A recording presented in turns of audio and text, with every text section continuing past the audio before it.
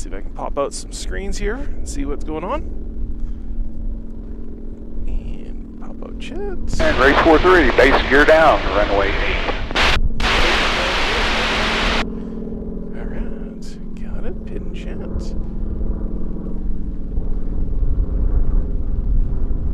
can go in the other window. Let's come over here. Amazing. Alright. Welcome in, folks. Race 48, base gear. Should be getting appropriate audio as well. Adam cast, good. Cool. I think levels are alright. I think my audio left and right is alright as well. Yeah, it took me a little bit of extra time this morning. I had to go and buy myself a whole bunch of sunscreen because, tip a tomato.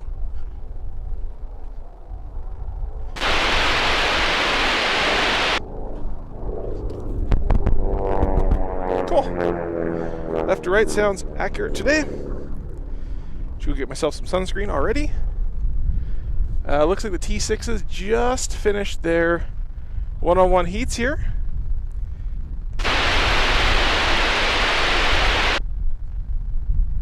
Radio's working a bit better. We'll see. We'll see. All right. I take that back.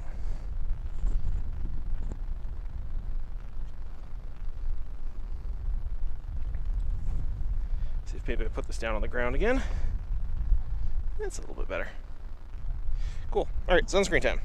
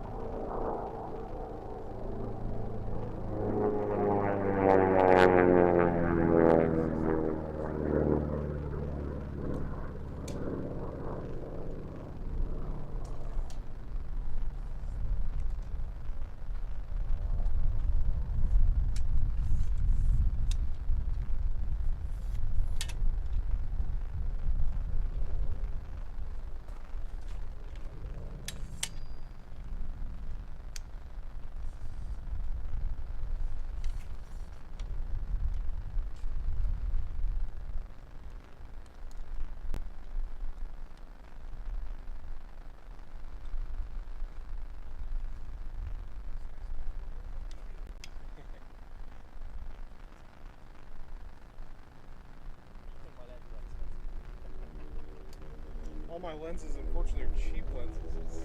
Sadly. I do a lot of Race 5 will be off as the home pylon. Do you want us to 8 or 1-4? How about 8, 1, 1?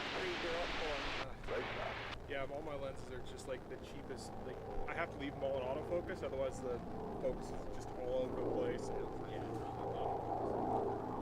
I leave them in autofocus so I'm not having to adjust them because the bodies in like the FX30 and the A7S3 are so good at focus. It's only when it gets into like open field that it starts becoming a problem. So.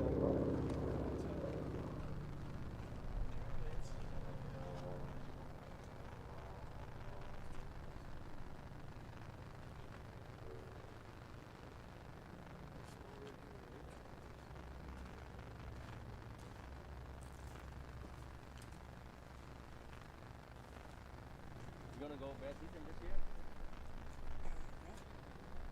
Second week in October, right? It's the first, but we're gonna be out. We start seeing maybe not so much that we can see it now.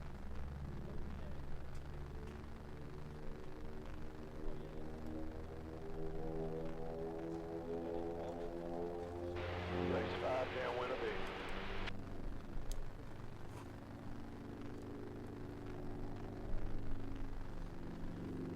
Yeah, I won't be able to take it.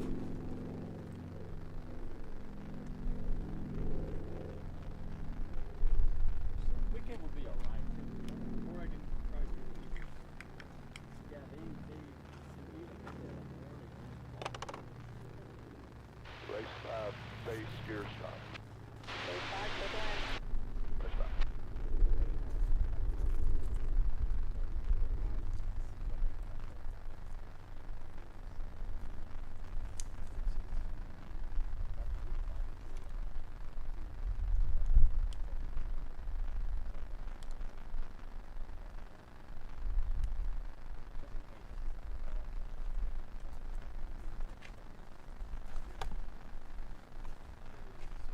Morning.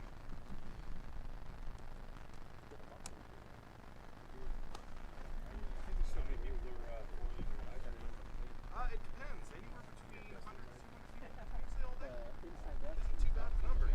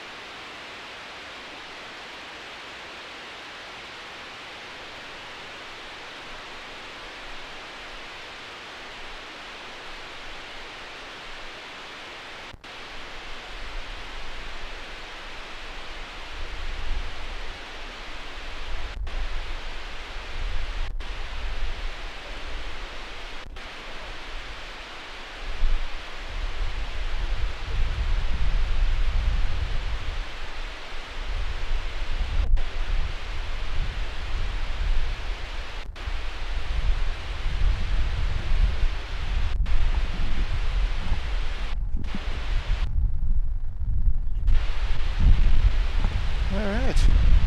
Now that radio's doing its radio thing.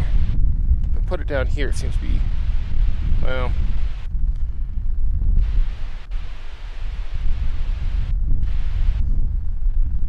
no, if it disconnects from power, it seems to be better. So, I think we'll just kind of leave it on battery for the foreseeable future here.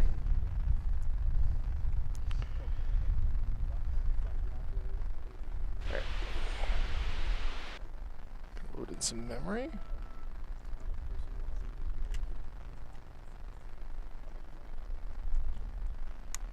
Got a much bigger memory card for the thing last night. Stole it from one of my other cameras that I'm not using.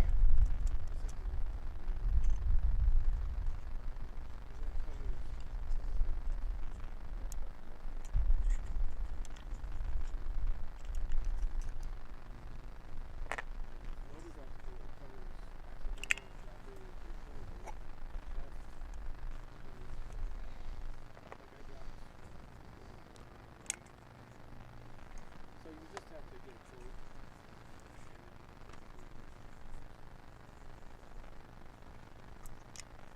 It's worth it for me, just because we travel so much and we're worried about somebody being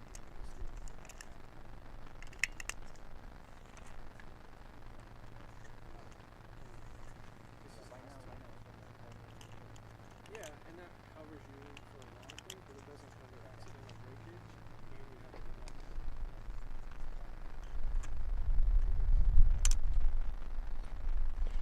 back. Okay.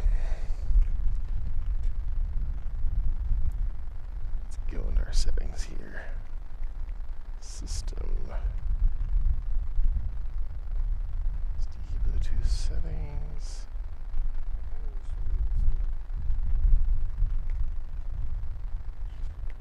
I'm gonna go to San Francisco and just leave it on the dash. Cool.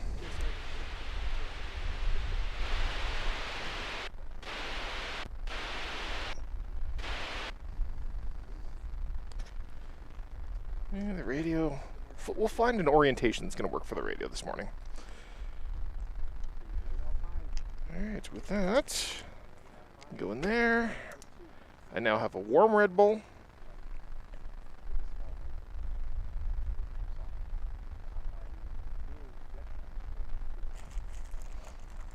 Toss these into the... Cool. Alright.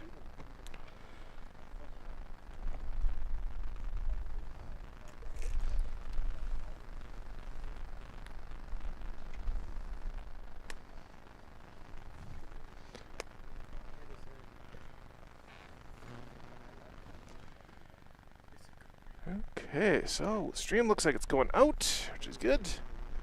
Let's get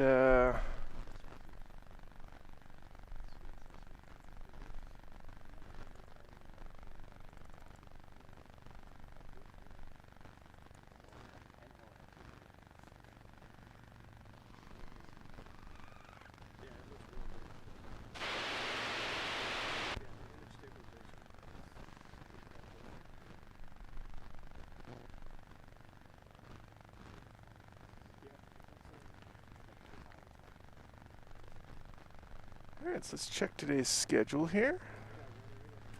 Oh, this is the wrong browser.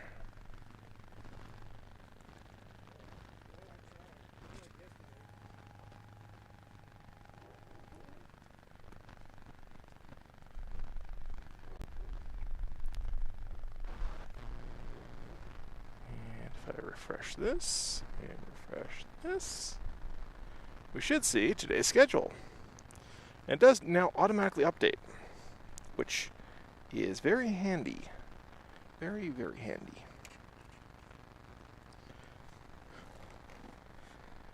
Cool. Alright, so in about 11 minutes, we got Philip Steinbeck coming up. Let's check what just happened. So I guess we have the welcoming ceremonies. T1's just finished, so we got welcoming ceremonies going on right now, somewhere down there, over in the pits. Let's zoom in, see if we can see what's going on down there.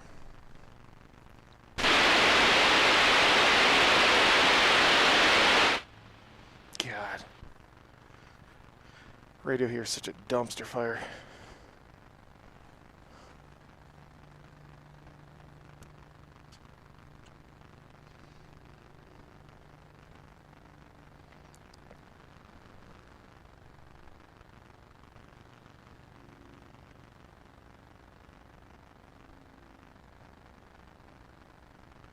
Cool. That's about as zoomed in as we're getting.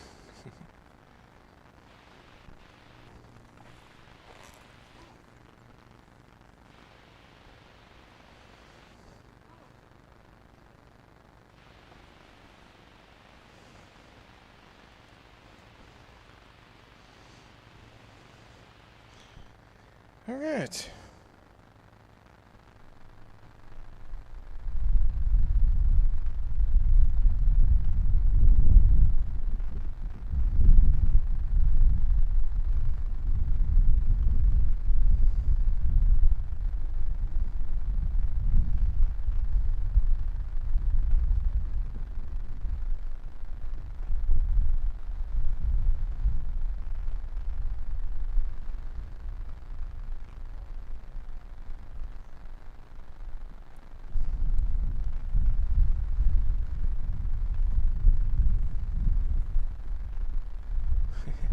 Nothing better than a refreshing warm Red Bull. Correct. Correct.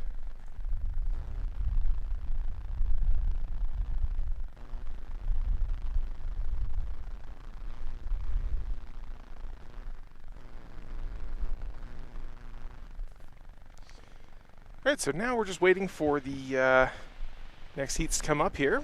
The looks like the unlimited heat, Heat 2C. That's about 24 minutes.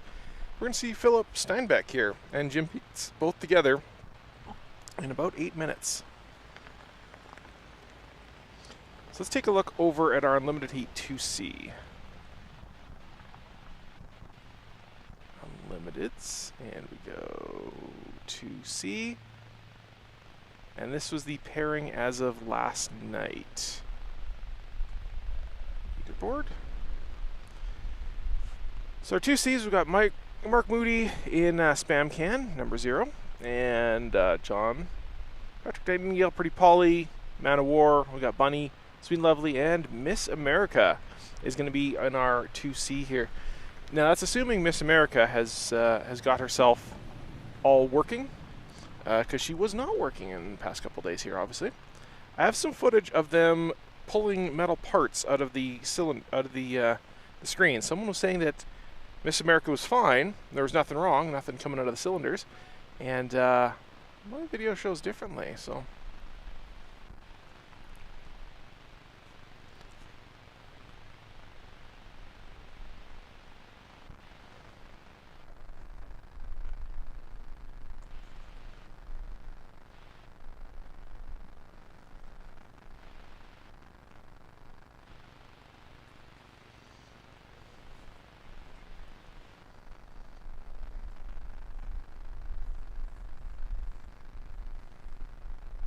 Leave the radio sitting on my lap. It seems to be better.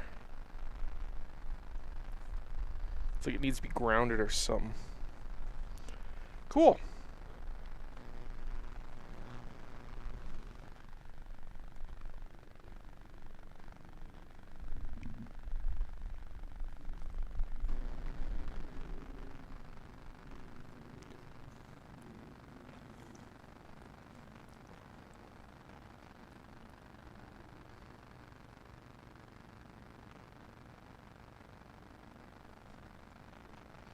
Alright, so how are all you guys doing today? Looking forward to seeing... so today we'll see Miss America. We'll see Bardall Racing.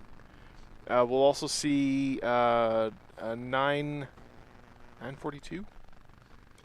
Was it 9 or 924? Get those numbers mixed up. We're also going to see...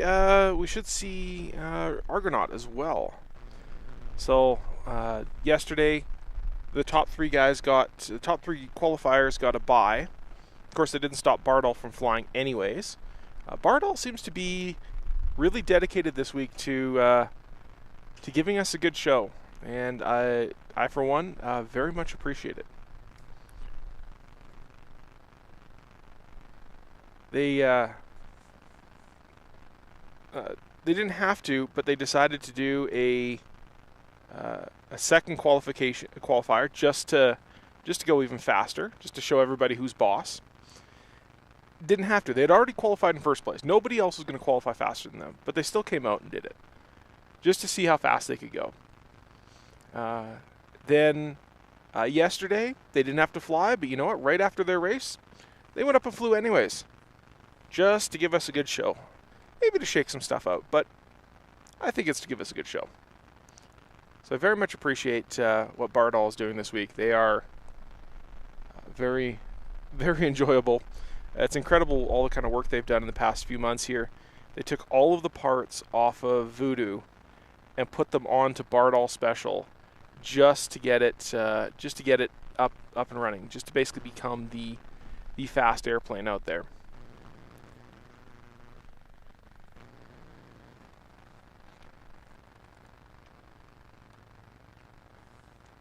Glad to hear the big system essay is going to 20 minutes.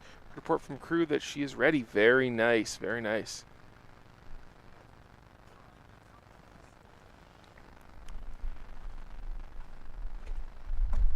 Ah, absolutely, Brendan.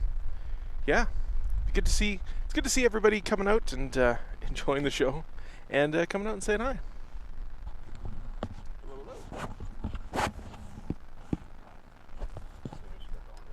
Yeah, I got right now. I've got both of the. What's that? I got both the cameras running. So I got this one. This is the main camera here, which is all zoomed in, and then this is the secondary camera, which is sitting there, just showing kind of the whole thing. And then I got the little schedule here, so I can control that over here. I'll switch that over to leaderboard, and I'll see. Here's the Heat 2C that's coming up with Unlimited. So who's going to be racing. And I can go over here and change that to. I want to see 2A. Is that something that you built? I did. Software side? I did. Yeah. ASCII2 code back in the day, I think multiple systems talked to each other. You want to do. Yeah. That was the older way of. I know there's all kinds of new HTML programs that allow you to write all kinds of stuff. But our way back in the day, to make them interoperate, was ASCII2. The tools back then. Yeah, we've got some really, really great tools now. The big problem is there's so many tools. Deciding what's the best to use is so hard. So I spent many, many years messing around a whole bunch of different tools. And eventually I settled on a stack that I like. It works really well. It's easy to stand up a new one. I can use. Compatible too? Oh yeah. The tools are? Yep. Okay. Well, yeah, it depends. Right. If you're using Python, nothing is compatible with Python. What's that? If you're using Python, which seems to be what all the AI stuff is running, nothing's compatible with it. But Python can use everything else because everything else is written to be compatible. So it's a big pain. It's one of the big things I've been having issues with lately. Is dealing with Python stuff, AI stuff, trying to use AI models. And it's like I'd have to basically rebuild the whole program in anything else, literally anything else. C++, in C, in Go, in whatever, something that I'm not having to carry a huge interpreter with. Interpreter and a whole bunch of text libraries. Yeah. No, I was glad to retire and walk away, to be honest with you. Because we're seeing different things that were coming in and all this stuff. Honestly, kind of being in the infancy of it, back in the day, I just didn't know about it. You know what I mean? Yeah. I was like, I'm out. Yeah. Well, here, I used to do. And cause I did it for free. Yeah. Well, Right. It wasn't something that I was passionate about or did anything like that. Obviously, and I was just you know what? And I do telephone systems. I was 6 months in the telephone telephone systems and like legacy. I did IT for like 10 years. IT. I was in Netman for a long time. Yeah, and it was Head of the shop. Yeah, it was kind of crazy, and it was just kind of. I realized, after I left one company, I realized I really go back to IT.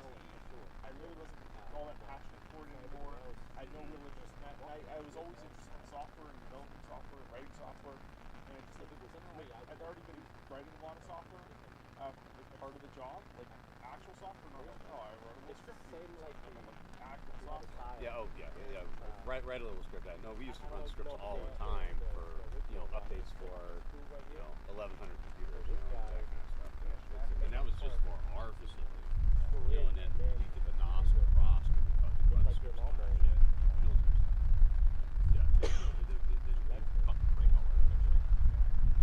Well,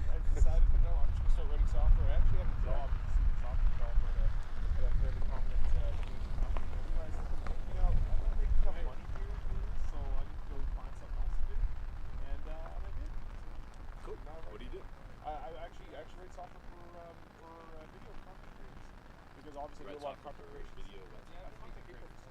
So people who are Video making content. content creators. So Oh, like okay. YouTubers and stuff like that. Oh, okay. And yeah, it's And those guys are paid for your software. They are. Yes. Cool. Anything to make their lives a little bit easier or a lot easier. Basically on every video that they do, I wrote a piece of software. It saves them on every single video they do. It'll save them like 2 to 3 hours, just like that. And they are they're very, very happy about that. There's some that are lingers and whatnot. It's not perfect. Well, you're always going to do that.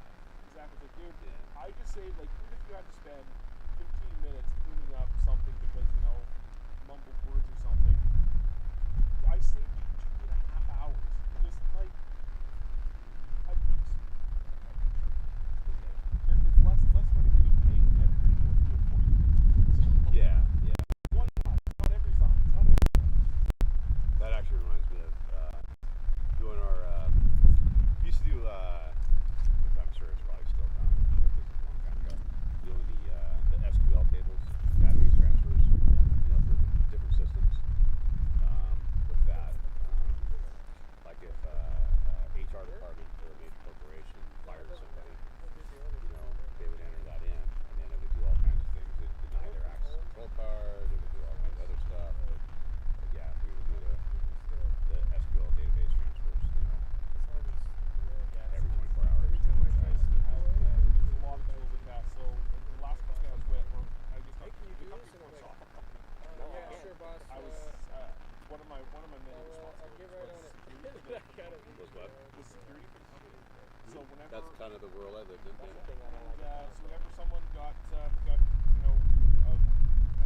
fired or left, yeah, we had to. It was a huge initially a huge pain in the ass, but later on we had to all connect some of their software, most HR software, which is Yeah, there is the one, but it's expensive. so It's just wonky.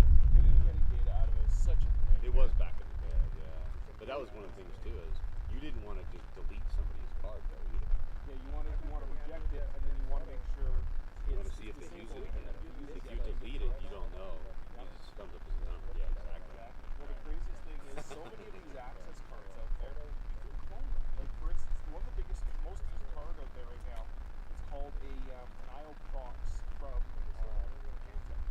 And I had multiple security guys, multiple security contractors come in and tell me, oh, these are hackable because they're their own proprietary protocol, their own proprietary frequencies and all this stuff. And I remember I'm like, I don't think you're right. I think there's a problem. So we're just trying to sell me this crap. And sure enough, I said, you know what, I'm going to go buy myself. You're talking about just the Prox card, right? Yeah.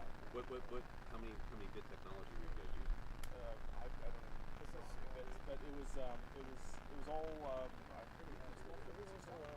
Some of the government stuff. A lot of the stuff is like 24, 48 bit, things like that. But some of the stuff was like 512. And I'd be pretty surprised. Even those are very easily breakable. Are they? What happens is all they're doing is reproducing the same key. So you scan them and they just spit up the same number every single time. That's all they're doing. So a lot of the stuff, especially low keys, is what they're doing. Now there is this new stuff called MyFair, and MyFair Classic is easily broken. But then there's this new one called MyFair Desktop. That's the strong one. And those ones they actually have a encryption chip inside the card. So Well, no, that's exactly what I'm talking about. those are No, you have like chipsets in our cards. Yeah, no, and that's exactly what I'm talking about. Honestly, Yeah. and those ones are a lot better. So it was kind of Same with our CAT cards, our ID cards, how we log into the network and everything. It's all chipset. Absolutely. Yeah. That's like 101 for us. That's like the fucking stuff. Yeah. No. Yeah. You don't get past that. Exactly. So it's crazy seeing so many security contractors saying the same bullshit. I'm like, I don't believe any of you guys. I know you're wrong because I know this. I know this. And I'm just watching. So as I was again telling how guys just kind of like stopped caring, so just watched a whole bunch of new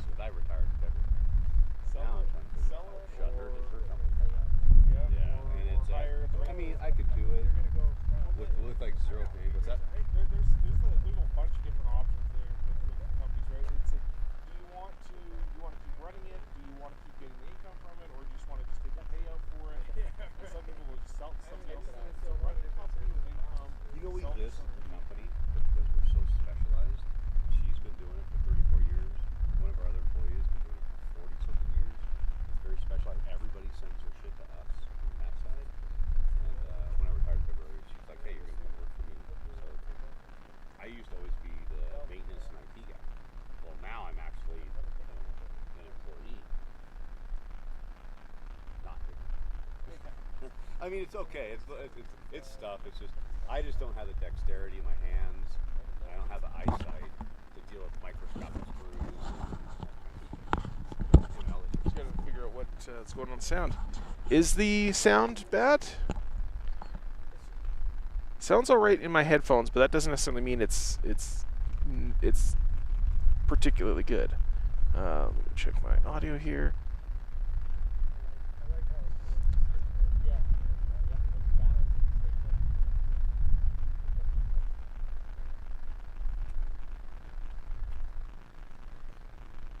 Seems to be doing some jitter jattering, but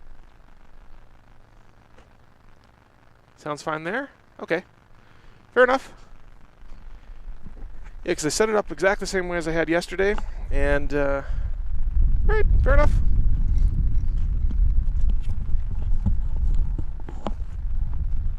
Good, how are you?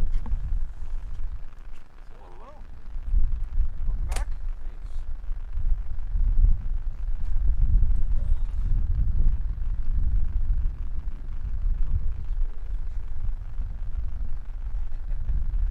Yeah, I'm when I'm here, specifically when I'm doing media stuff, I'm like, at most one beer in a night, and that's it. Otherwise, I'm guaranteed to get hungover next day. Yeah. It's not worth it.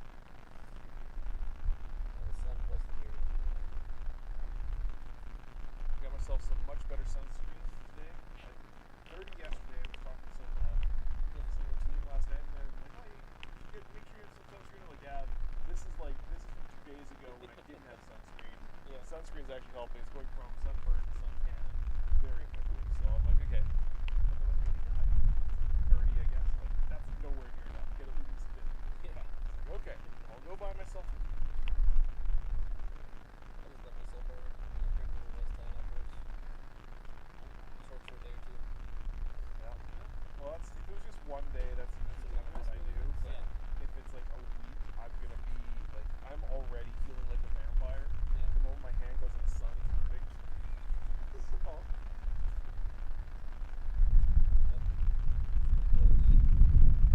So,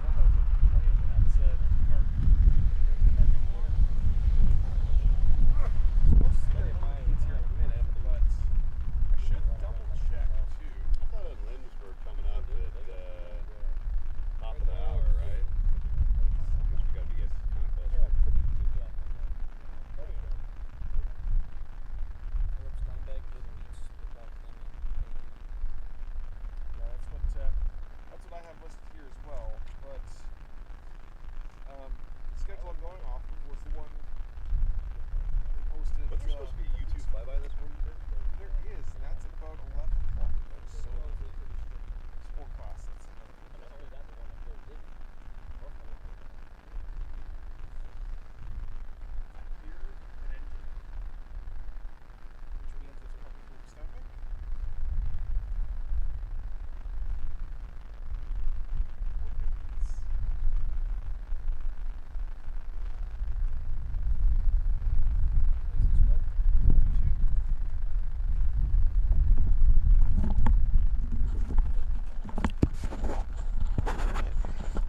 So let's go.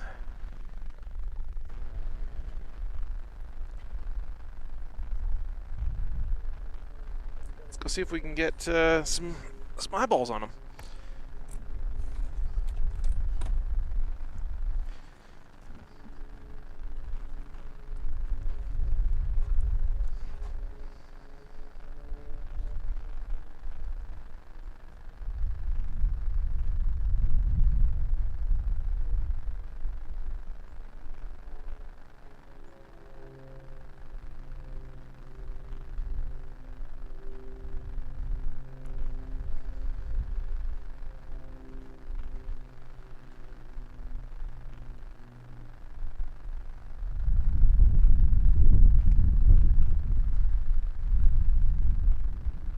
I need more or less tension to get. I think a little more tension is going to help.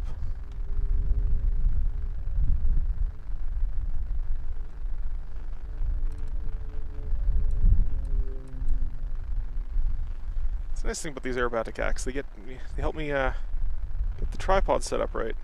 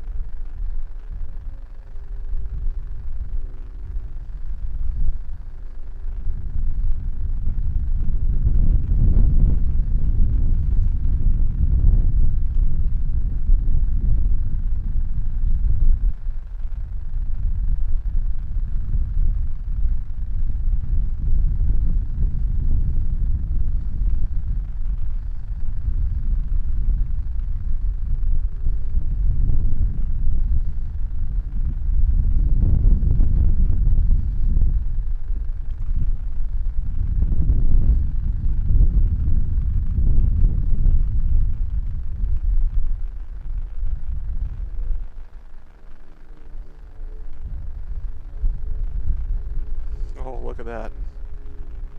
What a beauty.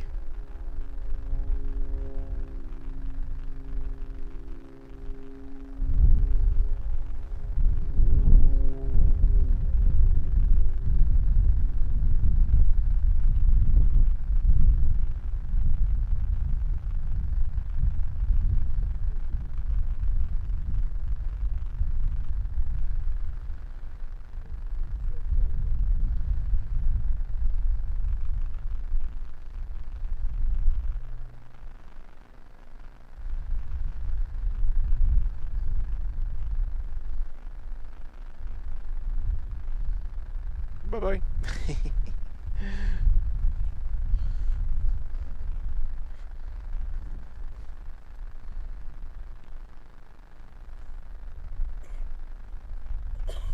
That is a Bonanza. That is a Bonanza. That's Jim Peets in his aerobatic Bonanza.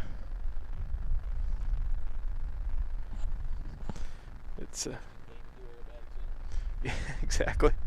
It's not exactly the plane you would expect people to do aerobatics. So it's as long as they can take plus and minus a certain number of G's, they should be good to go. And even though Bonanzas do have a lot of power to them, but they're not like an extra 300 or a Game Bird or something, right? So it takes a ton of skill to keep enough energy up to do all these maneuvers.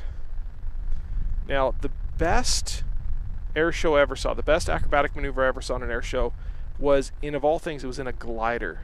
And it was Manfred Radius up in Canada, and that guy was precise.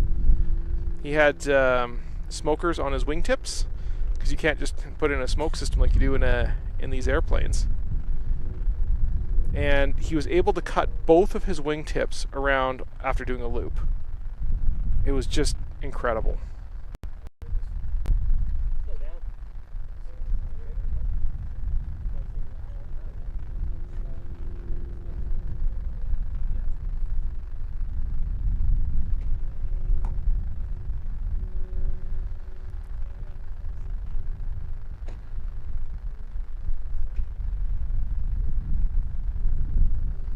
Speaking of game birds,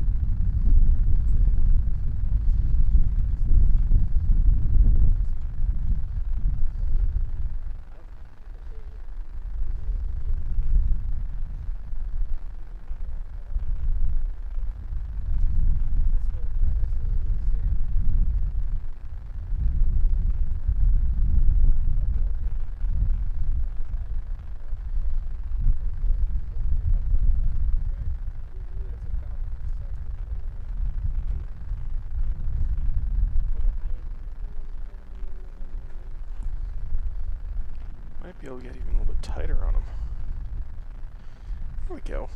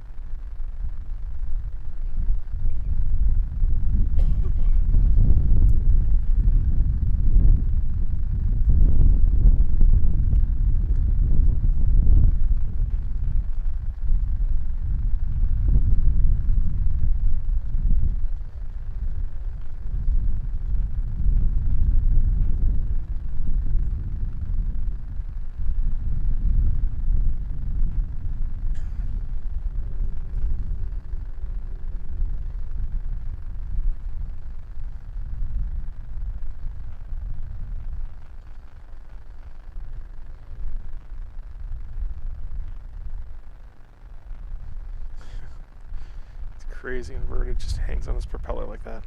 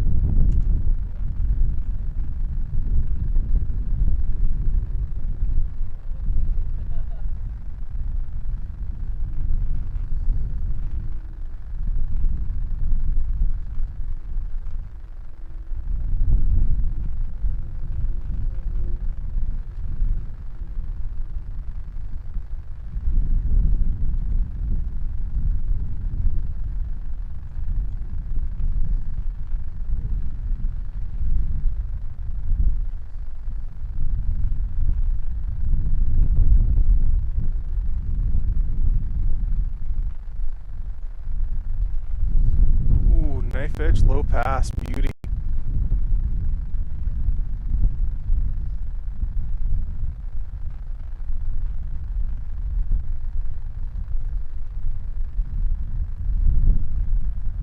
That would be a risky maneuver for another plane.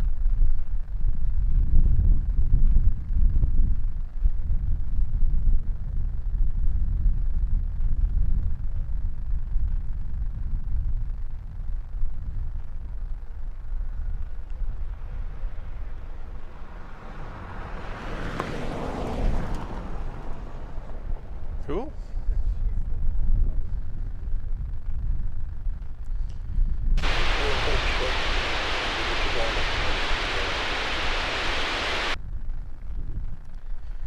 All right. That was pretty amazing.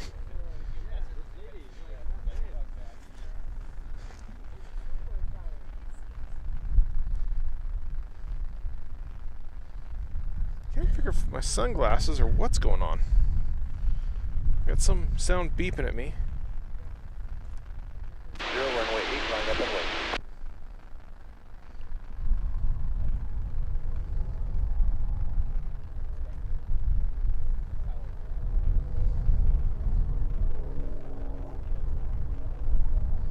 Chance I took tail slides.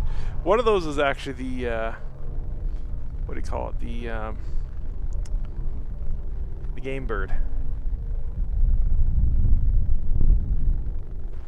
So check our schedule here. So we should see the unlimiteds here. Off the ground. Looks like we are a bit behind schedule.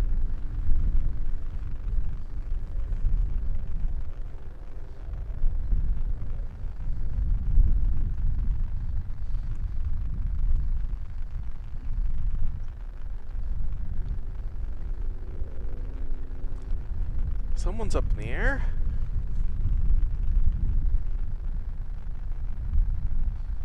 I'm ready when you're ready, Zero, so just let me know.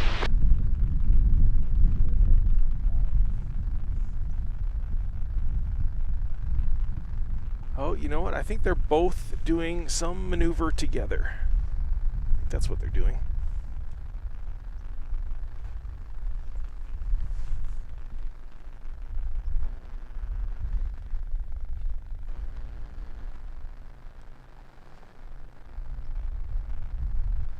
Bonanza and the Game Bird together, I think both at the same time. Question is, where did they go?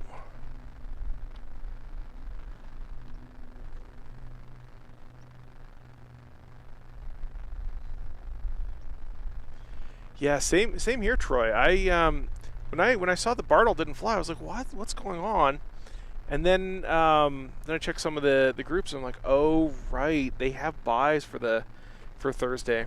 So yeah, when I was like on stream, I was like, what's going on? Why is Bartle not flying? And of course, yeah, they had a buy. Apparently, it used to be the top 5 qualifiers when they had more planes out.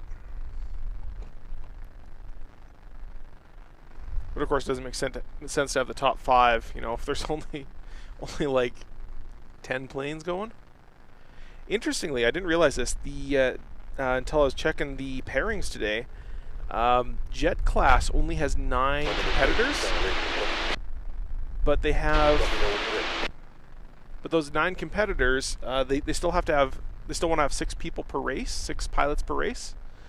So that the top of the silver and the bottom of the gold are the same people. So that means Matt Guthmiller actually, for instance, he's flying in both the gold and the silver all week, which is kind of crazy. Of course, we see that in other classes too. Like Jeff Lavelle is flying. He's flying his Glass Air in Sport, but he's also flying Sweet and Lovely in Unlimited. So some of these guys are, you know, hardcore dedicated to the race.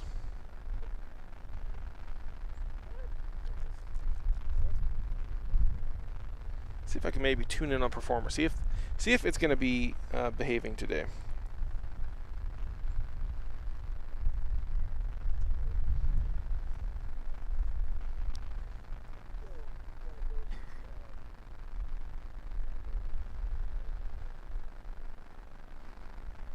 I'm getting something, but yeah, look at that. Ridiculous. Maximum squelch and everything.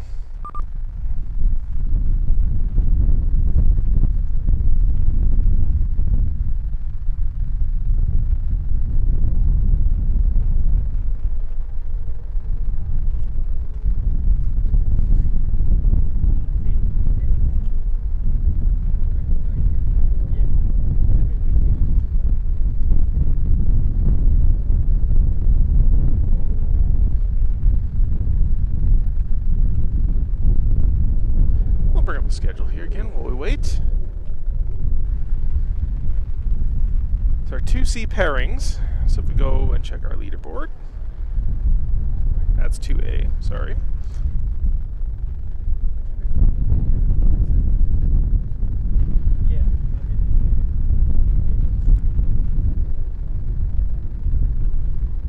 So any moment now we should see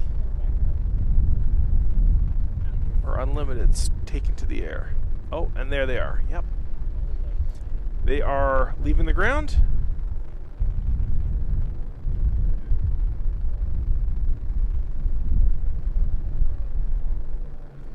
And we'll switch over to the race frequency so we can hear them.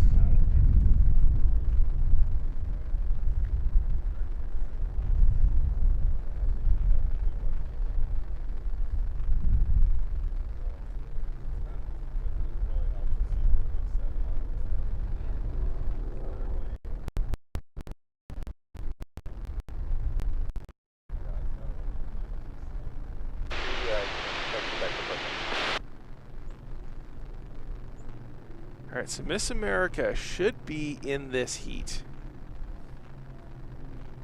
That base plane is westbound headed here out of 6,300, 160 knots decline.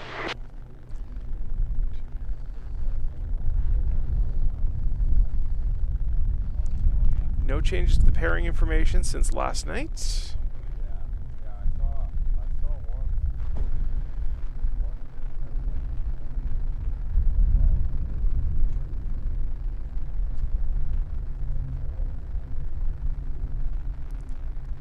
The last one off the ground there should be Miss America. Oops.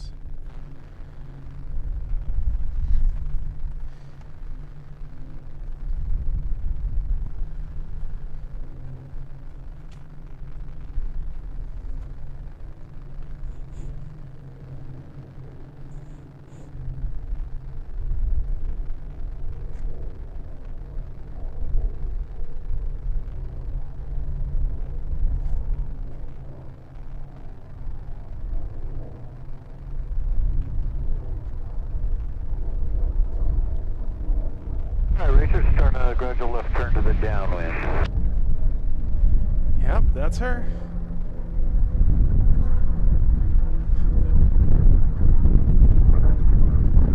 Alright, so finally see Miss America doing something other than qualifying. See if she can keep it low. Which obviously was her problem in qualifying.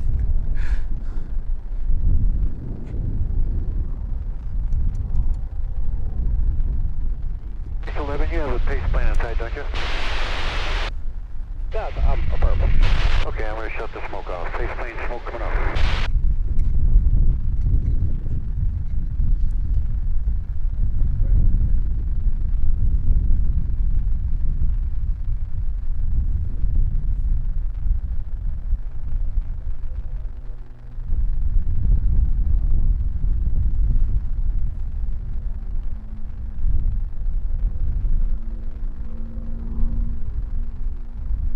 Up there somewhere. Yeah, they are.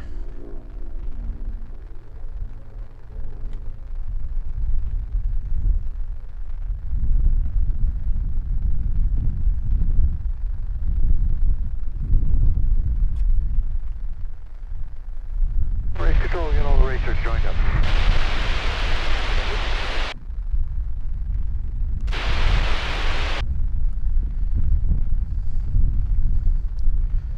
I am in ever so slightly a different spot today.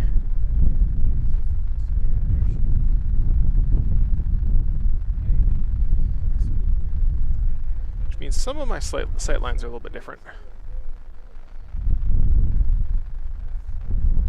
Alright, let's go make sure my other camera's recording.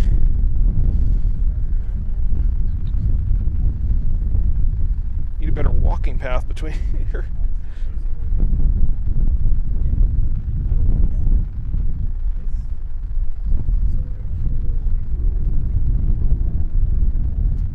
It looks like a Thunderbird.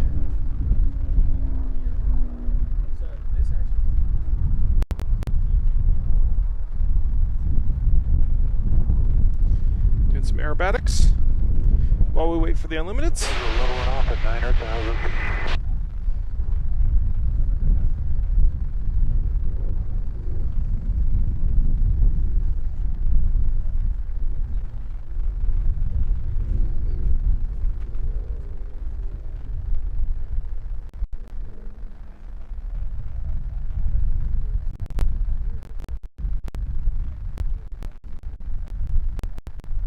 There it is.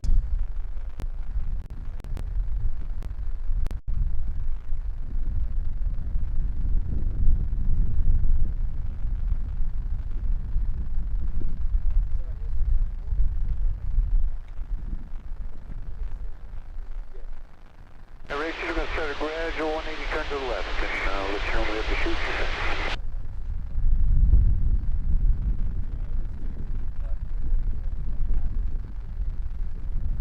Why this is doing aerobatics and not racing is a little beyond me, but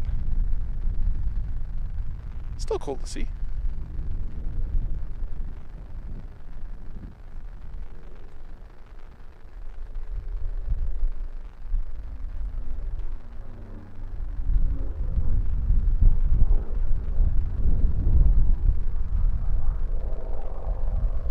we're just waiting for the 2C. Unlimited 2C. Where we fully expect to see Miss America take 2C, even though she's starting from the back. Baseline smoke is coming back on.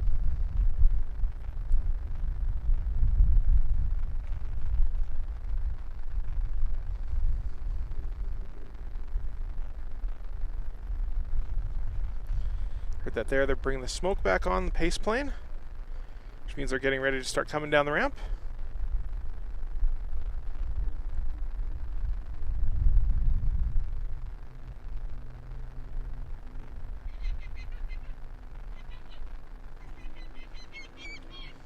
That's a weird sounding bird.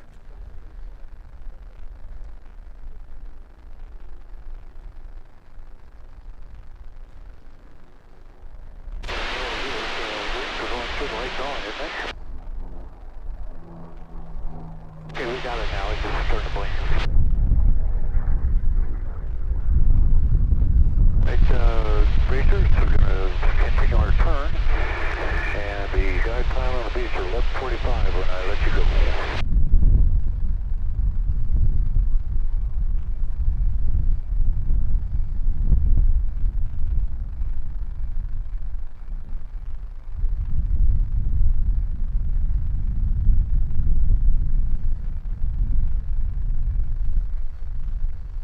And race control, we're on the ship right now. I still see somebody in the pattern.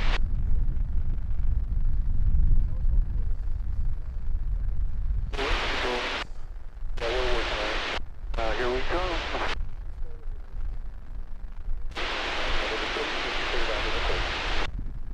Roger. Okay guys, down we go. Come on, camera, focus. You shit together. The race control, I don't know what they did with online. It was real visible yesterday, but it's not very visible today.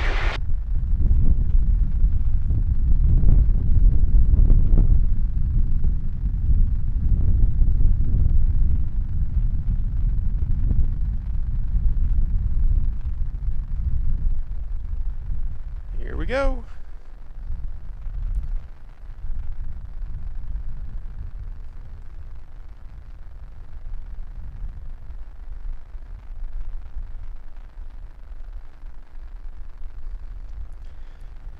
So these will all be the slowest unlimited. Racers, you're looking good. Racers, gentlemen, you've got a race. Here we go.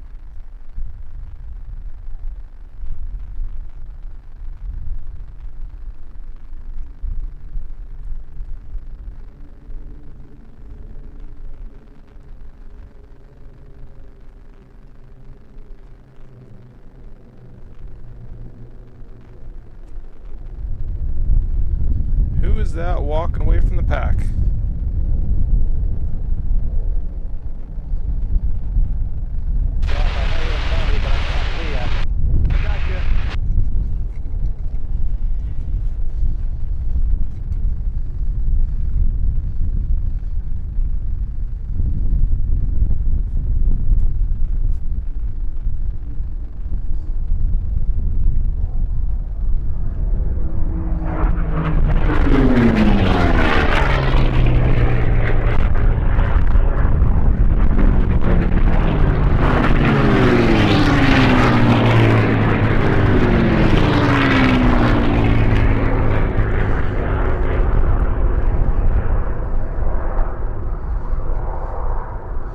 Who is that out front? Obviously, Miss America.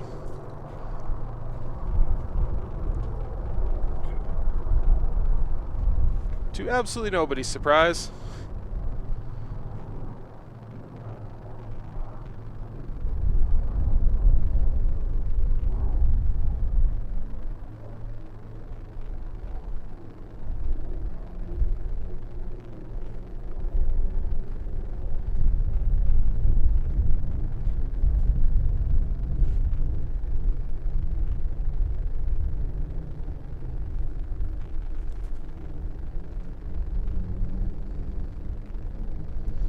Here she comes.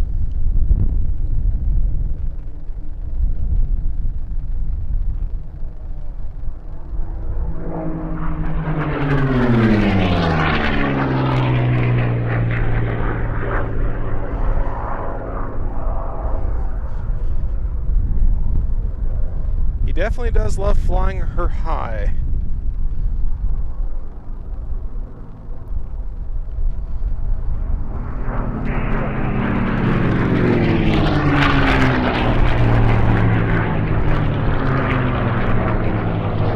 See, she's already, we're on what, lap 2? She's already a quarter lap, third of a lap ahead of the second place.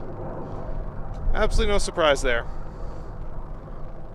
We see over here for second and third.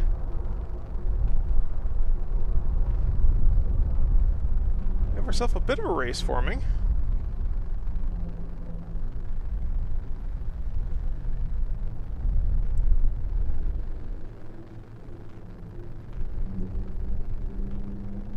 Comes Miss America.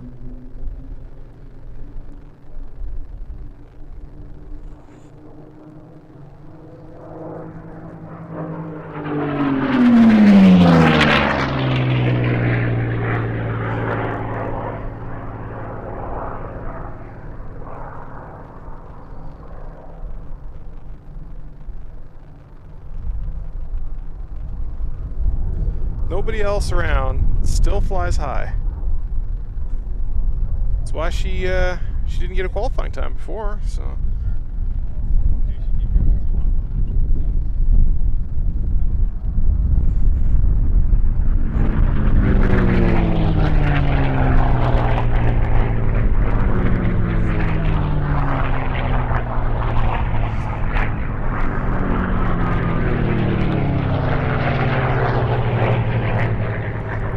I think this is going to be our hot fight today.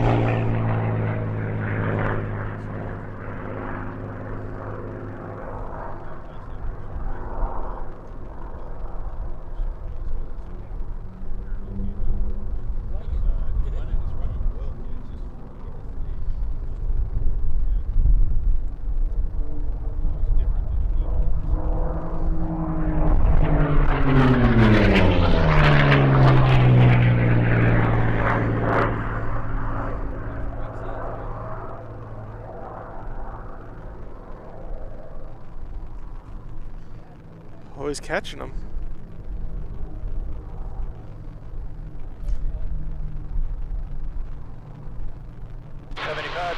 On your right.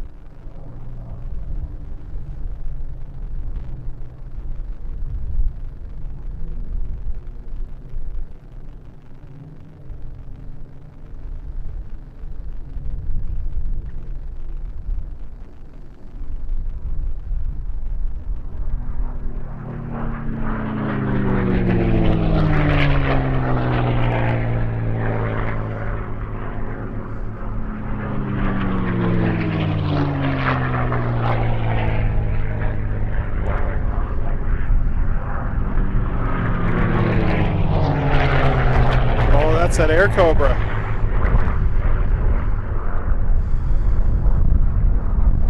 Look at him go.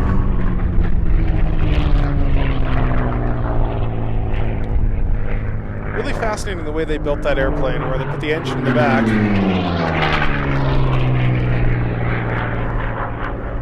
Engine in the back so they can fit more armaments up front.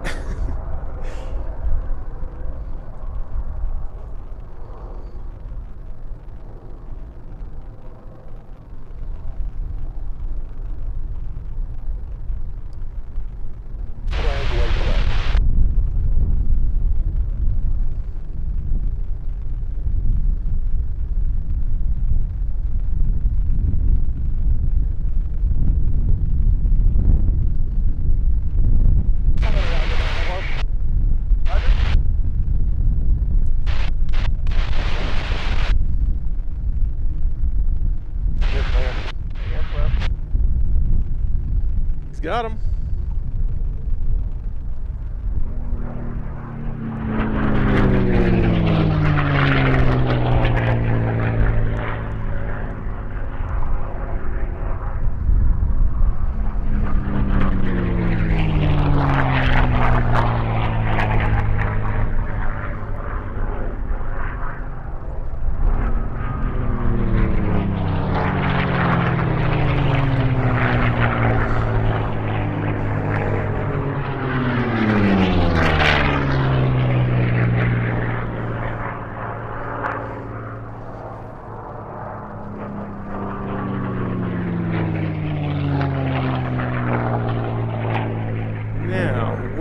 is Miss America.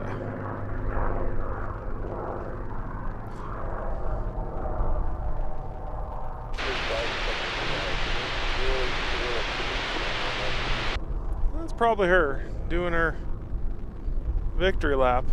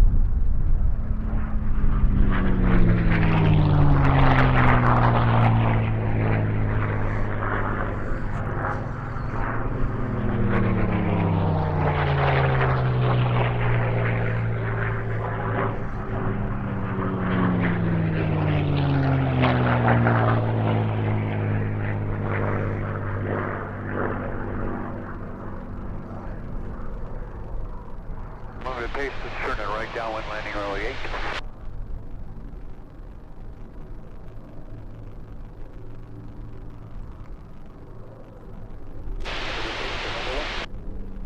Roger, I'll wait to the last one by. If you let me know when you spot.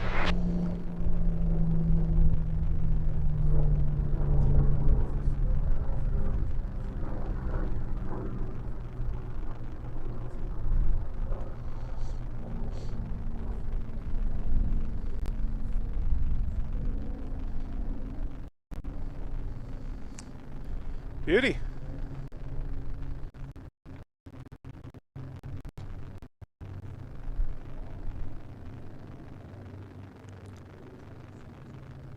Race 1 out of Cooldown, a beam, 08.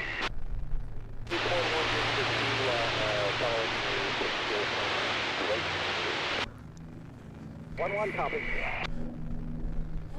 Porsche 911 of airplanes. And pace is right base, runway 8. Full stop. 3,400, about 130 inches. Good lord. 130 inches? That's a lot of boost. That is a lot of boost. Atmosphere at ground level is 30 inches, so gives you kind of a perspective.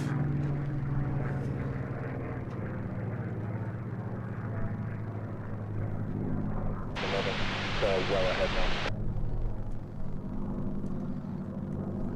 now. Race 1-1, I don't have the pace. Go over the threshold on that. Race 1-1. Alright, so we are definitely behind on schedule, but that's okay. So we should be seeing a U2 flyby here any moment now, as well as a Sport Heat 2D. Sport Heat 2D. And race control, race 75, I'm going to act as safety till everybody's back down and I'll be the last to land. That's good. 11, clear going one way. For Sport 2D, we got 888, Rocket 6, Race 76, Greenstream, Miss Ruby 5, we got General Lee, Millennial Falcon, I love that name, Millennial Falcon, wonderful, and Phantom Rocket. There's a YouTuber, a YouTube couple that have a helicopter they call the Millennial Falcon as well. So, great name. 4, downwind of beam. Great name. Race for falling traffic, show stop. Here's coming out of Cooldown, pylon 3. Race 5, coming up downwind of beam, looking for 4.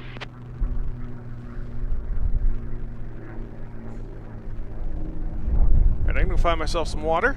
Well ahead. Roger. Actually turning downwind of beam now. 0's downwind of beam. Base first, base here. 0 is number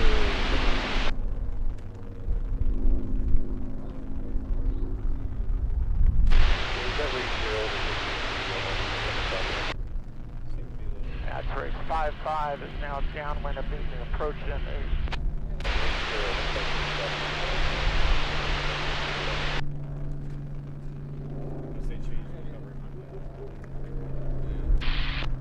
Rate 0 just gonna overfly.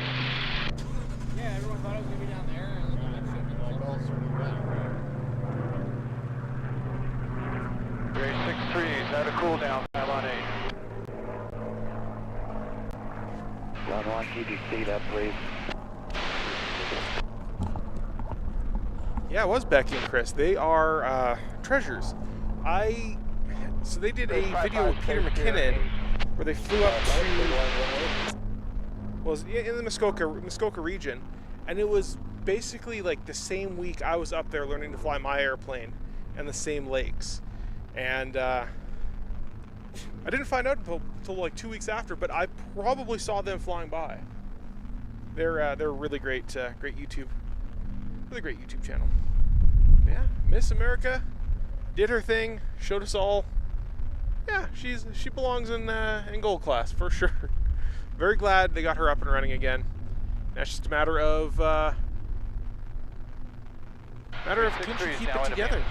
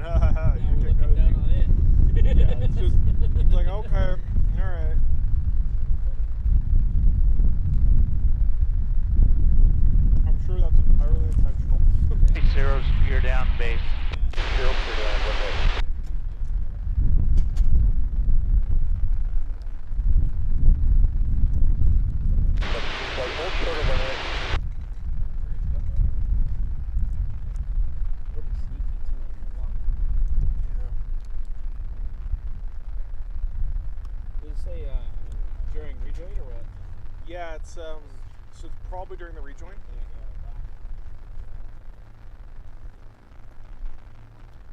That's high rolling down, gonna be in.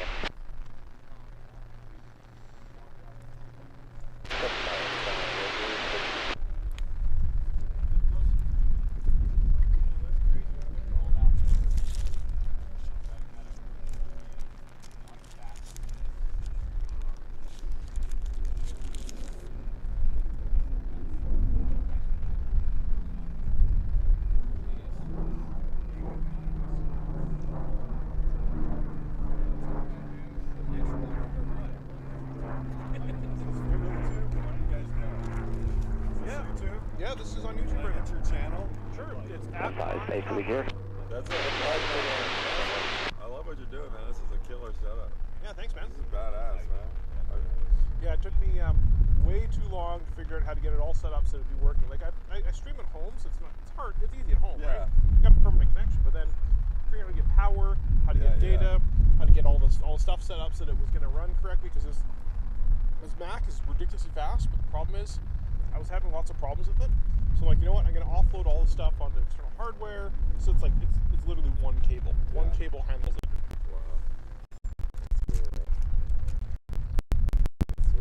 Yeah, I have a Starlink at home, so I chuckled when I saw you that you brought it out. I was like, that's perfect for your internet, right? Exactly. It seems to be working fairly well.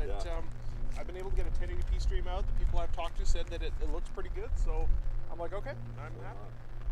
Where are you from? Canada. Okay. Wow. Came a long way. Really? Yeah. 417 Mine's like 99% good. I don't know about yours, but like mine at home, I don't travel with it, but at home, because I live in the mountains, and it works great. Yep. It works great. We have a different one at our hangar, and it works like 99, 100%. Like it's really good. When people walk past that, like you did there, if the satellite's in the right spot, it will drop out for a few seconds. Unfortunately, I'm using the protocols that it makes it'll recover basically instantly. So people might notice a couple drop frames or some little jaggies or something, but it's not too big.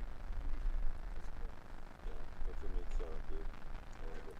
Have you seen the ones that you can roam with and are mobile, and like people are putting them on RVs and stuff like that? I was going to do that mod. I was going to do that mod to this thing. So what I might end up doing is, because I'm going to be down here for a couple more weeks, and then I'm off to Texas. Instead of going back to Canada and then back down, I'm just going to drive straight to Texas. There's an outfit in California that's making conversion kits for those, and I might take that dish and do a conversion kit on it, because I don't need it at home. I've got fiber in my condo. I've got a different Starlink that sits, like a version 1 that sits on the hangar. I don't Starlink, so I might just void the warranty on this bad boy and just YOLO it. Now here's the thing though, is they can't be driving with it continuously. Right now they can. In October, Starlink's flipping a switch on it that says you are no longer allowed to drive with these things. So if you go over something like 20 or 30 miles an hour, shuts off. Yep, it shuts off, and then you gotta wait for a bit for it until it'll turn itself back on. Yeah. And it's because they all have GPS chips on them. They know where they are. They know what they're doing. I know what you're doing. Yeah, that's pretty cool. But yeah, they do have the high-speed ones, which you are allowed to do in motion, but those ones are like $3,000, $4,000 for those, and I paid $200 for that. So.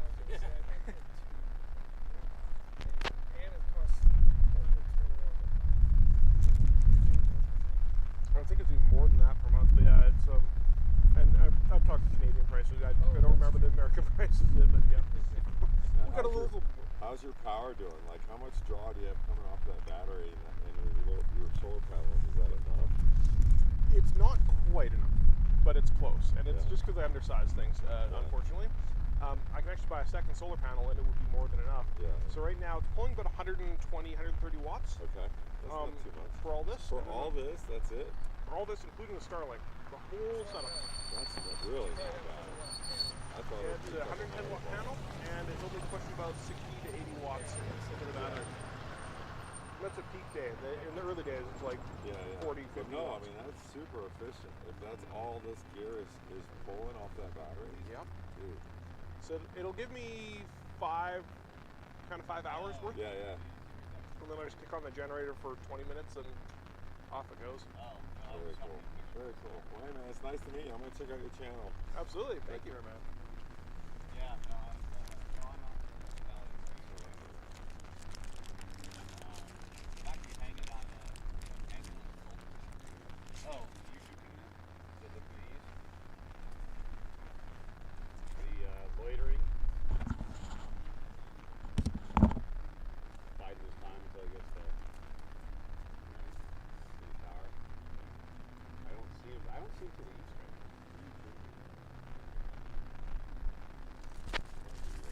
Oh, I think I do see him. Right. All right, so we're told that U2 is somewhere out to the east. We don't quite know where. We can't see him, but he's out there. That means we're going to prep the stream. Yeah. We are prepped. I think maybe I'll do tomorrow or the next day. I definitely want to do something. We did see the sport class all taking off.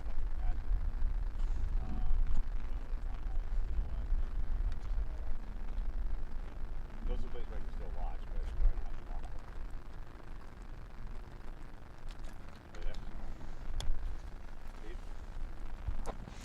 to Yeah, B. Smith. That was kind of one of my goals. Is also recognizing, like, I like to talk on my live streams. I like to talk, and sometimes I can't shut up.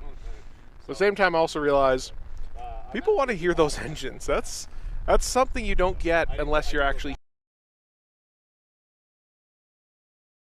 We've got some stereo microphones here set up, so you can actually hear them. If you have a really good sound system where you can actually hear left and right, like actual proper stereo, which sounds like it should be one of the easier things, but sound is, honestly, sound is harder than video in 90% of cases. So I'm just trying to keep an eye out, see if I can see the U2.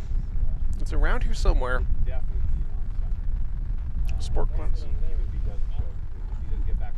Ah, that is. All right, we found it.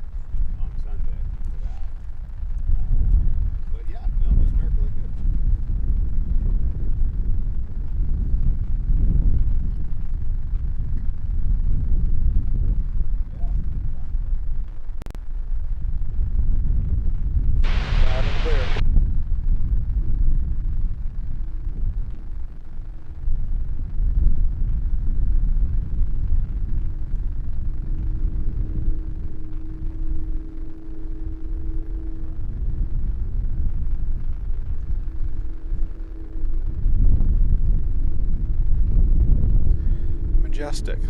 They call her the Dragon Lady.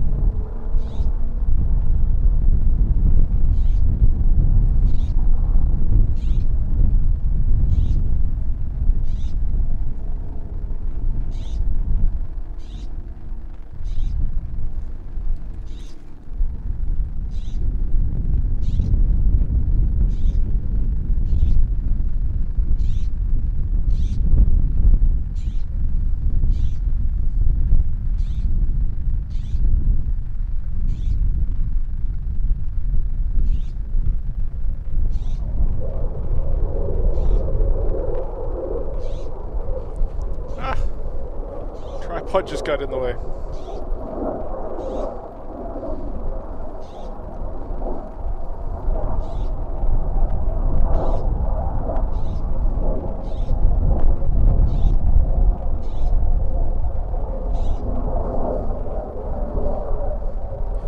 All right, I'll move the monitor.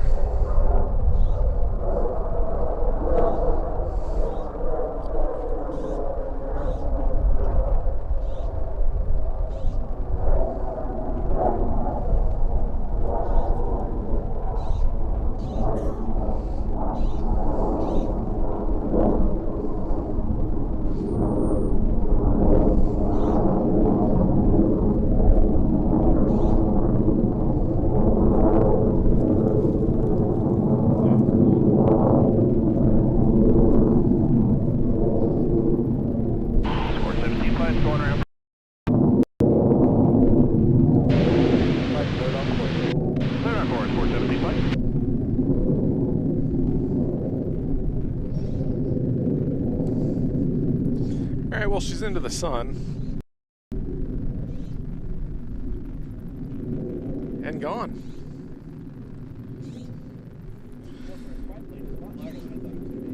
Yep. Well, remember, they get up to like 70,000 or 80,000 feet or something, so. Yep. Well, when they're up there, apparently they have, between their true air speed, which is what gives them their overspeed, and then their true speed gives them the stall. Can't remember, but they have basically a 10 knot difference between overspeeding the plane and stalling the plane. So they're basically, even a slight turn can be deadly.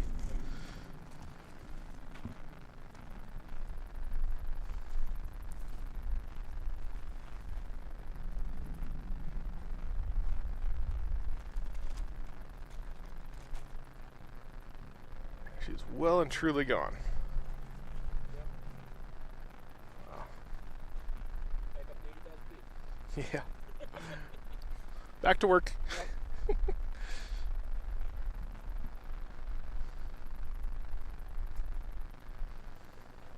Alright, so now our sport class, guys. I think this is 2D, did I say?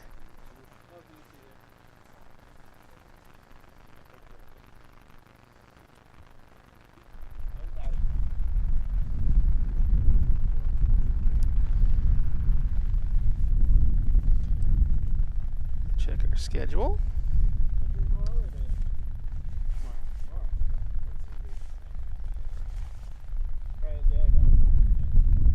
So we got Heat 2D coming up here. And they are just about to come down the ramp. We're a little bit behind schedule.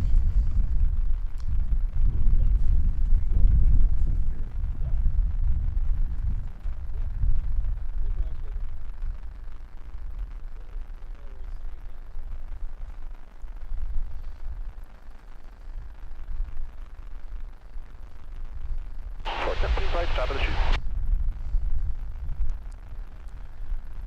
All right, they are top of the chute. I don't see them yet, but they're out there.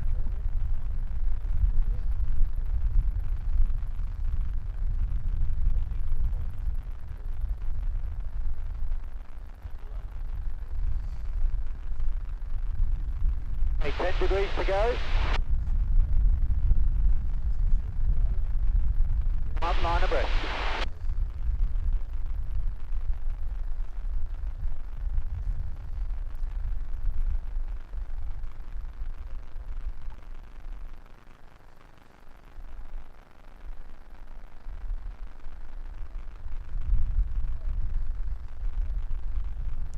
I see him.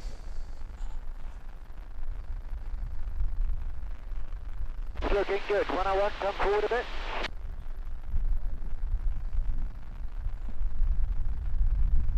See, that's looking good. Hold what you got.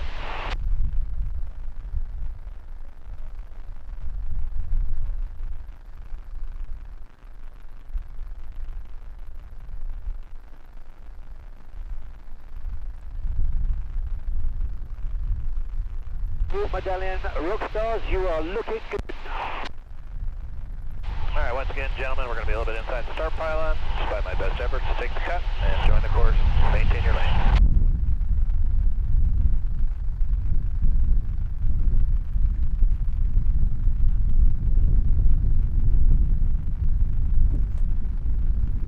Looking good, not long to go. 76, come forward.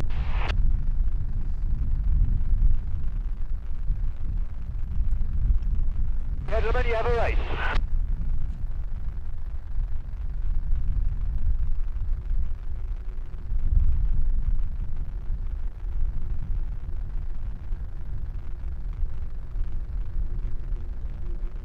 Clear, baby.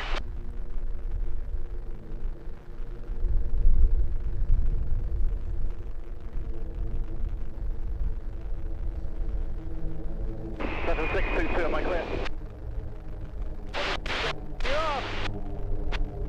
4-9, you are clear of AAA. Thank you. 744, you are also clear of 80.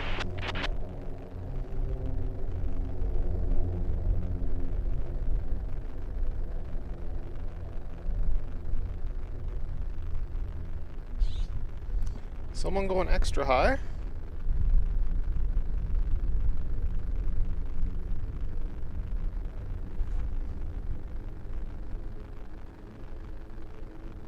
Monitor's misbehaving again.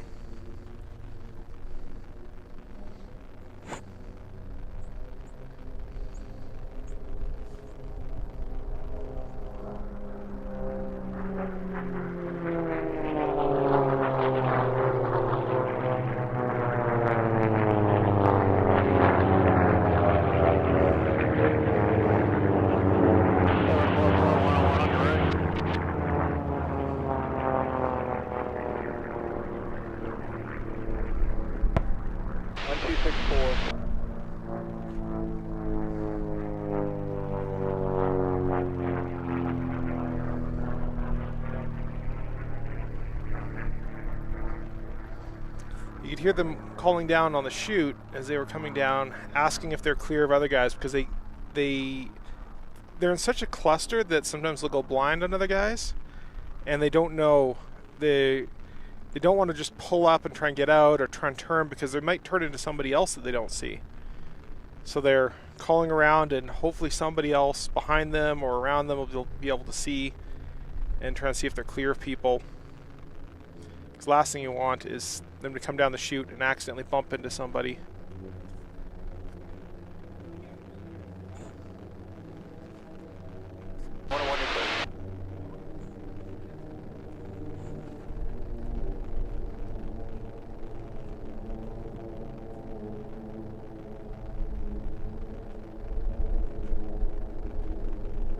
Figuring out where these guys are. Yeah, they are. So we're on the short course here. You'll notice the green pylons. Subway's off at 6.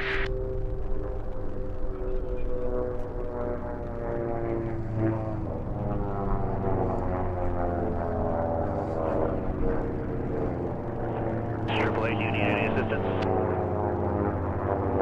Not yet, AAA, just gonna orbit. So this guy just pulled off.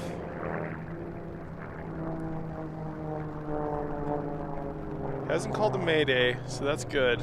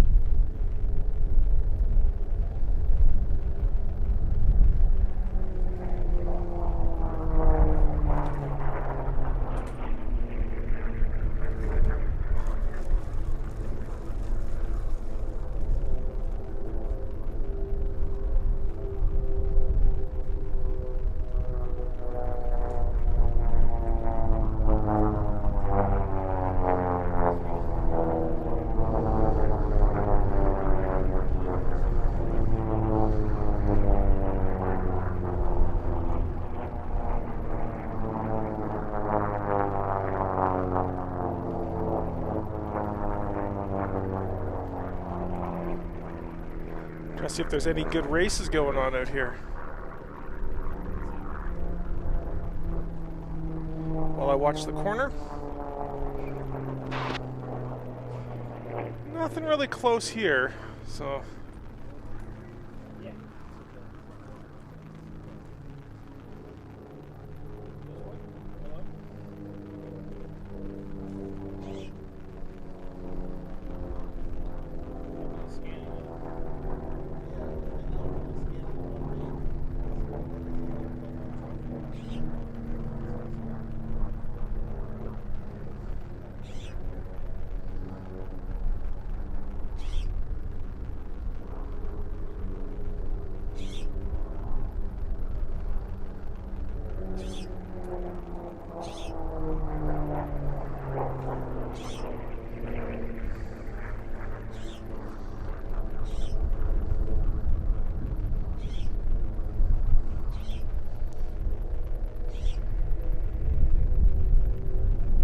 This is basically the medallion class of sport. 4 AAA connecting Cooldown. Now historically, medallions always used the inner course, the T6 course, but in this case, it looks like they're using the sport course, short sport course. Got a couple guys doing some stuff over here.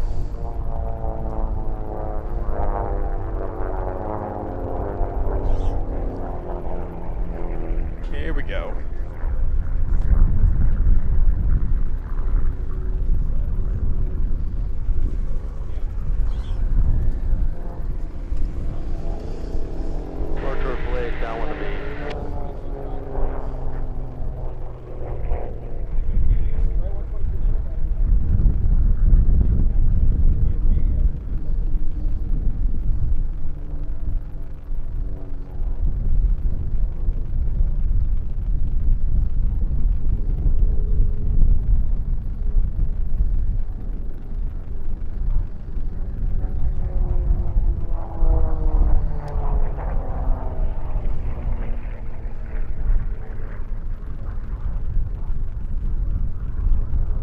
Charlie base here. 4888, clear to land, racers on its course.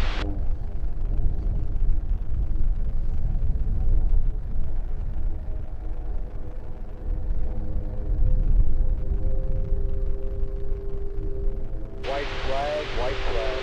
So not letting that other guy land while there's still racers on the course, which makes sense.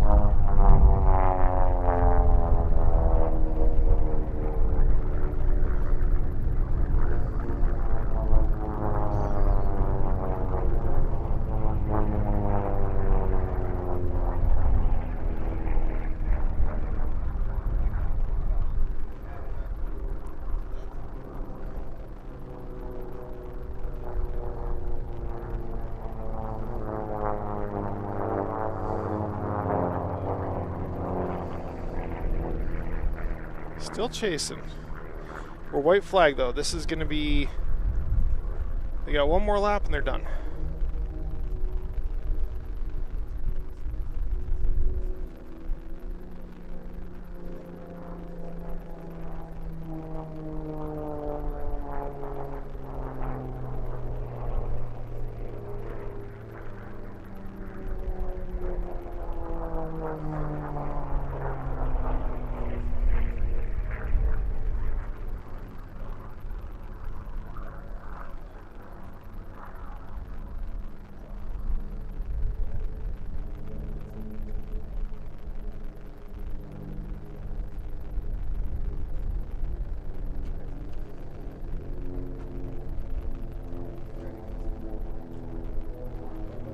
Checkered flag, runway 8, 0909.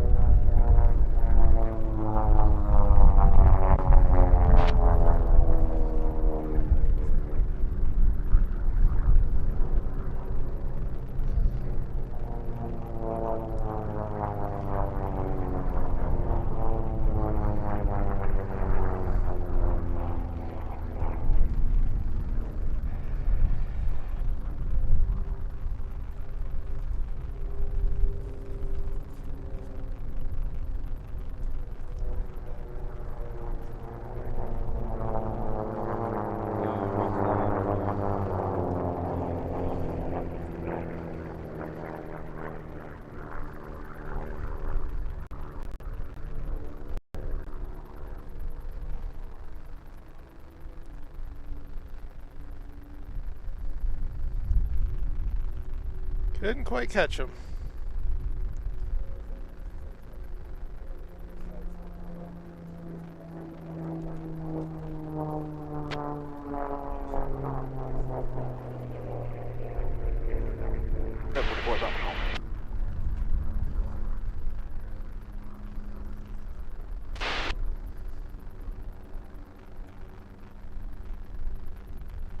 Yes.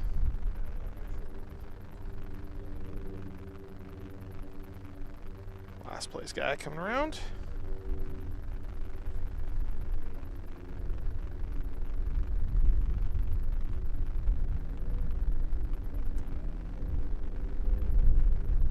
There he goes. Zoom.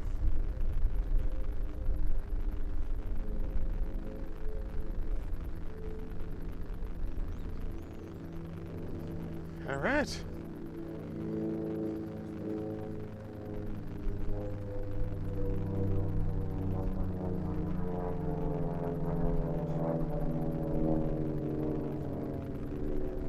So there's a little bit of a zoom out this time.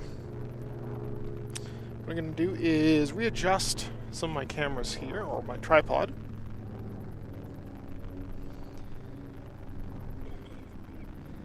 Because it's kind of annoying me.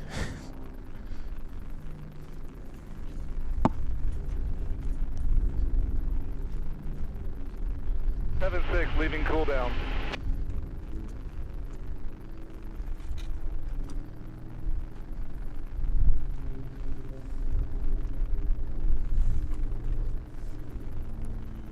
Jason, you right over home pylon?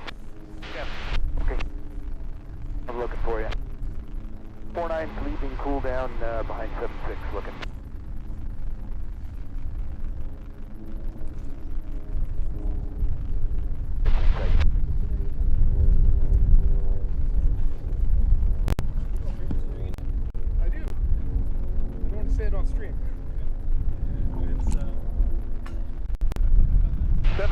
downwind of beam.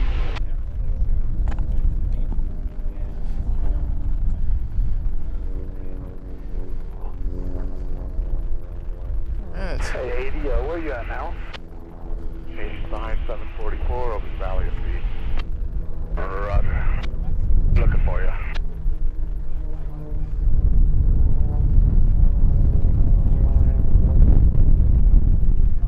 Cool.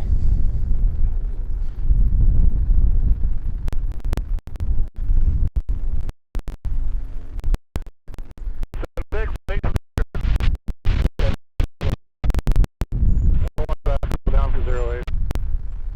49 downwind of B.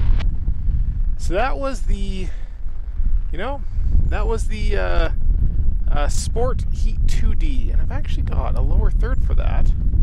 Sport 2.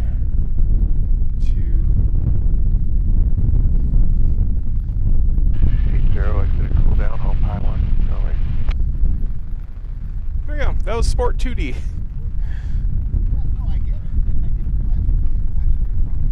One downwind of beam. 49 base gear.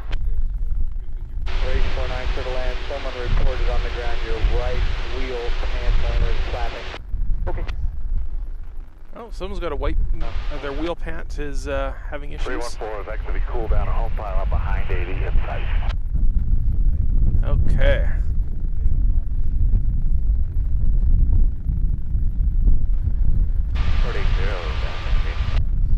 So next, our unlimited heat, our heat 2B. Yep, the unlimited heat should be lining up. 2B for our pairings. Unlimited 2B.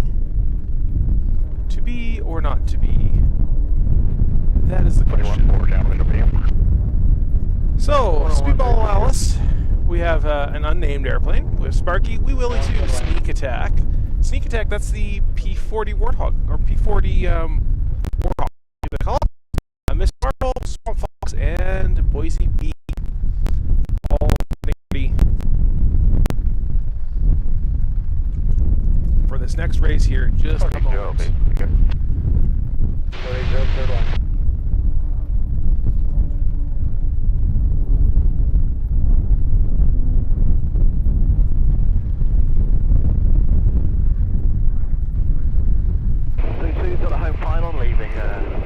So we've had some. So Formula One, we've had some final scores come in here.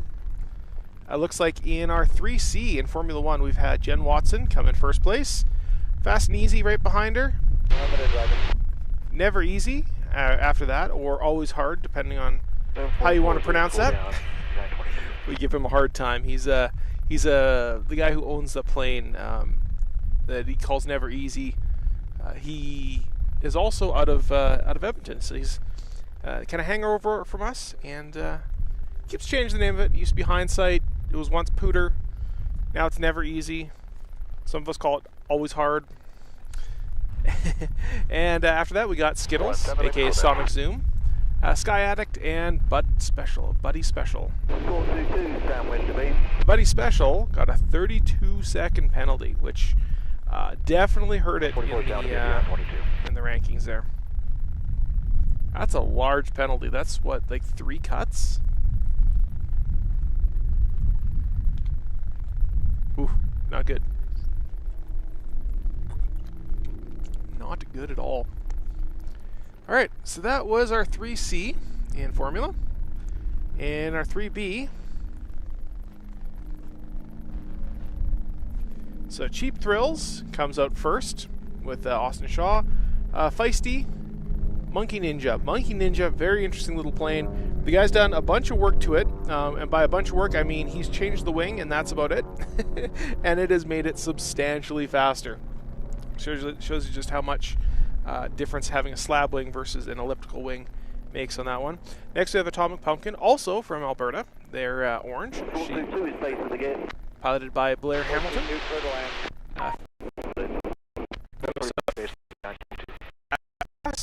By Sean.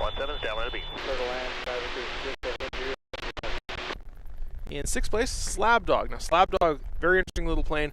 He flew that thing all the way across the continent from Rhode Island to California to get here. Now, most of us, we take the planes apart, put them in a trailer and drive them here because they are not fun to actually fly very long distances. They're designed to be racers. They're not designed to be cross-country planes. But Steve Coleman in Slab Dog decided he wanted to set a record, and they have, I believe they have certified that record in Slab Dog. So he now has a FAI record for flying across the United States in that plane. 17 base gear down. 417 His unofficial call sign that a lot of people refer to him as is Iron Ass. So Steve Iron Ass Coleman in Slab Dog. Below him we have Push in 7th place in Annie, and 9th place, or sorry, 8th place we got Scott Outlaw Special. He is also from Edmonton, so he's the guy I usually hang around with. Had supper with him last night. All right, that's our 3B. Now our 3A. Let's see what happened there. So Justin Phillipson, no strings attached, came out in 1st place. Limitless. Now remember, Limitless 2 days ago had a Mayday because he hit some wake turbulence and thought his plane might have broken. So he pulled heavily off the runway, or pulled heavily off the course, and turns out it was fine. He just hit pretty bad wake turbulence, but that forced him down into the B class. So that was 2B he was yesterday, but he obviously worked his way back up by passing absolutely everybody yesterday. Nobody else even got in 8 laps. He was the only person. So everybody else got in 7 laps to his 8. And below that we got Tim Cohn in What Airplane Honey. I like that plane. It's one of the most ridiculous cassets I've ever seen, and I love it. I absolutely love it to death. Frayed Knot as well under that. Deja Vu in another shoestring. Acme Special, Ought Not, and finally Sleeper at the end of our Class 3A.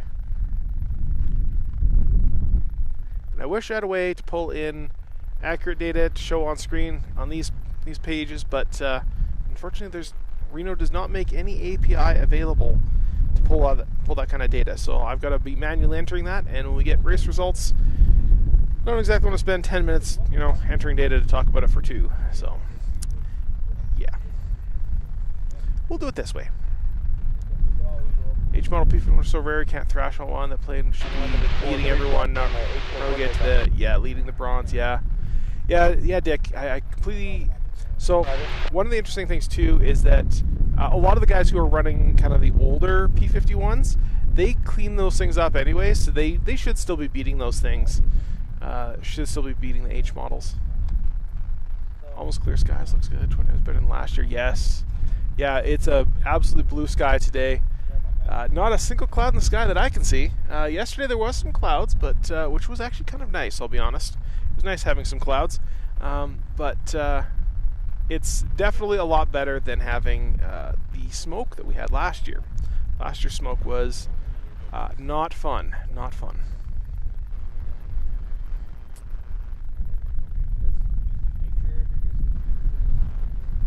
So we're right now waiting for that Unlimited Heat 2B, which was supposed to start 21 minutes ago.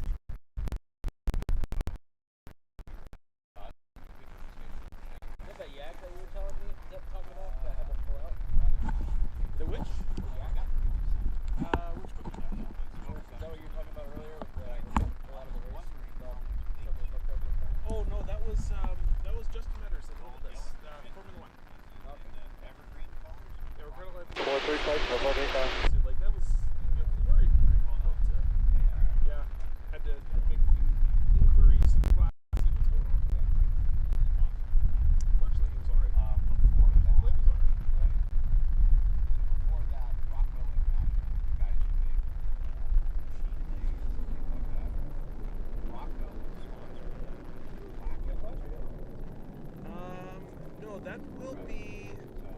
So we're waiting right now for the unlimited heat. So that's going to be their. What do you call it? Their pace plane probably taking off.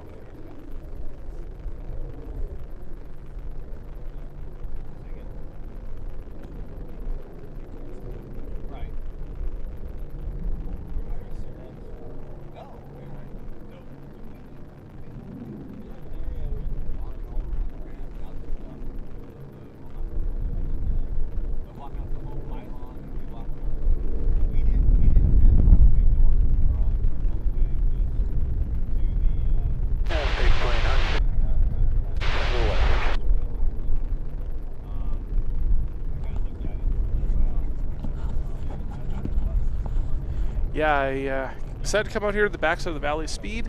It's getting a bit busy, so tomorrow I think I'm going to have to be here extra early to get my usual spot out here. But I figured get an unusual spot, because you can always see, you can always see the races from the front side. Everybody's seen the races from the front side. How many people have seen the races from the back side? Space plane continue to turn onto the This will be the last. heading at 160 knots out of 6,000 feet. This will be the last chance to do it, too.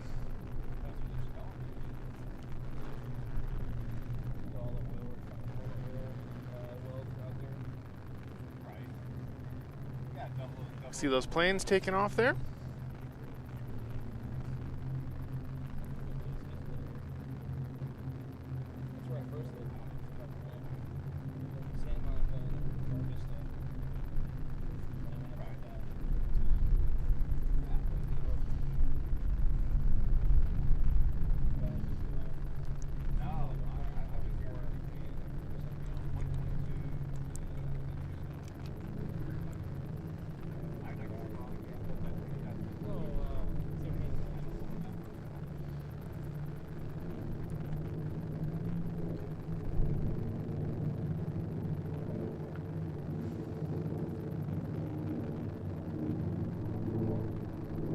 There they go. Big formation join up. Beauty.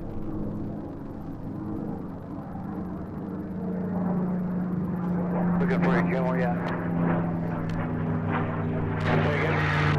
Looking for Jim.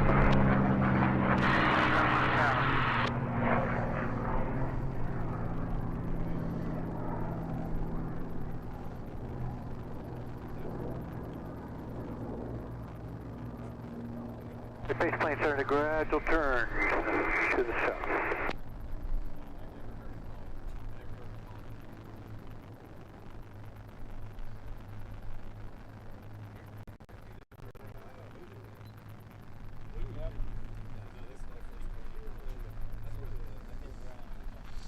Alright, we'll just keep an eye out, see when they're ready to start coming down the chute. But we're getting close. Getting very close.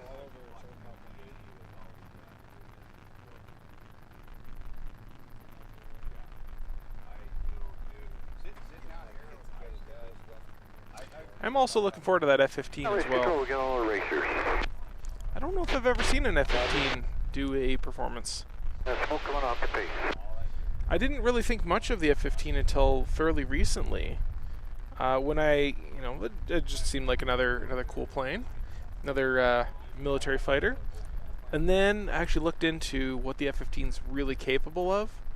And they say it was like the first fighter to get to space, or to shoot down a satellite, or I can't remember exactly what it was. But they're serious airplanes, quite serious airplanes.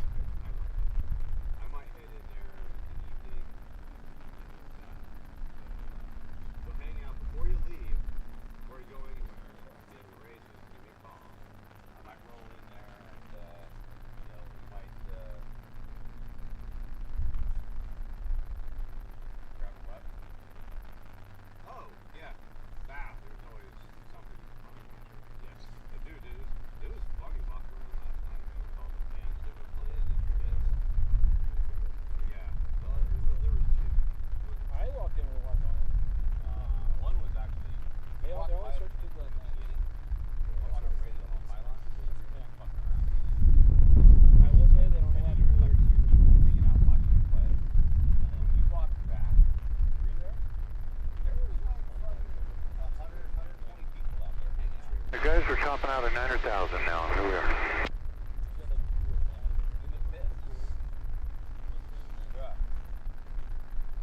9,000.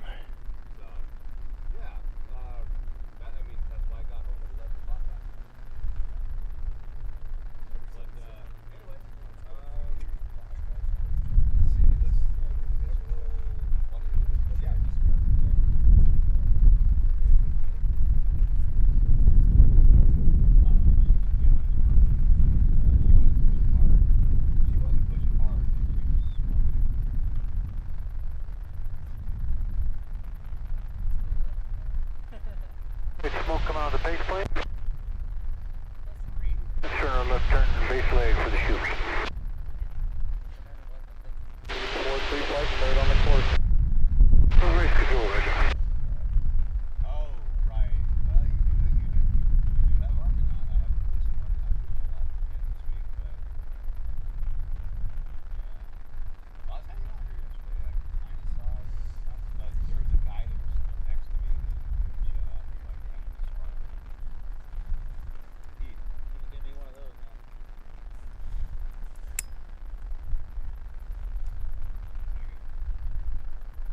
Light it on the plane to make it keep shining.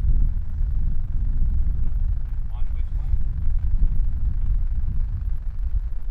Oh, okay.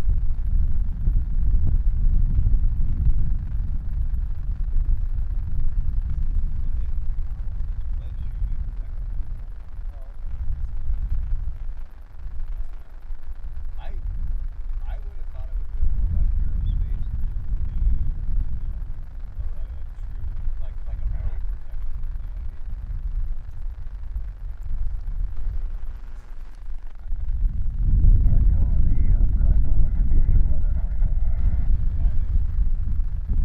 Unlimited 2B coming up.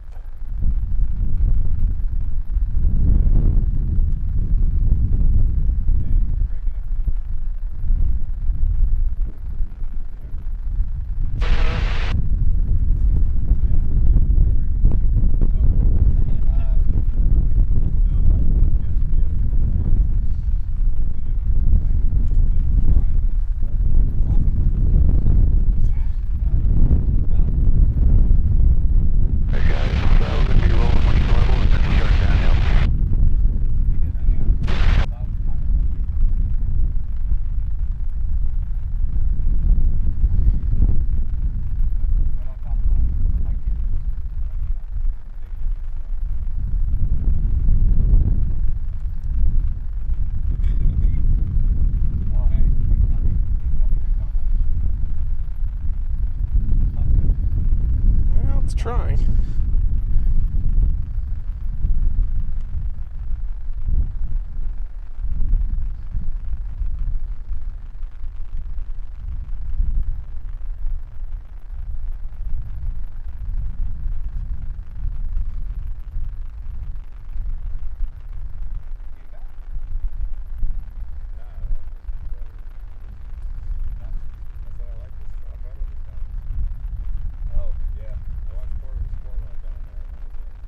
Yeah, gentlemen, you're looking good.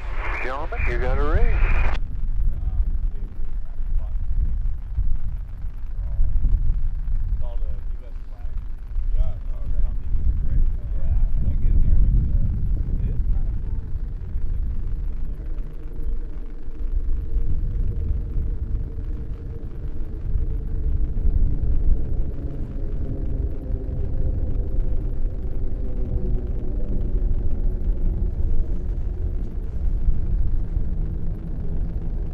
Using all that potential energy.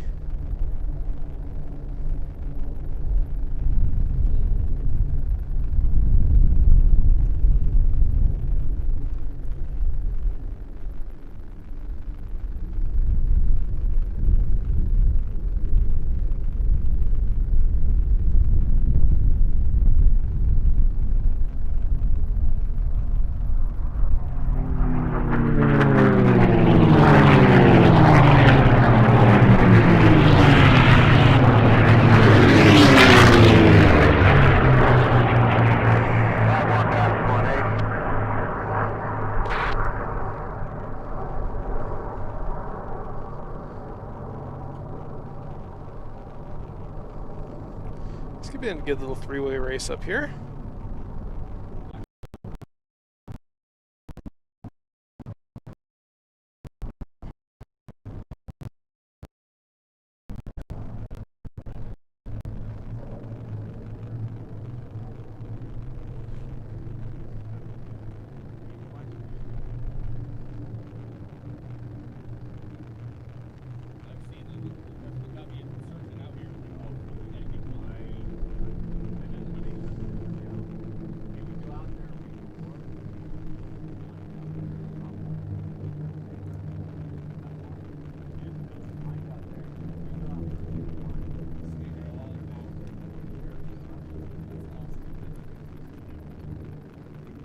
One 8, 5-1 on the inside.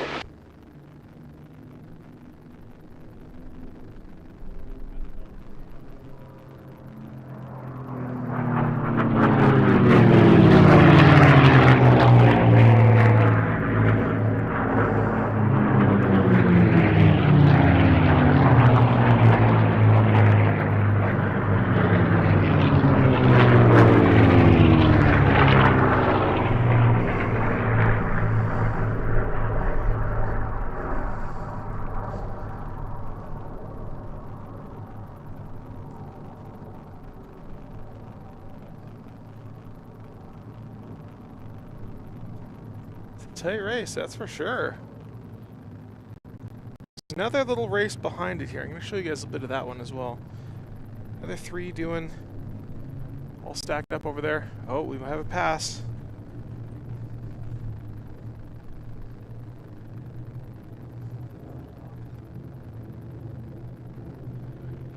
He's going for it. Austin, Dave. Way high. Way high, way wide. Look at him go.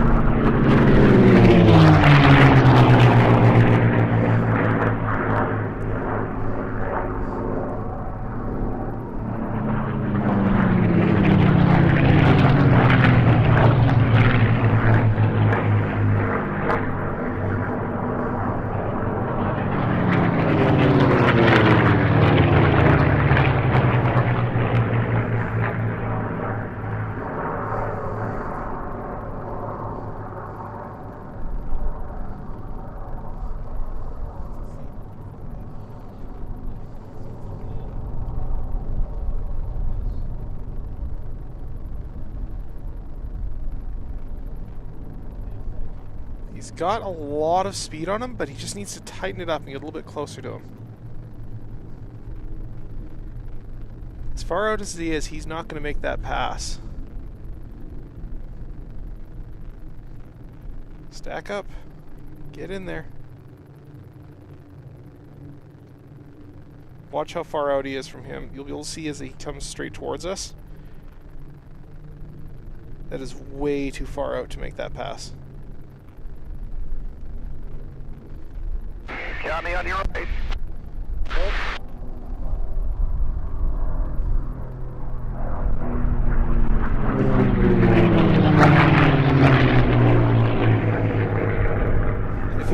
He has the speed to make the pass, but to make the pass where he's making it all that far out,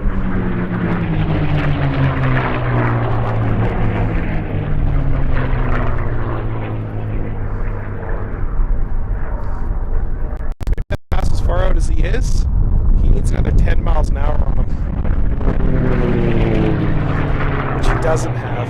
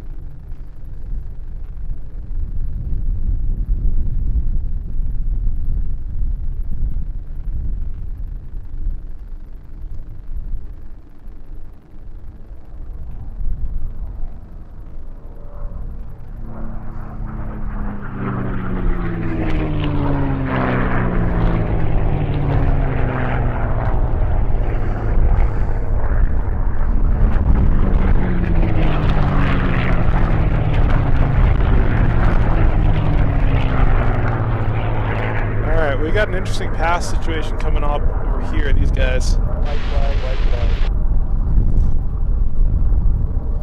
They're getting pretty close too.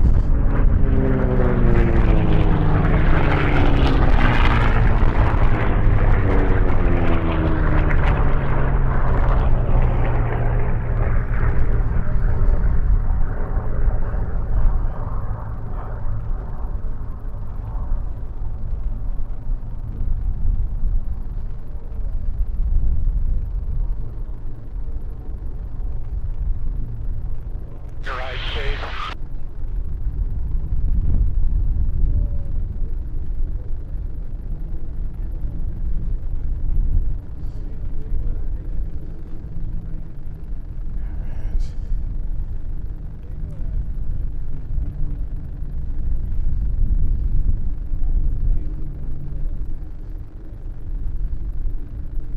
Find them out here.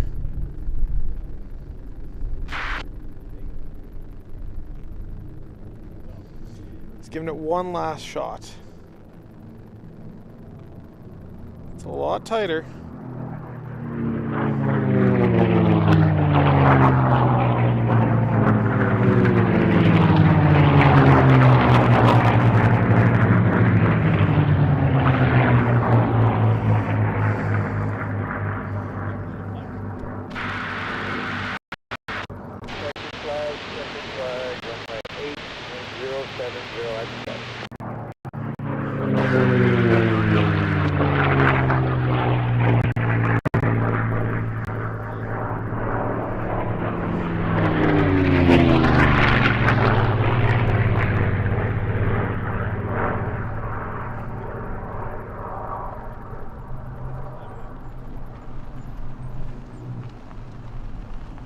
That was a good little battle, but he had the speed, he just didn't have the line to do it.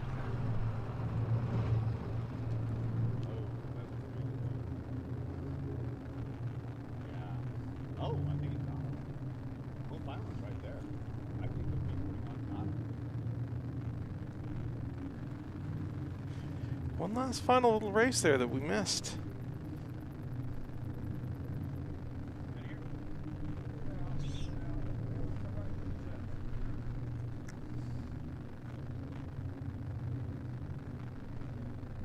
So the guys got real close at the end there.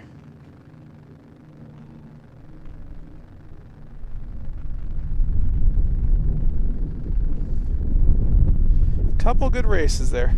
Couple good races.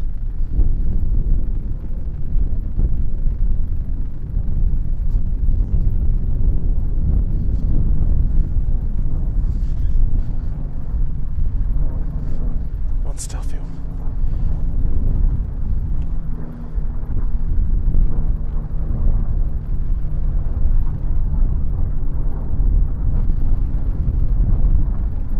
Okay, next up we got a T6 heat. Field 8000 will be out of cooldown.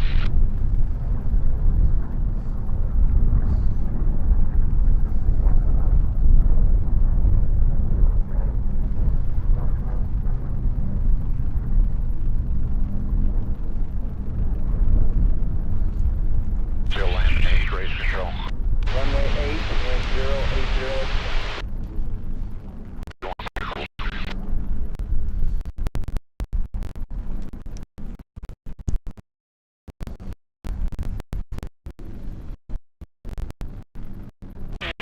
Coming out of cooldown, field time 31.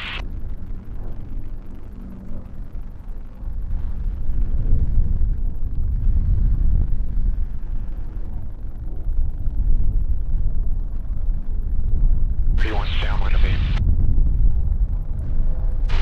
31, number 1.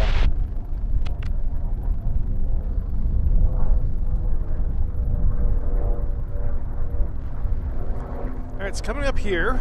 We're going to have Vicarious Miscellaneous. That's a good name.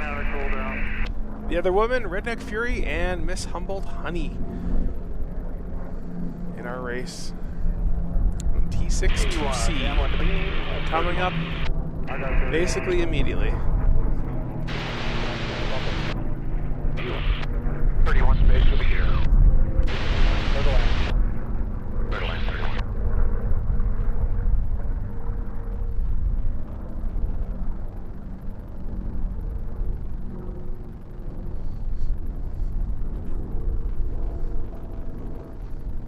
81, starting base for the gear. AK 1, so line. 44 is out of cooldown.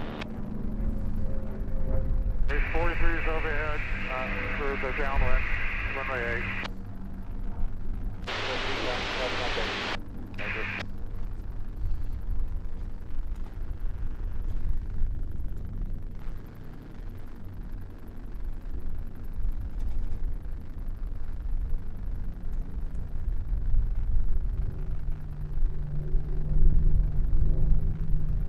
Base 43 is midfield downwind. 43 midfield.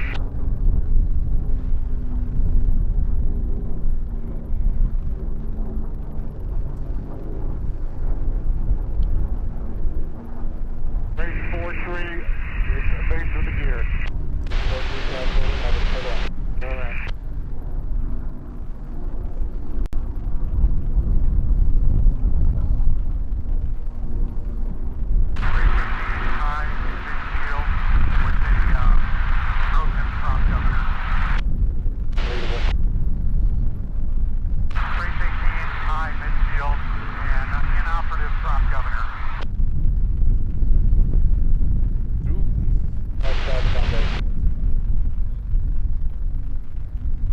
Which race number with a bag prop governor? Race 18, midfield high, prop governor out.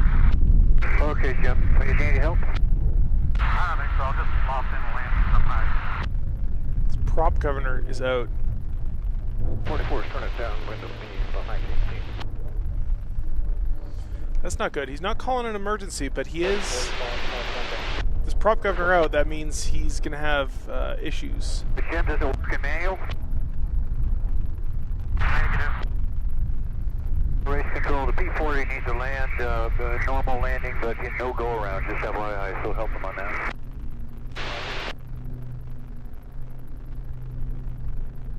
So the P40 Warthog has a stuck governor, which means he's not going to be able to make enough power to climb himself back out. So he's still making power, he's still got thrust, but chances are that might be the end of his race week. So we'll have to see.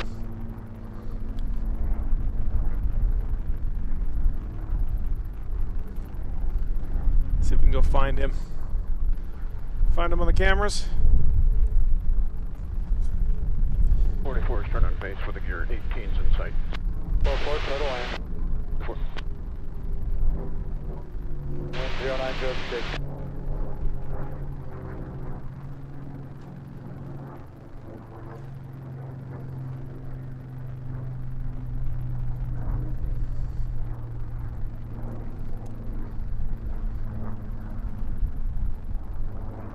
Race 5-1, midfield, coming out of cooldown.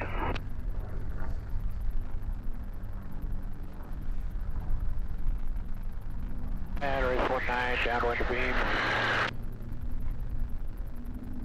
Race 19, calling traffic, just turning final. Roger.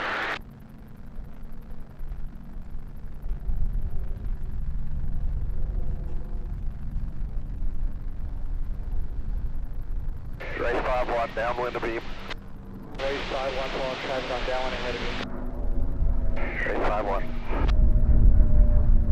And 19 for the big one for the gear. Race 19, middle.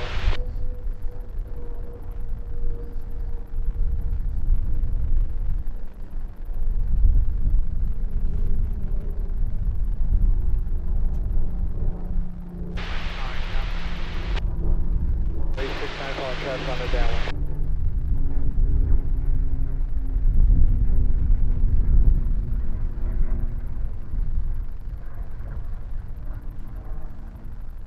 Race 5-1, base wheels. Race 5-1, clear to land. Clear to land, got to be in sight.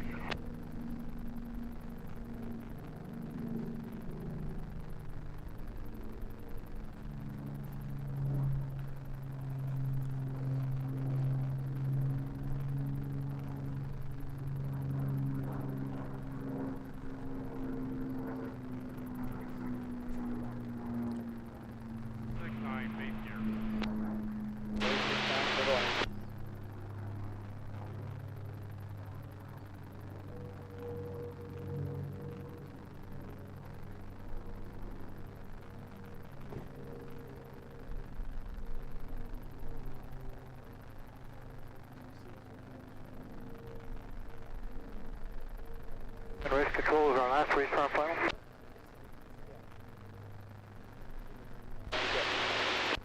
Alright, let's give her a letter a high overhead left brake full stop.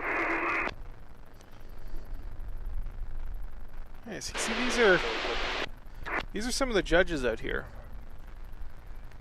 on the camera. These guys are standing behind these signs here because the planes are not allowed to get out past the right of these. So I'll zoom out a bit and you can see there's actually a row of these white signs. And they're not allowed to get out past here. Because if they do, they'll be flying over, effectively over the houses and over us. It's kind of like a backside show line.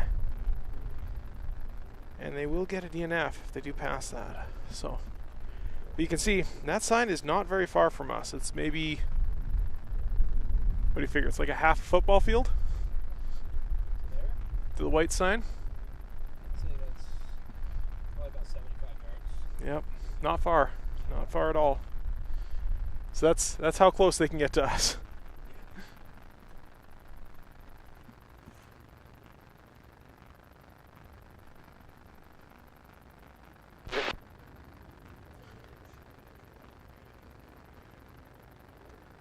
And look at those stands.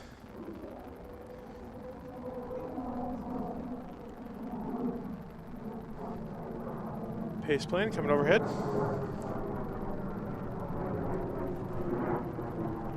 So we're Friday, Pace, turn just left past A, noon. here. Yes, Pace, Silver Line, 1103. Just about 1 o'clock. And look at those stands. That's usually, for the past few years, that's usually a Sunday crowd. Sunday, unlimited crowd, everybody's done, everybody's out of the pits, everyone's up in the stands. Usually that's about how full those stands are. So this year is going to be chaos. Lots and lots of people looking to watch these races this year.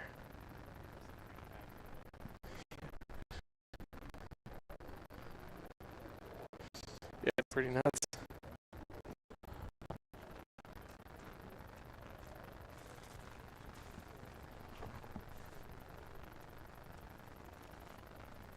Watching from. Now, can you see my silver umbrella from the chairman's tent? I think the chairman's tent might be kind of right behind some of the guard hangars for us. You might be able to just see this. But I have a silver umbrella out here. Keeps the UV light off.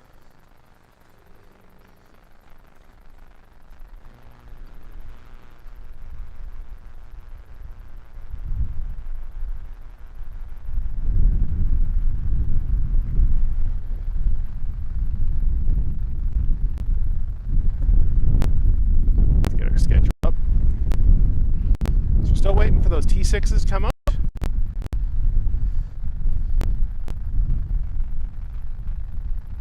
Can't miss them. They're the only supersonic thing out here. It's kind of funny. The slowest class by race speed is also the only ones that are supersonic because of the tips of their blades. That's why they make such a racket. 25 degrees outside, so that's what, like somewhere 80 something, I think. So not too terribly hot. Still a lot of UV, as you can tell from my face.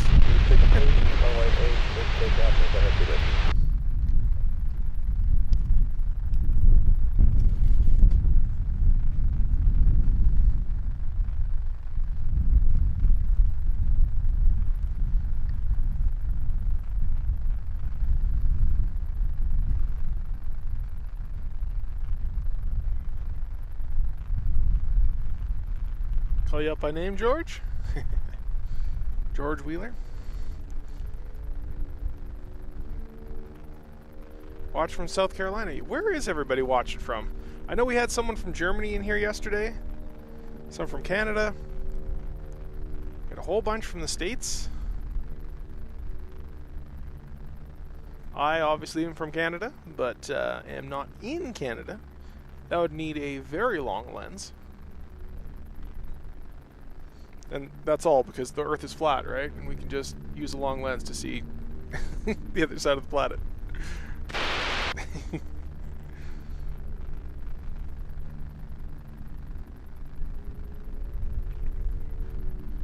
Netherlands. There we go. Another one.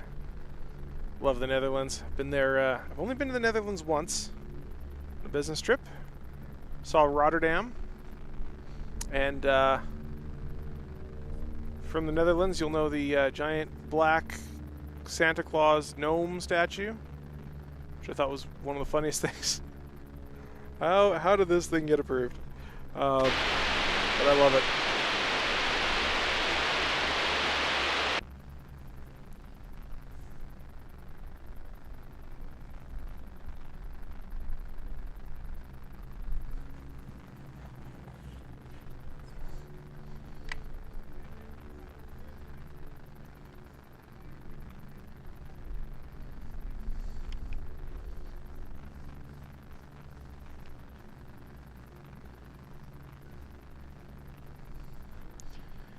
Best friends is Lance Air Legacy class. Next race, first place is for today. Very cool. Check your gear and flaps up. Make sure your prop fuel on the proper time. There's the Lance Air Legacies are very popular for sport class. So we just saw T6s starting to take off, starting to roll. Really part of the Limburg. Ah.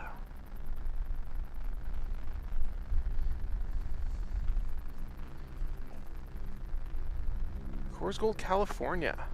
I like it.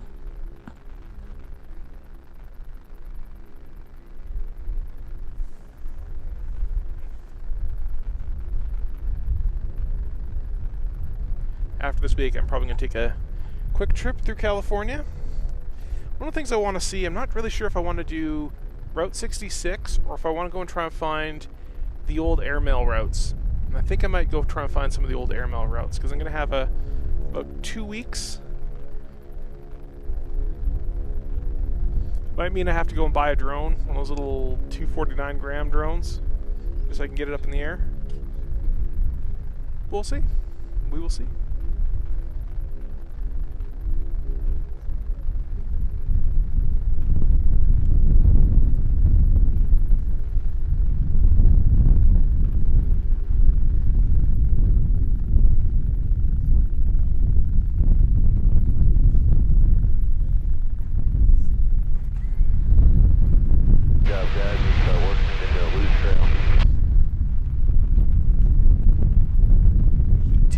Coming up.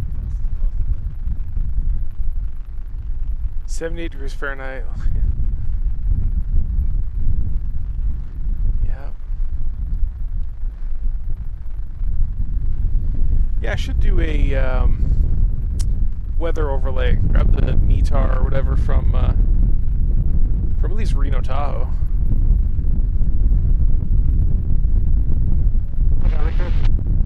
Yep, still got you, dude. Gotcha, 73.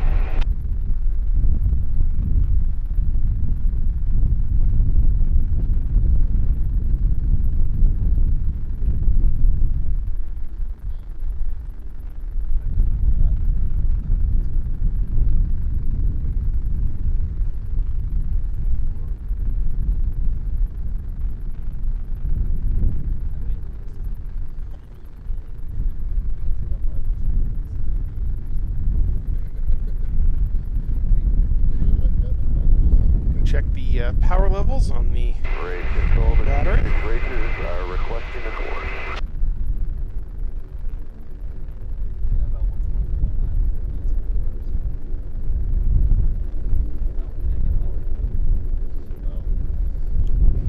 About 4 hours remaining. 90 watts coming in.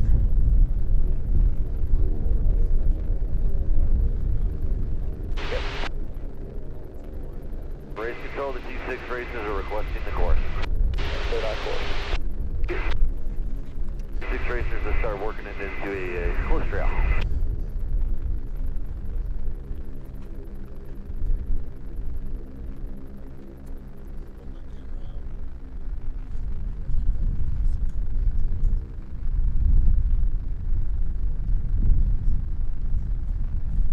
There's somewhere.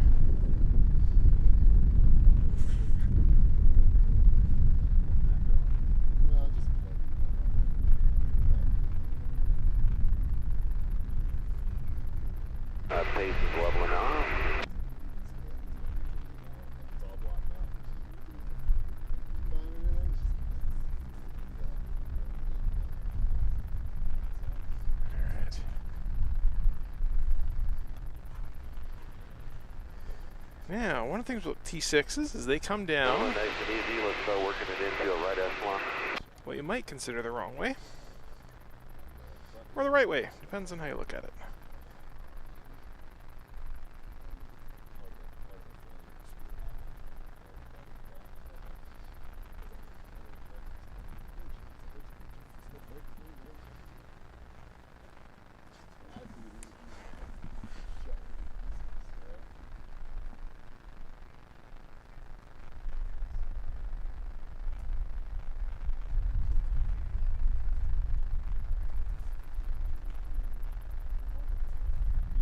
Nice work, gentlemen. Very nice. Start a gradual left turn. Let's bring it left. All my electronics are so dusty. All my screens have a thin film of dust on them, making it more and more difficult to see things. Just gotta keep dusting them off periodically, but I don't have a big duster for it.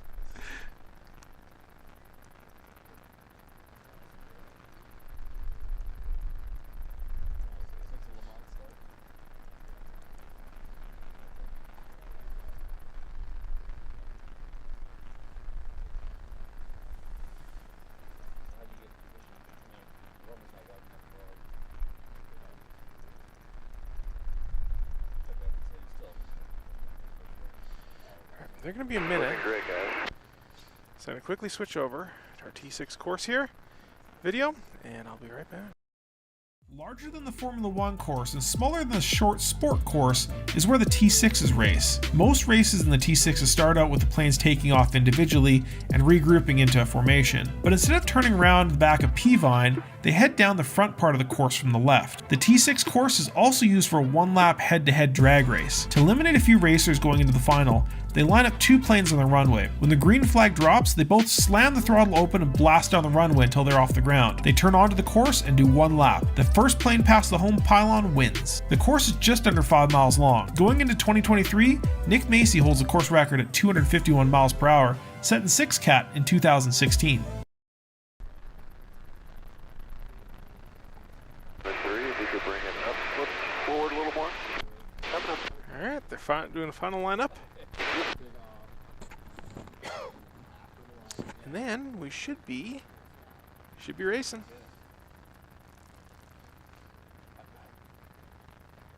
Ladies and gentlemen, at the road 2023 T6 racers are inbound for the course. Pace is increasing the power a little bit. Pace power set. Good job, guys. Nice work. 48 and 19 forward.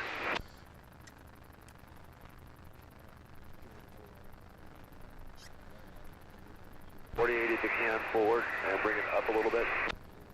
Here they come. Go. Guys, that's good. Great job.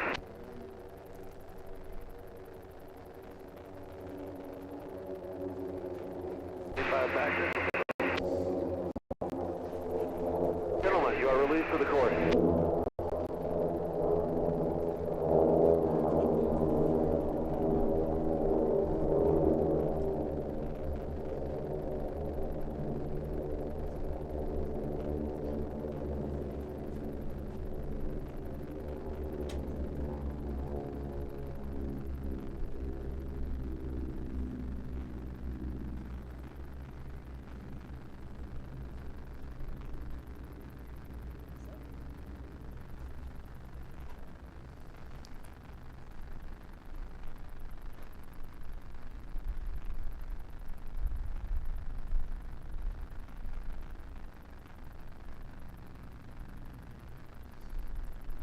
Looks like we may have a little battle going on at the front here.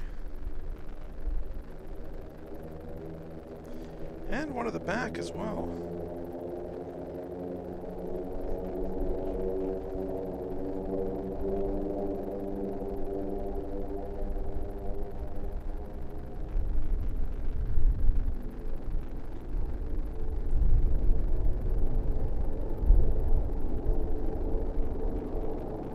Please on your right.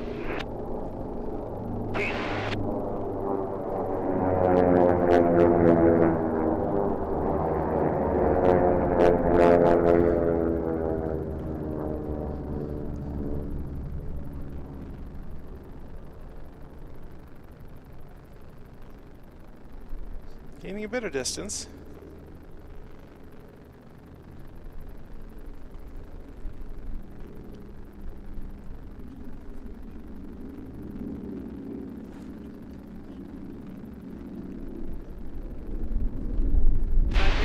Up on the right again.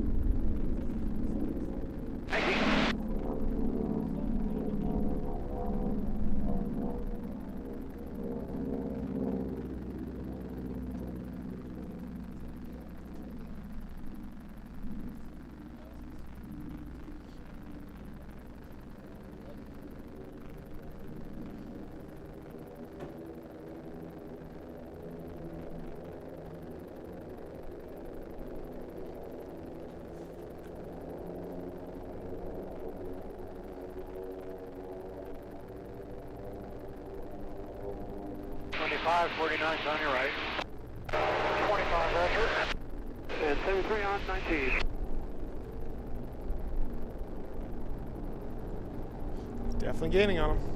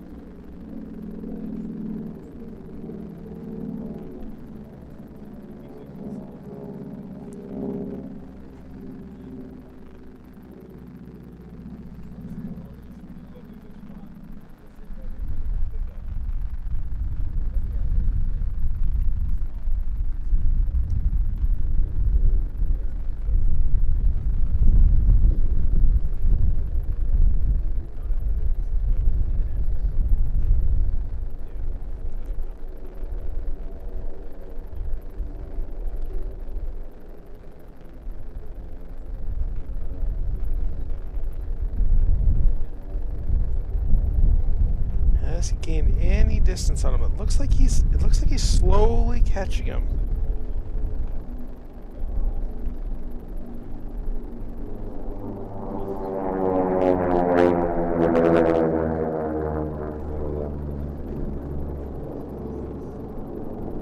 I don't know if he has quite enough jam to do it though.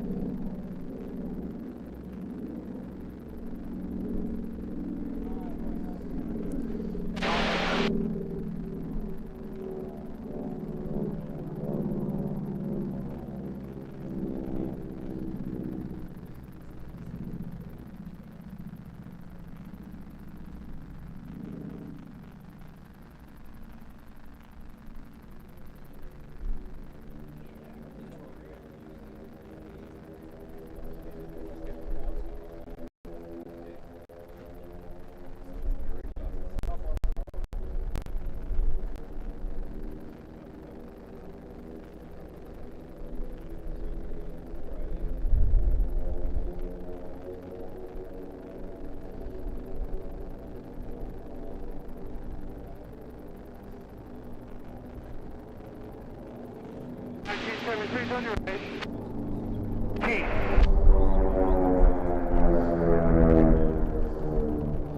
Staying pretty well stationary around there.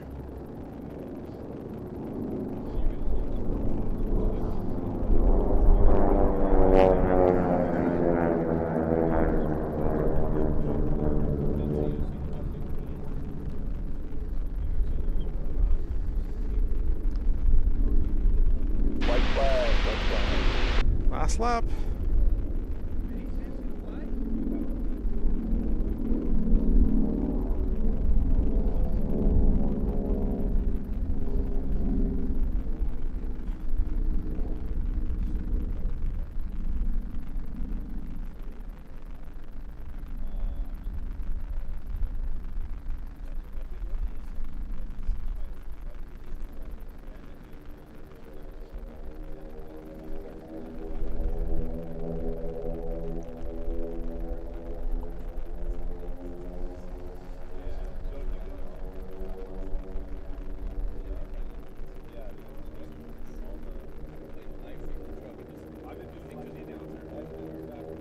49's on your right.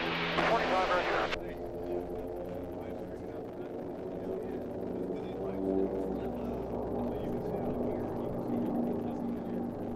Ooh. Slightly ahead of him, but does he have the jam to keep it? This is where I make your money. Right here. Last turn.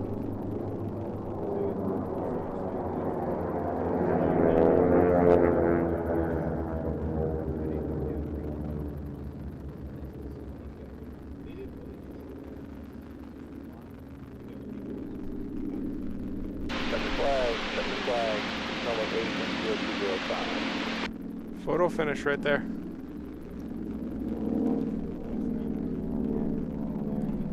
These little guys are battling out back here as well.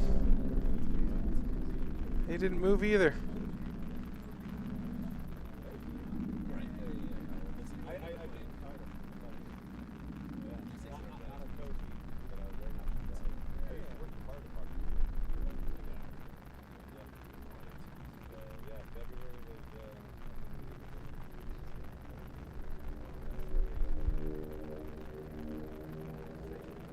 All right. 25 down, want to beam.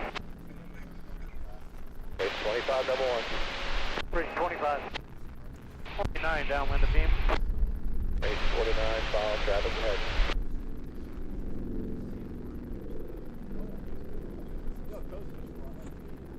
Yeah, 48 downwind of beam. Behind 49. Follow traffic ahead down.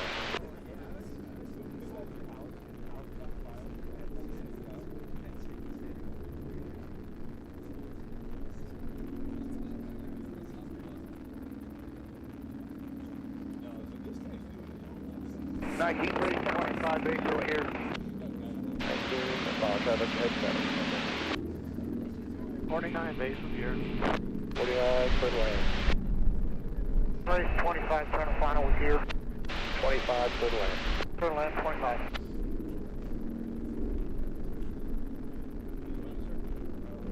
Every 7-3 down to beam. Base 7-2, right, follow traffic head down.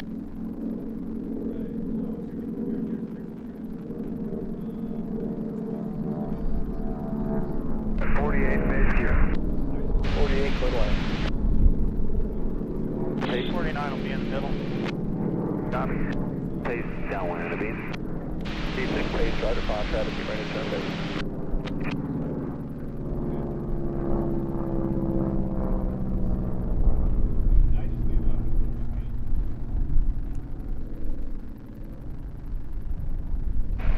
Base gear for 08. Base 19 for the lane. 19. 19 inside. Route full, copy, follow, please. So we collect the last of the planes. 7-3 base for the gear, 19's inside. 7-3, 7-3.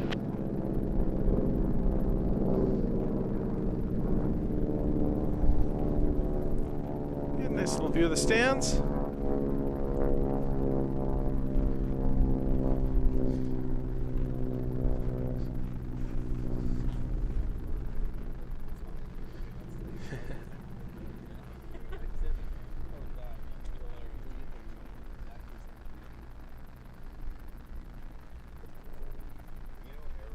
Base gear behind 7-3.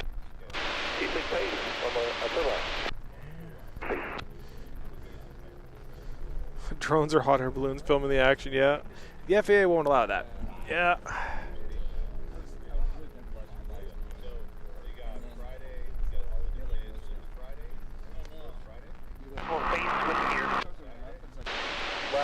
Yeah, seems to stall a bit. Little land raffle.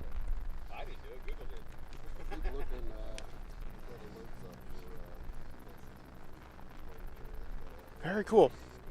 All right, so let's check our schedule here.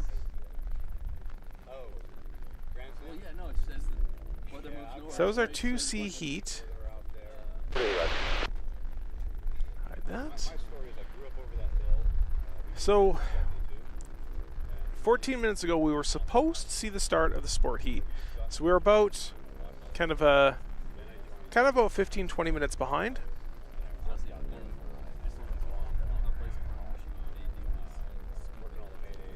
45 was the winner, yeah. Alright, so let's go check our unlimited heat. Heat 2C. For unlimiteds, unofficial timings, Miss America, obviously, with a 3:69. That's actually a pretty slow time, but that makes sense. She was taking it slow. She didn't need to blow away everybody else. She just needed to get out there and get a few laps in, because remember that they just I think it was the oil cooler that grenaded on them, so they needed to get that up and running. Jeff Lavelle, Sweet and Lovely, was a little ways behind, almost actually just over a minute behind Miss America, and Spam Can slightly behind that. Pretty Polly and the King Cobra, Lady Joe, Man of War, and finally Bunny did not start. So that's our 2C for unlimited.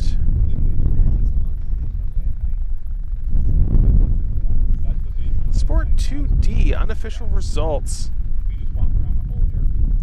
Rocket 6 came in, that was an RV6, and Race 76, also an RV8, General Lee Millennial Falcon, an F1 rocket. Came in number 4, Miss Ruby, and then Phantom Rocket came in 6th. We did have a DNF of 888, that's the guy who pulled off but didn't call an emergency. And, Green Streak disqualified. Very interesting. Usually a DQ means they cut the race line, or they cut the deadline. They may have flown too low. There's a few different things that will cause disqualification. So it's not published on their on the standings here, but yeah, disqualified on that one. That's R2D.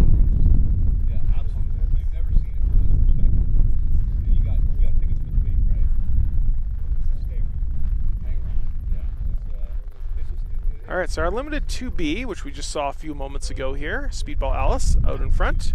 The unnamed P51H Mustang came in second at 322 miles an hour. Sparky. So Miss America was what, 360 I said, somewhere on there. So that means that Miss America will place at the front of the race on 3B in I believe that's tomorrow that we'll see that. So Sparky, Wee Willie 2, Miss Marvel, Swamp Fox, Sneak Attack, the P40, the one with the prop governor issue, and the Boise B finally disqualified also. Boise B, the P51C Mustang, disqualified in unlimited 2B. 2B or not 2B? Obviously not to be if you're disqualified.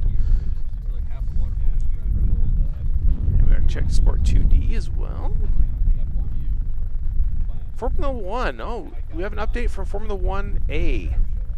Afraid Not did actually incur a 16-second penalty, giving it a time of 6:24, which is still good for first place. So in some of these races, some of these planes are just so fast that they can suffer a penalty and not really worry about it.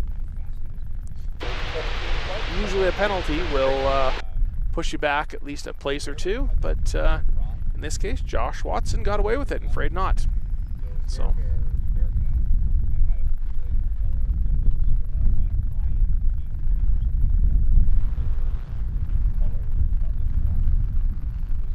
Fake.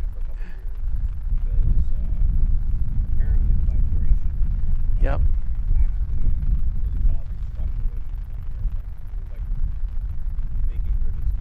Yeah, no worries, Will Jones. I try to make it as entertaining for myself as it should be for others as well. So, yeah, the winner will only advance one layer. So, Miss America, because she was in C, she can't move up. So, was it 3C? She can't move up into 4C, or sorry, 4A. She has to move up only to 4B. And because she's faster than everyone else in 4B, as long as that time is faster than that, she will start off in the pole position. So they do move up one race, but then their placing, their position within the race is dictated by their speed. And Miss America obviously sandbagging on that one, which is fine. She needed to get a good race in there, good solid race. So tomorrow we will see Miss America most likely win the C or the B class race tomorrow, and move her up into gold for the gold final on Sunday.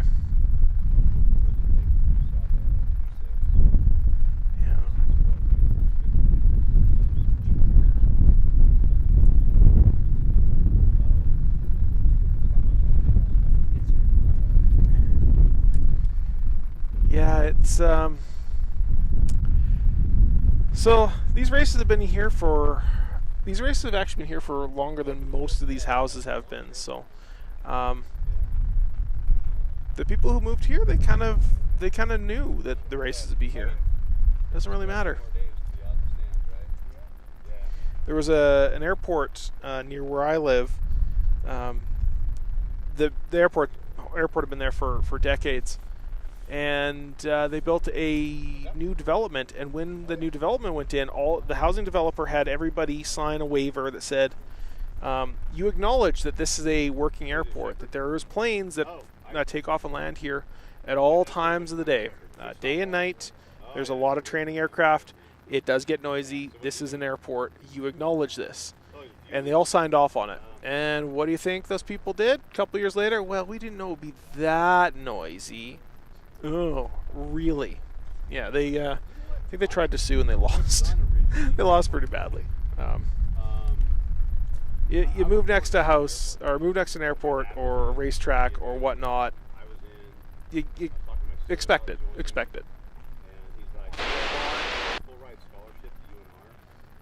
The living creature with the most lives, the frog. It croaks every day. I love it. I love it. Sports are taking off. Yes, I see them.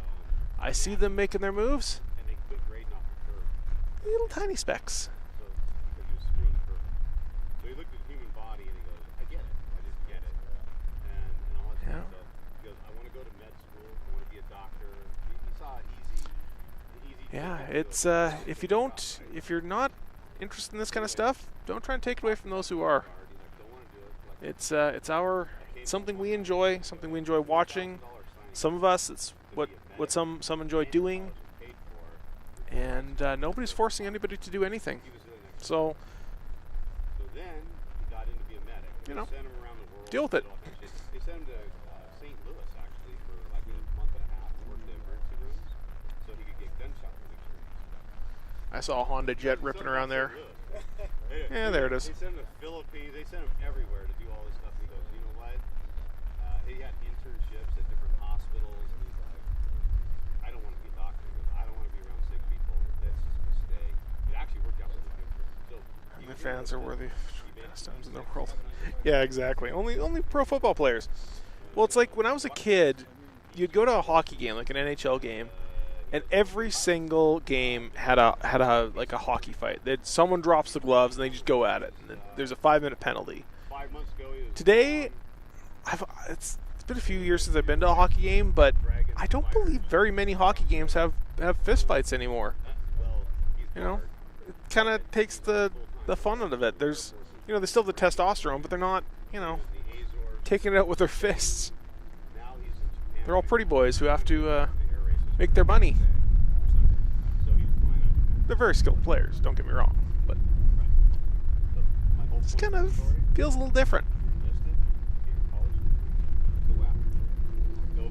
I can't even see the sport guys. I'm trying to find them in the sky. They're up here somewhere. Oh, they're there. They're almost right above us. I invested well. I did a bunch of different things, so I'm okay. Sport 2C is what we're looking for. I did, out of those 35 years, I think I had 15-ish years. So I would jump in and did something for 3 months. I worked for the State Department for a long time. Minor hockey leagues still plenty of fighting. Maybe I gotta go start watching some minor hockey. Or just UFC, right? Problem solved. I went to a fight and a hockey game broke out. Welcome to Canada. Put in a good first thing. I want to go. You know, so the car. So the active duty guys. Very disappointed. I think I was never going to experience Reno Air Racing. Yeah, no worries, Sean. I want to bring this to as many people as possible and let them.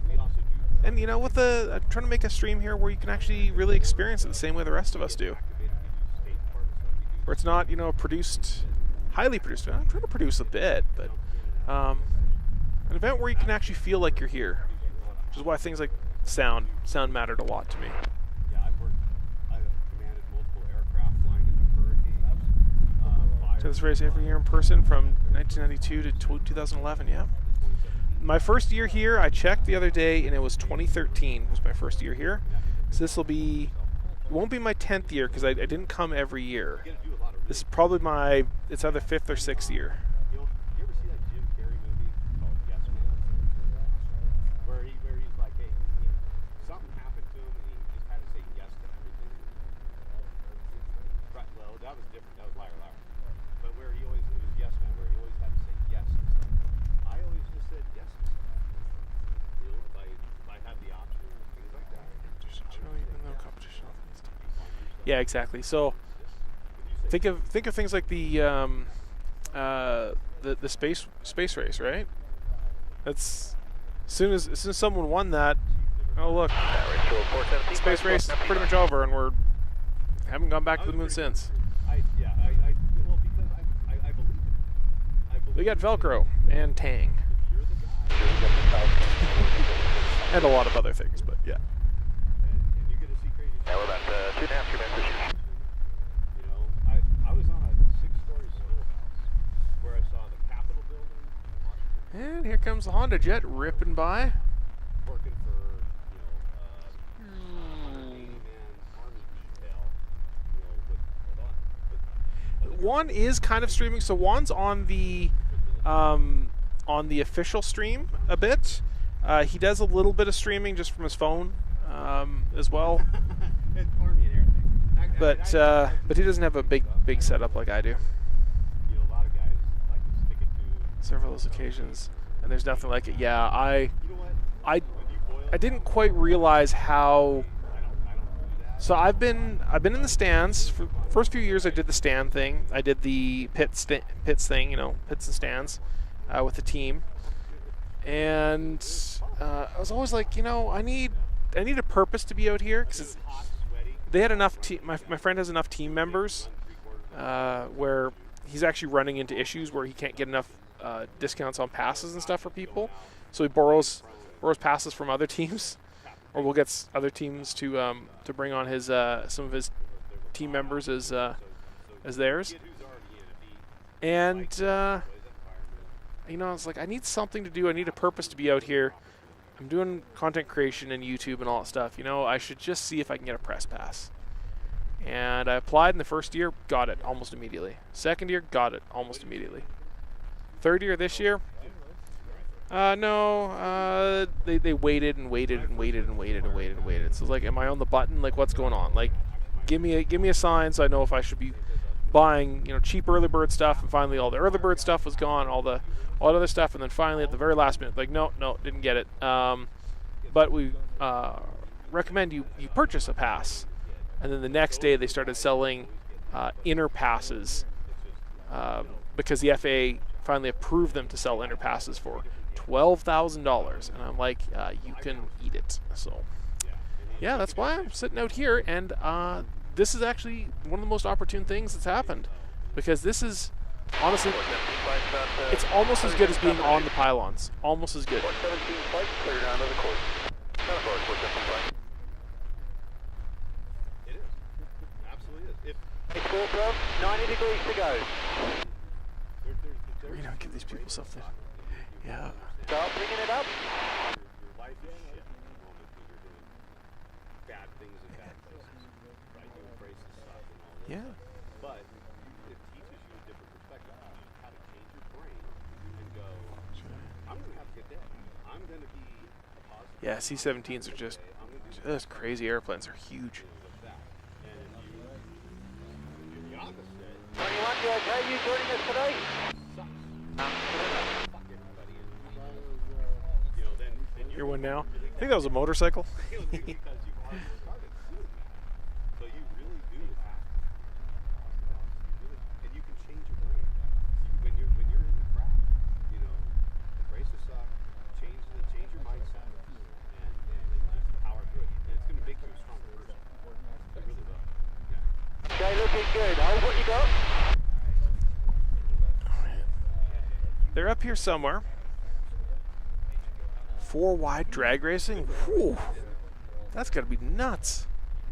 I know Vegas is one of the places that's vying to get the races. I think Vegas would be an incredible place to do it. Well, Absolutely incredible. It's so close to here.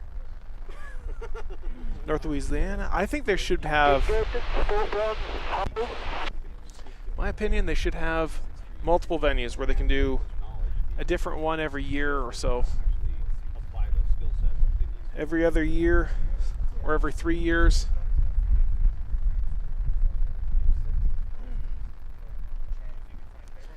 Alright, I'm going to go see if I can find them. Means I can't really watch chat while I'm No, that's, but now that he's going to recording. does this college, gets the 4 year degree, does Steady, looking good. That's what my kid did. He did a ton of active duty time with the guard. He did a ton of active duty time. And when he Gentlemen, you have a race. yes, right, officer candidate school. As soon as he went into that, he got a pilot slot. There's a different pay scale. So you don't just become now you're E5 staff, right? So he's E5. So you don't just become an Oh, officer. there. You're an O1E, and that O1E pays you a shit ton more money. Right, because those years. Because what was happening is master sergeants and other guys and stuff like that were going into the officer corps, and then but they're going, shit, their pay is here, now they're here, they're O1. So you get that how many ever years listed active duty with that, you become an O1E. So you're actually paid almost like you're a captain of like so it's cool that he's doing that because it's gonna if he decides to go that route, it's gonna pay dividends big time. And that's what my kid did. Yeah, well, that's why I tell him on He's flying out of Phoenix or next year. But he's on active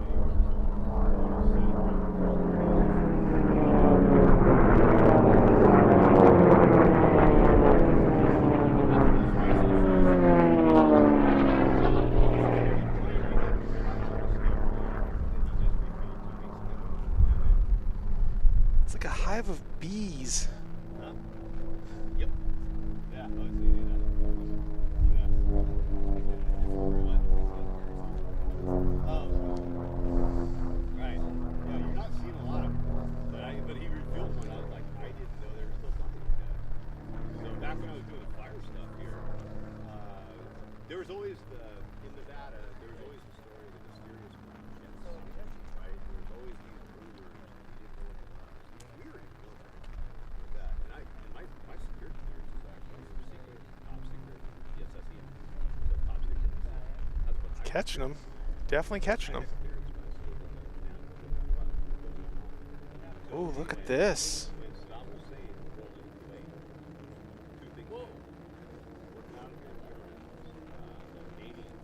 He just launched past him. It's like first place was sandbagging.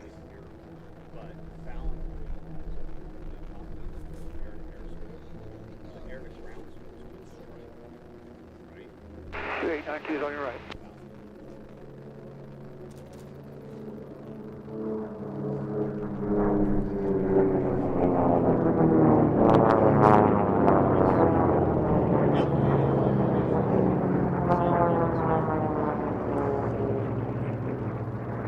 At 28 to Mayday.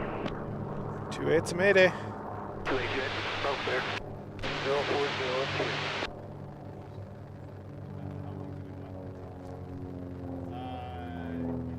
He got his commission 3 or 4 years ago. Flight Keep an eye on him. flight school was 14 months, then he 28 paces, intersect, anything. Copy, I'm going to stay up high for a little bit.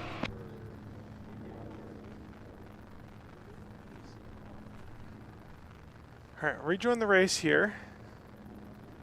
Right, yeah. Keep an eye out.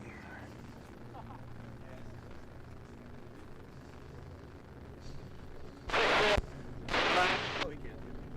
Yeah.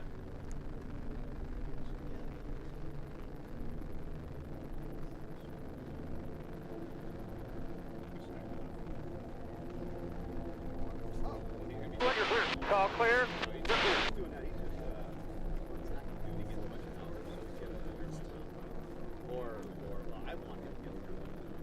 He wants to get FedEx or UPS. Cargo don't complain. Boxes don't fail.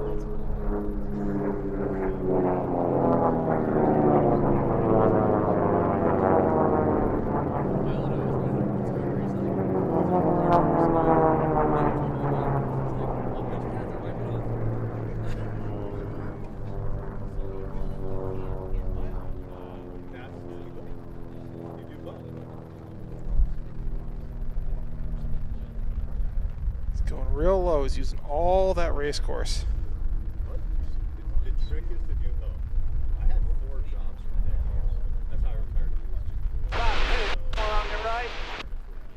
But no, that's exactly the idea. So you do jump, what we're talking about, jump in and out of orders. As it pleases you. Yeah. And then there's something called Sarah. So the Sarah actually, I was like, who's passed You by know, like the when you're with government? someone that's just calm, it like makes you calm, right? Sorry. And when you're just calm, I was like, oh, it's always me like that. Sarah active, if you're 5 years active, so you have a job, you go get activated. You can work for 5 years. Got yourself a good little race up here. One's on the right. Oh, they are trading back and forth. Close the door on them. Benefit of 2 different worlds. The National Guard, because you know all the people like my son's face. He knows all of them. He knows tons of guys, United, UPS, all their older guys are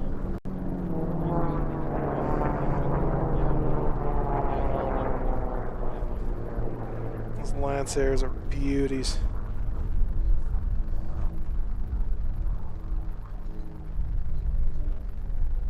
Oh, that's a young man's game. It's like joining an army and being a tank commander.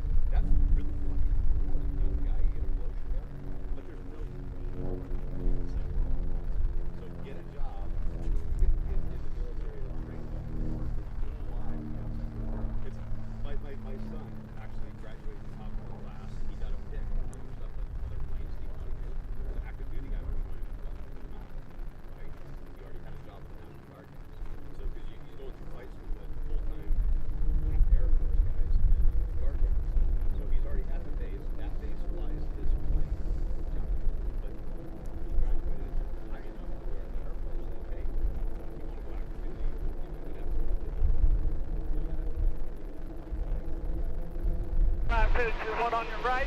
So you're flying at 135. They all load up on the wing, all the fighters. Load up on the wing, they refuel, they load up on the next one. Wait till they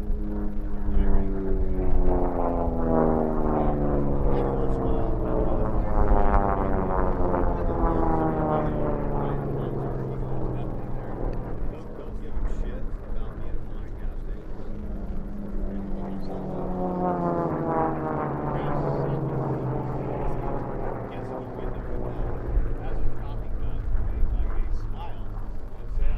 Exiting Cooldown over the numbers. 2-8's the Mayday, and he sounds like he's still under power. He's still all right. 2-8 exiting Cooldown over the numbers. He did a lot of work with the Army, and he loved being in shit. He loved flying low, flying fast, being close. And then he was like, we got out of that. So I think he'd be a good choice. I mean, it's cool to be able to do this, but as a career, we'll pass it.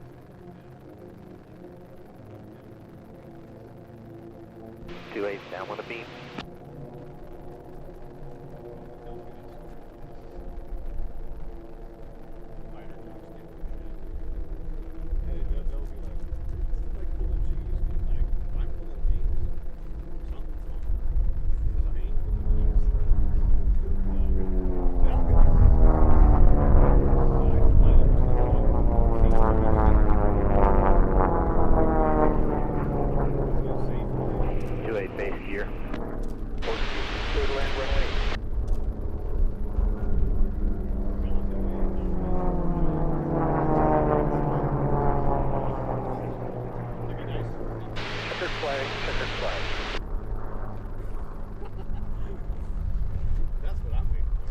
push, last corner.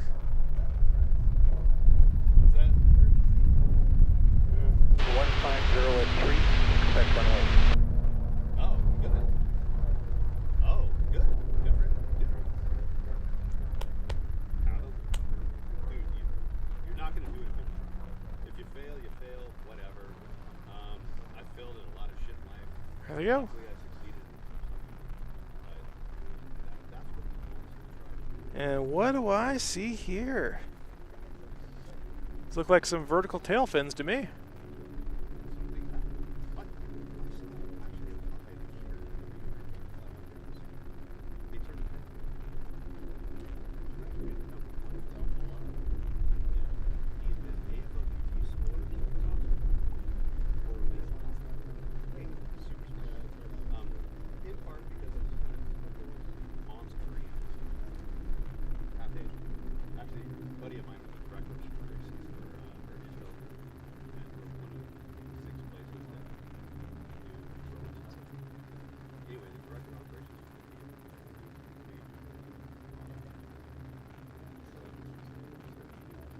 You know, we should watch these guys take off, shouldn't we?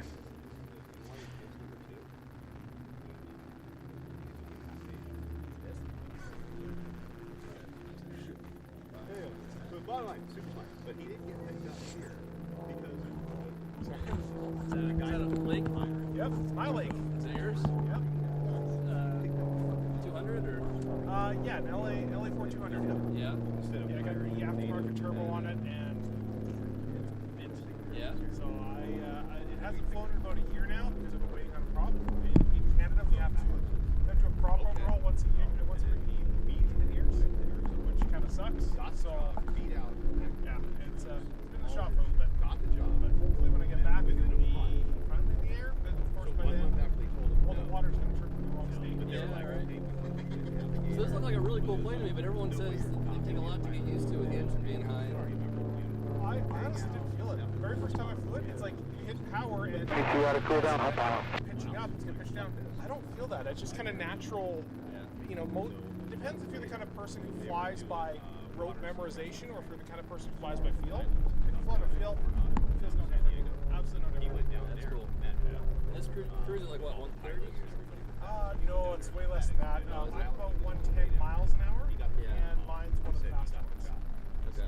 They're not fast airplanes for sure. The Renegades, the 250s, the 270s, those will be kind of more 130 miles an hour. Not knots, but miles an hour. Keep down with the beam. They're not fast airplanes, but they have. 23 got to cool down, helm pylon. Yeah. 49. It's been on my checklist for a long time. Yeah, they're very, very comfortable planes too. Oh, really? Well, mine actually does have aftermarket seats in it. So one of the previous owners had an auto body shop, like an auto detailing, auto. 92 base of the gear. So put Clear to land runway. straight level figure. It's comfort. 52 at Cooldown, home pilot. 23 down, one to be. Yeah, one first fucking Another place you. And then the head guy. They were down. Part 2 line out of cool down at pylon. We're on. We have. How did that happen? Fast. Flying. website? I just on YouTube. So he looks at Alex. Yeah, it's I just kind of put it up there, put up a thumbnail and said, watch. You guys want to do it? It's showed it to a whole bunch of people. We had about 4,000 people. 460 out of cool down. 500 yesterday, so yeah, we're What's that? racking up some numbers. Phoenix. 23 base gear. He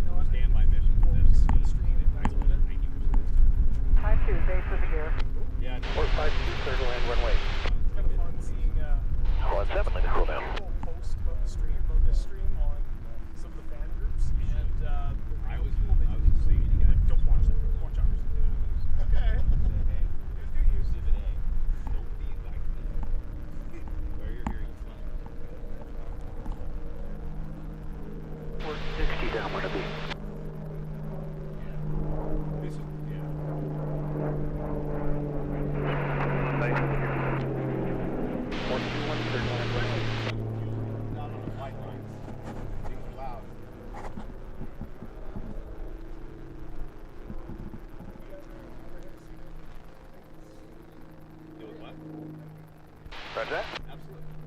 Yeah, hydrazine is really only on certain aircraft, like F-16s. Right. It's called the EPU, the emergency power unit. Okay. So you're trying to, you know. Port 60 base secure. Port 60, line runway. Hydrazine, we were always told as firefighters, you know, with that, when 16s are coming in, stuff like that, that there's a sensor on the bottom of one of the wings that shows you if they've activated the EPU. 17, downwind to B. It was always, the word was, if you smell it, you're dead. So, you got to be very cognizant of whether he's activated that EPU, you know, if he's inbound with the only reason we're even there is because he had an emergency. Now, what's the nature of the emergency? Roger. Failure? You know, is it whatever? Is it electrical issues? Is it, or is it gas? That's all the need. Okay, so we should see any moment now these F-15s taking off. They're just sitting there waiting. Hope they've got good air conditioning because they're kind of in a bubble canopy. Yeah, hydrazines. What makes you ask? 17 69 side. We haven't heard anything from him either. Does he refuel hydrazine?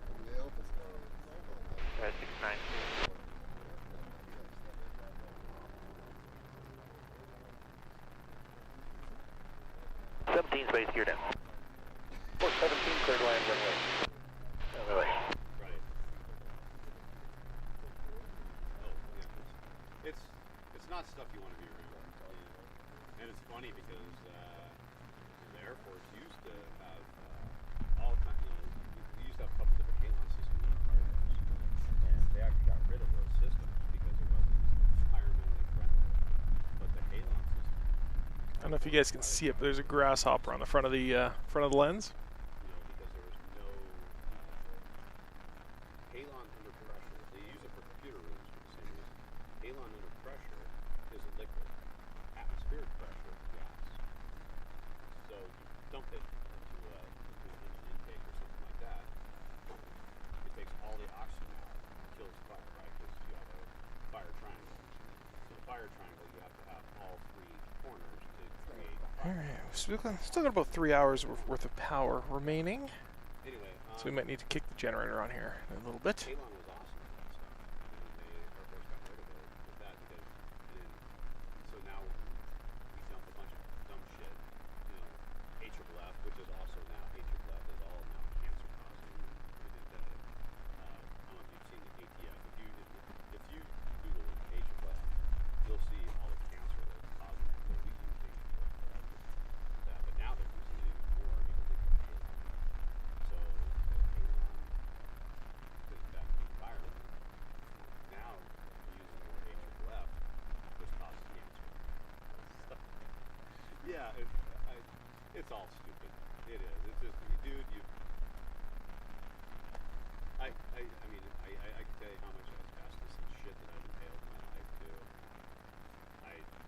You're gonna live or die, depending on God. Yeah, God's gonna do it. What's that? Is that what? Oh, yeah, no, well, it was at one point. I jacked up my knee and killed all the lymph nodes. So that's part of your immune system. Right? So that's part of your lymphatic system. So I have to pull that out of that. And so it can be picked up here. And that's also why this you got a bunch of competition.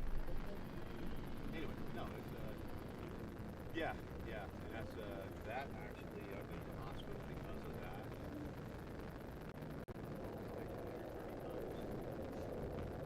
Oh, yeah, because there's no immune system.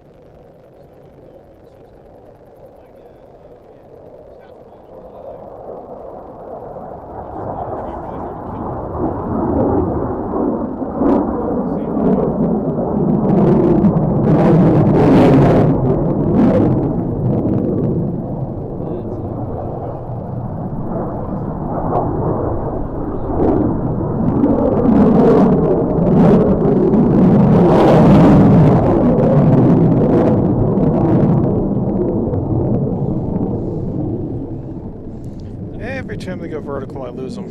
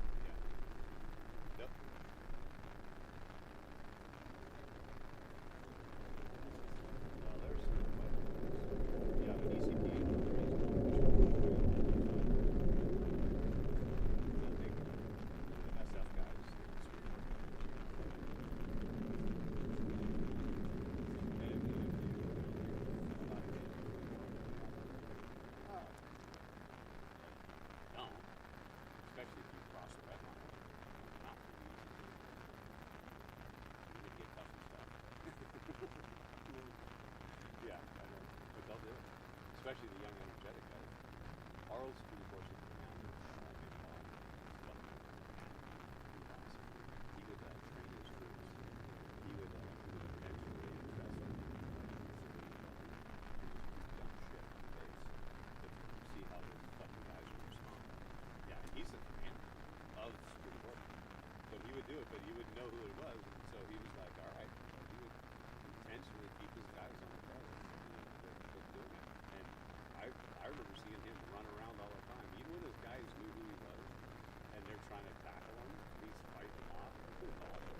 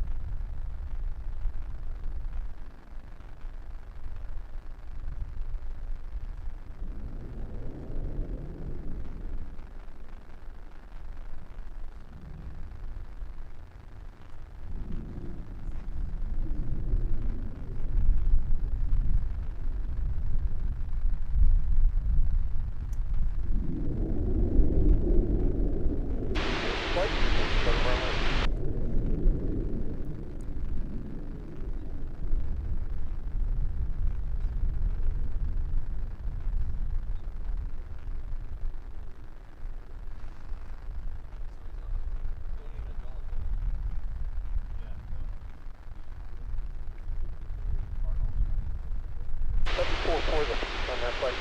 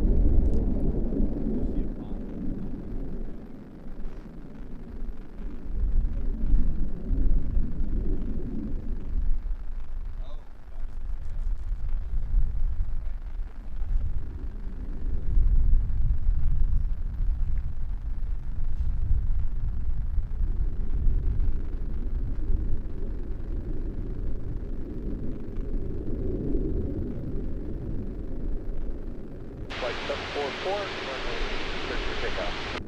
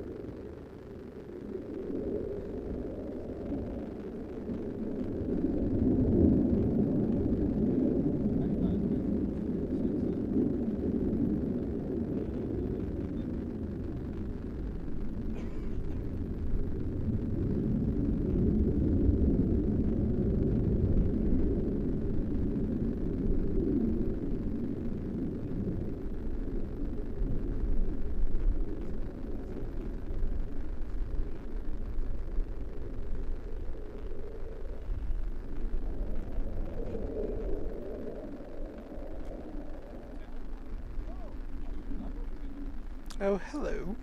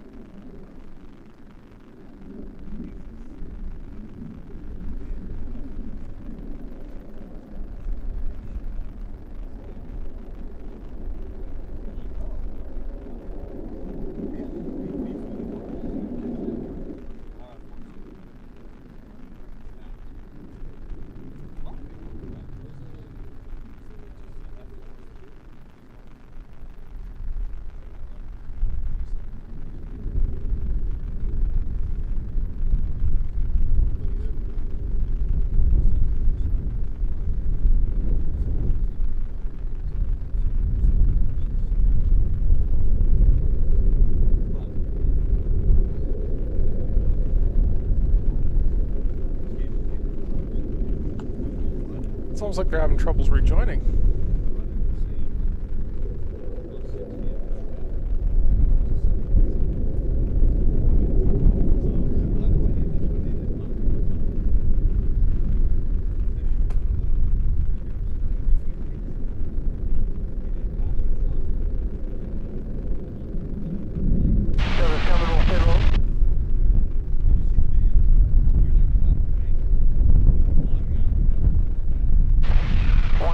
We're going under. And I'm going to follow.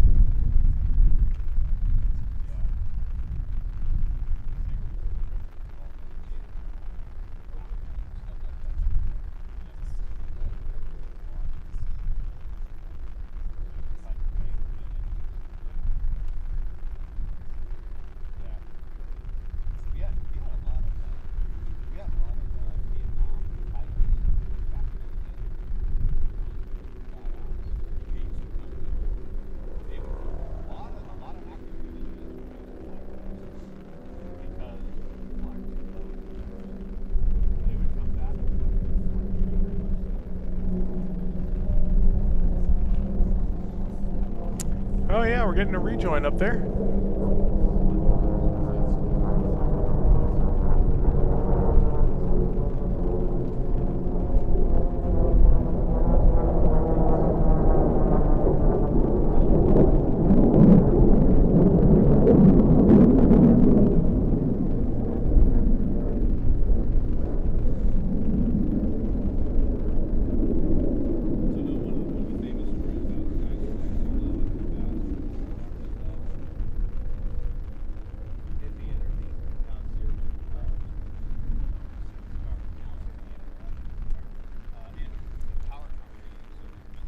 All right, so we have ourselves a sport heat coming up.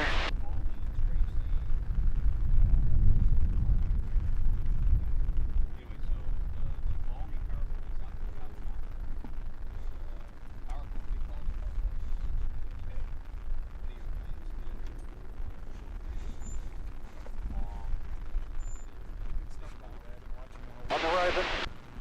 Oh, thank you.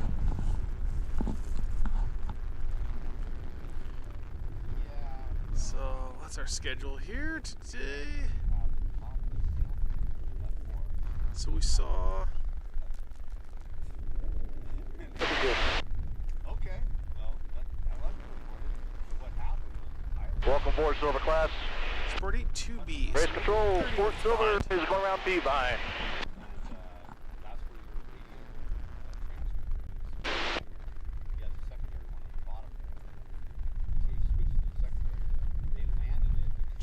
B at the leaderboard.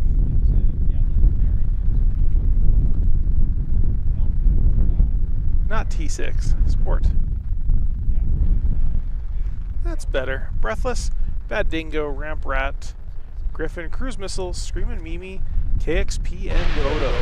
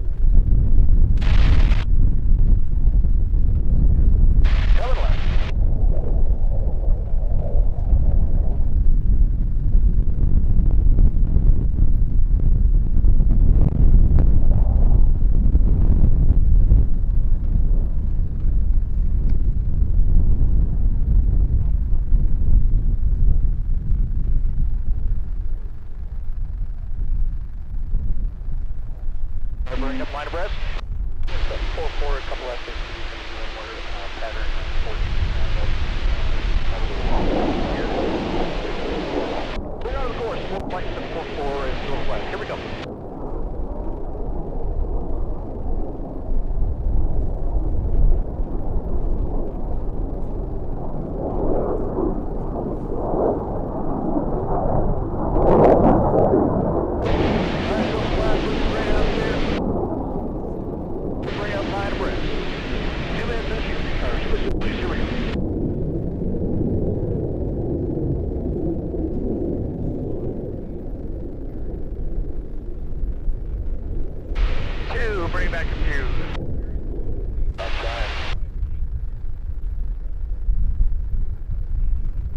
I got 209 on the speed. Speed showing 220 right now. Accelerating.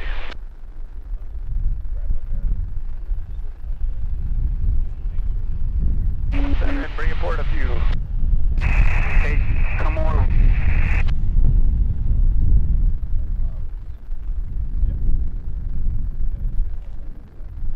What's your gear, guys? 4-5, bring it forward. Gentlemen, you have a race.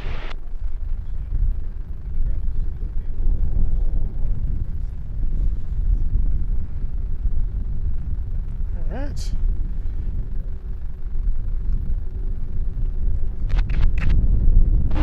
But F-15's on left base runway 14, be advised. 5 got him in sight, straight line, up inside the light. 15's gonna go around.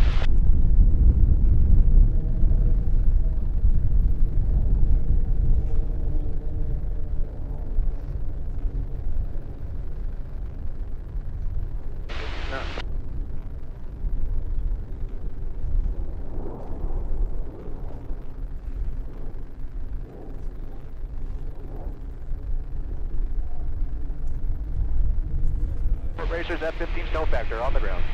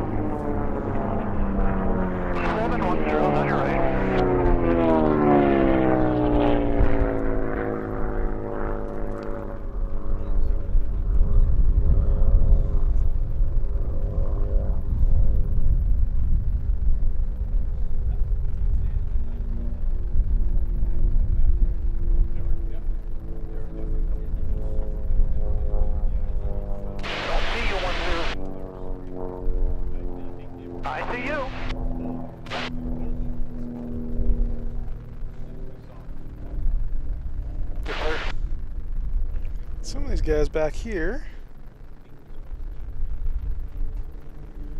it's a little bit of a battle here.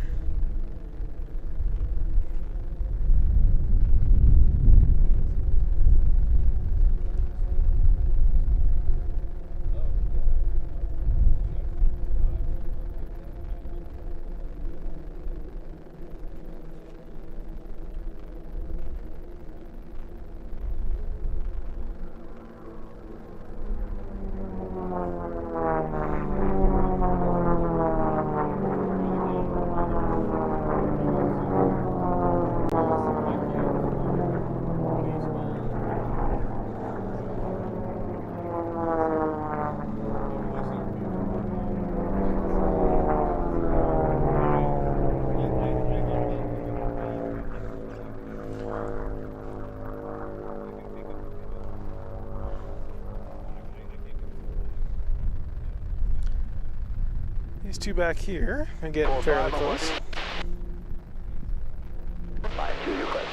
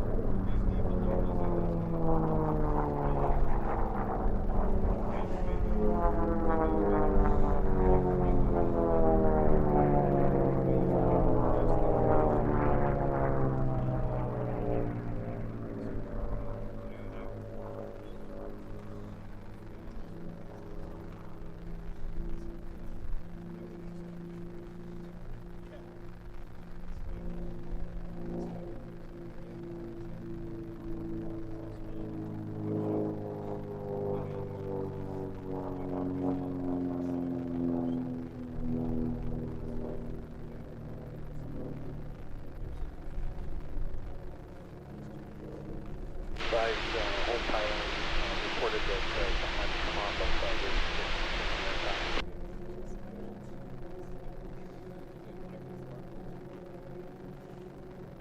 Something fall off the plane, quick.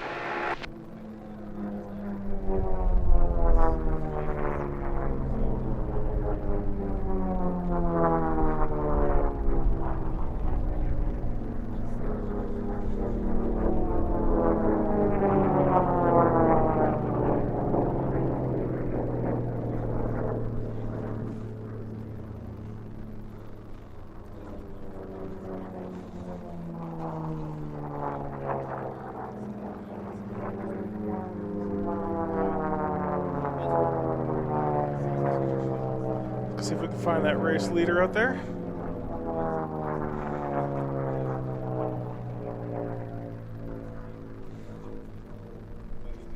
One zero, Mayday. Wind 100 at 8.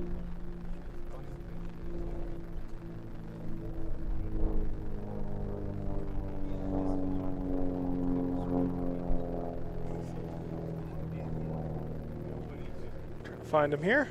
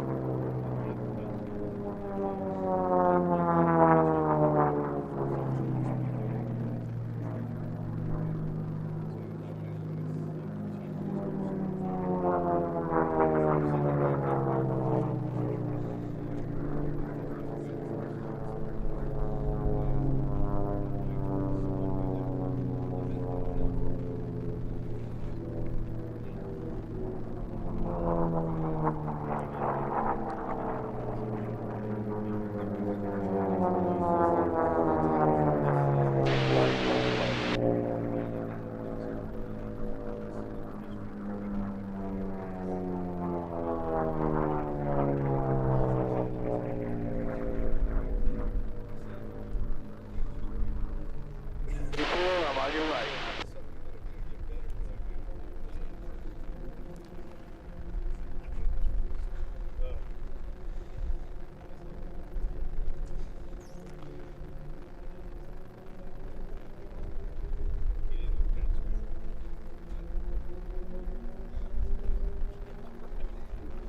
A little battle there.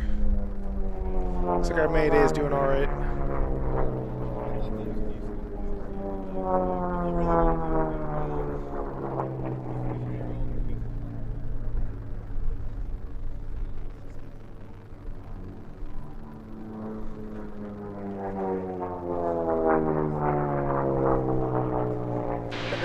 Checkered flag.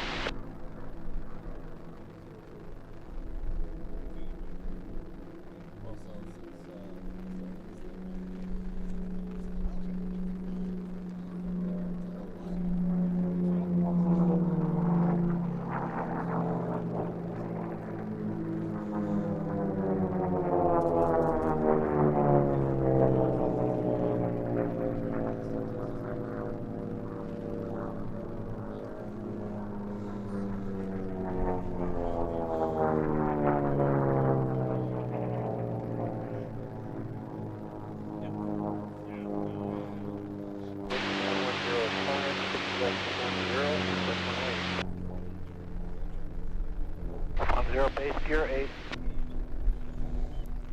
410, clear to land runway.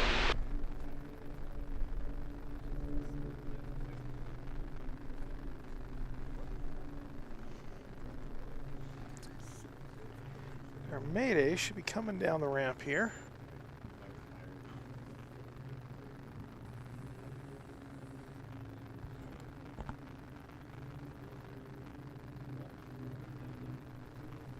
There he is.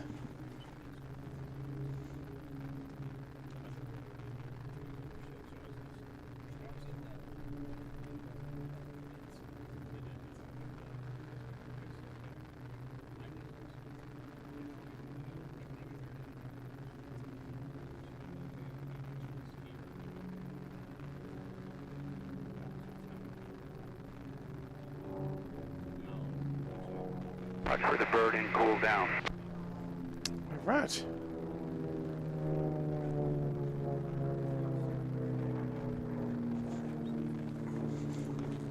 Good clean race. Plane was competitive to the unlimited class. Yeah, it's well, several years ago they made a racer called Pond Racer that was pretty competitive. But I think it was using 2 Merlin engines. It wasn't really that modern. Although it was pretty modern otherwise. Port 5 out of Cooldown, home pylon. Okay, so we should be expecting to see the A-10 Warthog any moment now. Port 6 out of Cooldown at home.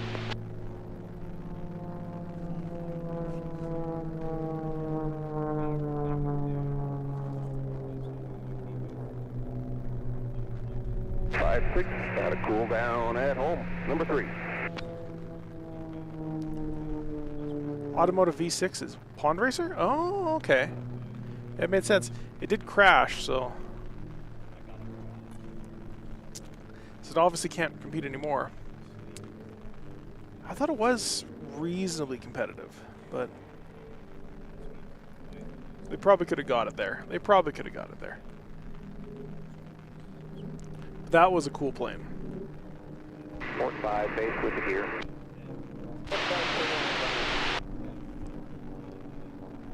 Port 7 leaving Cooldown, past home.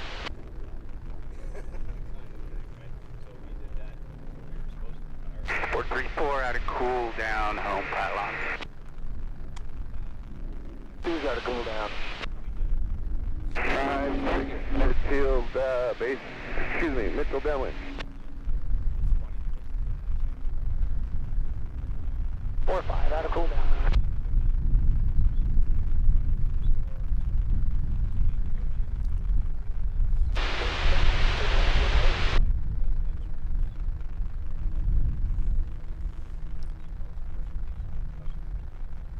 Port 2 down one to beat. Port 7 down one to beat.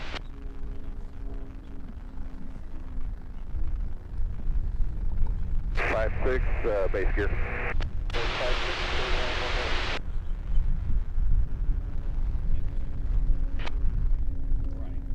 Silver pace out of Cooldown, runway 8 behind 45. 2 down one to beat. Alright, then after the A-10, where T6 is heat 2B. Downwind B.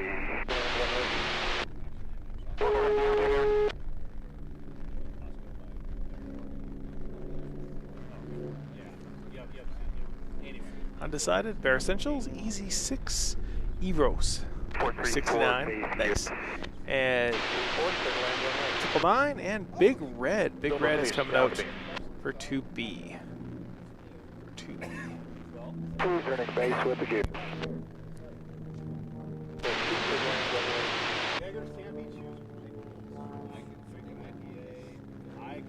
Alright, unofficial results for 2C of the T6 class.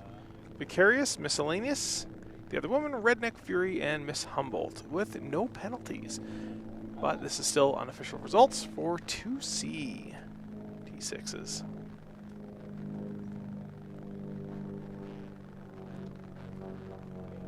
Sport 2C.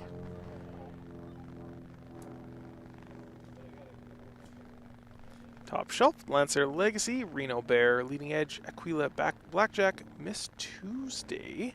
And then coming in hot was a DNF. That's Pete Sakagnino.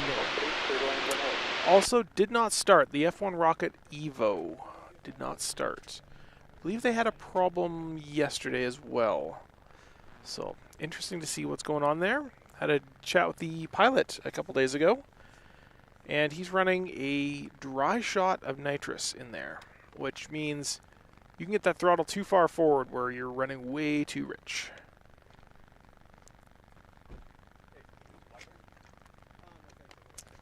Which, not the best. Not the best if you're trying to make a reliable flight.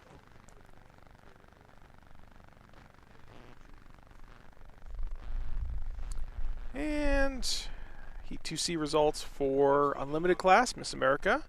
coming in first with a significant lead, literally over a minute lead over Sweet and Lovely. I think we talked about that before. Spam Cam, Pretty Polly, Lady Joe, Man of War, and Did Not Start a Bunny. I think we talked about that earlier, but they updated that in some way.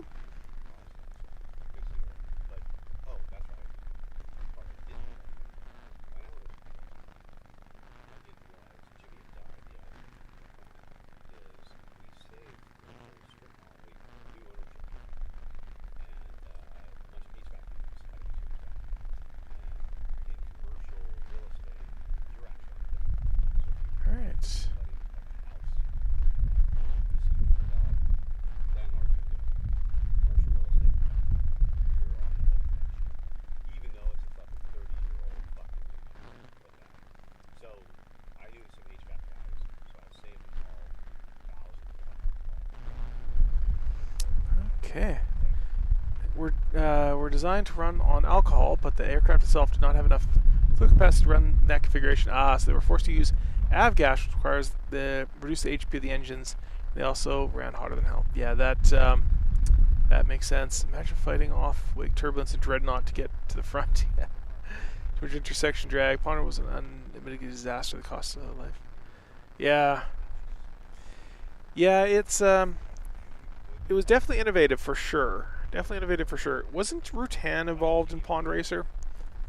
Rutan's designs are always weird, but they can be very, very successful too. Like the Long Easy, very successful plane.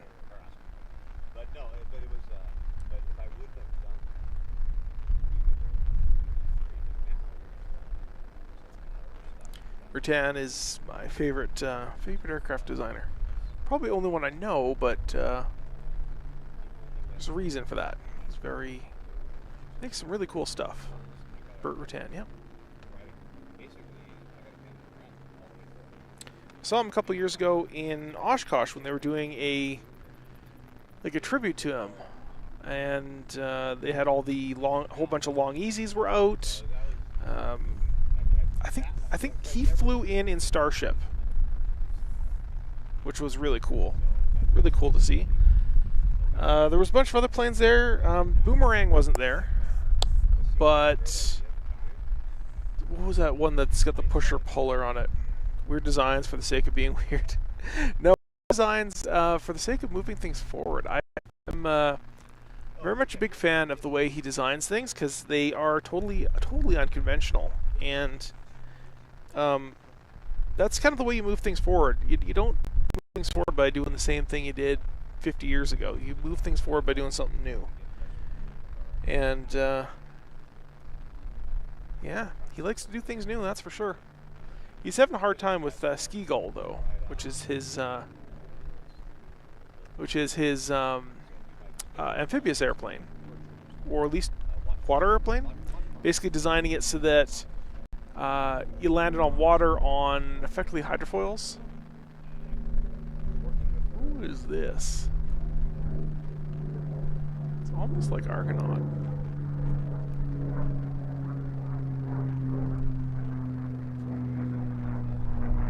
Oh. Yep.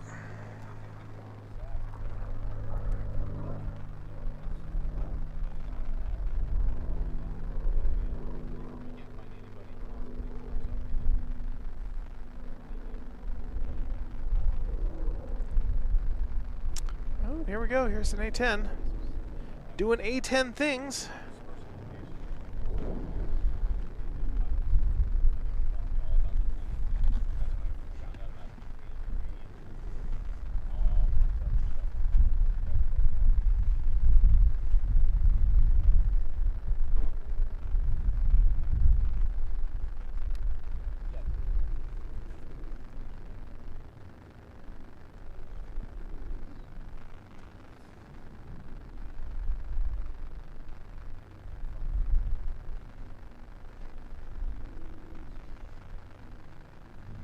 Can't even see him with my bare eyes.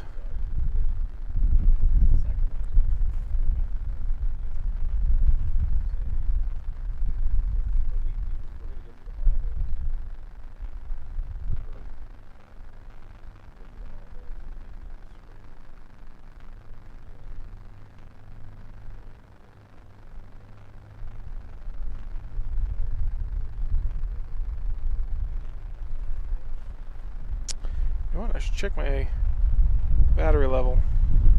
30%. About 2 hours remaining.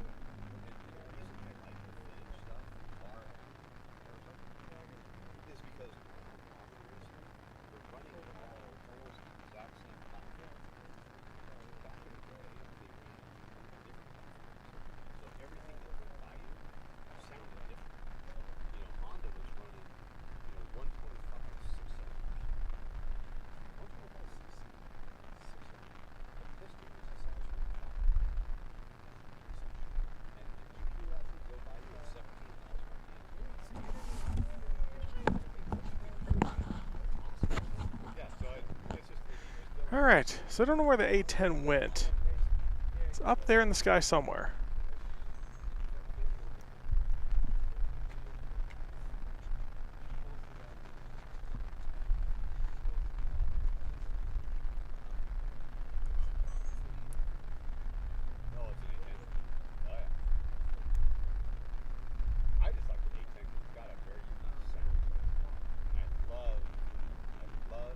Oh, there it is.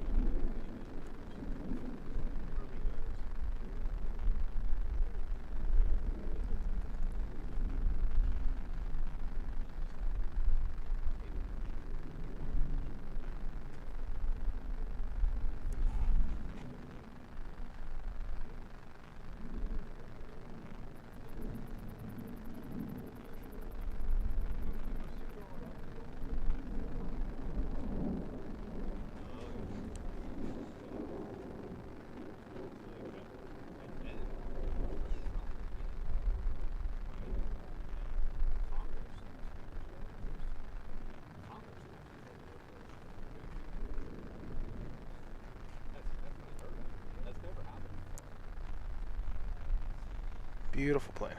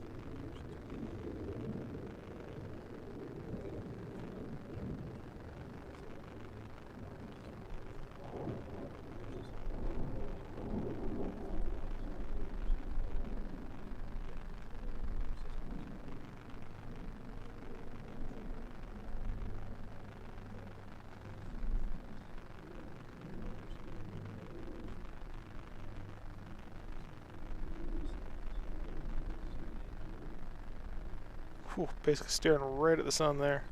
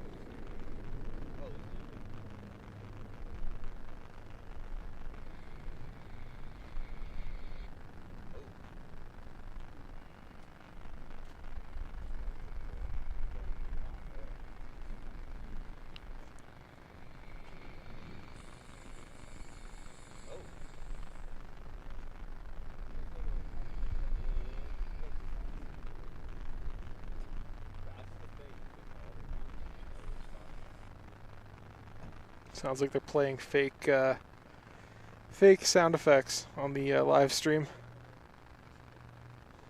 The Reno live stream.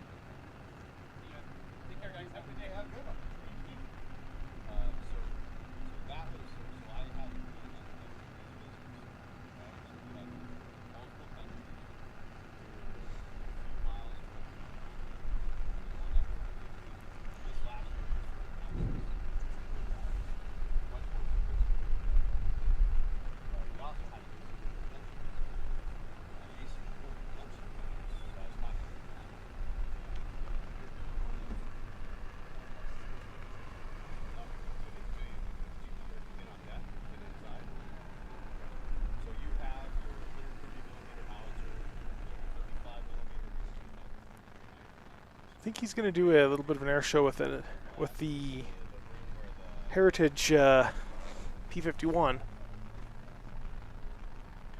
Yeah, fake burrs, exactly.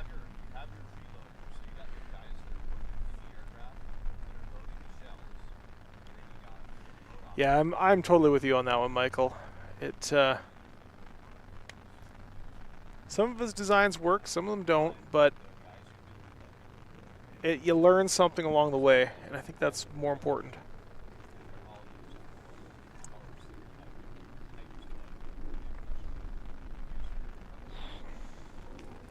There's that A-10.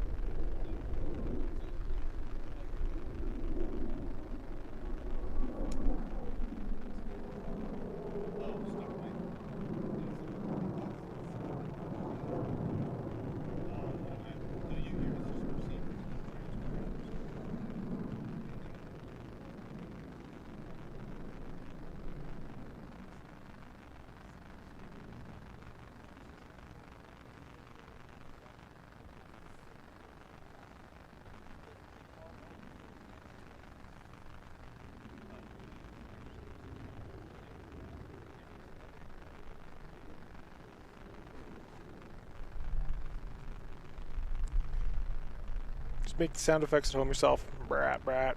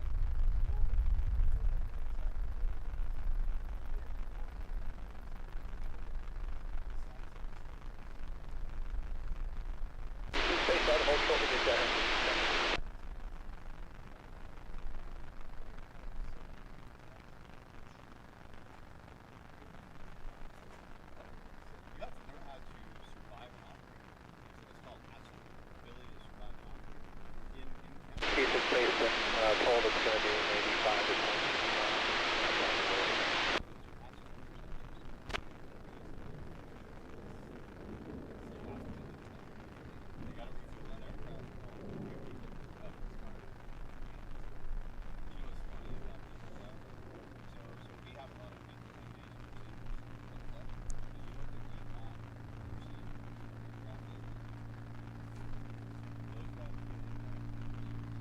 Today on Plane Spotting Airliners.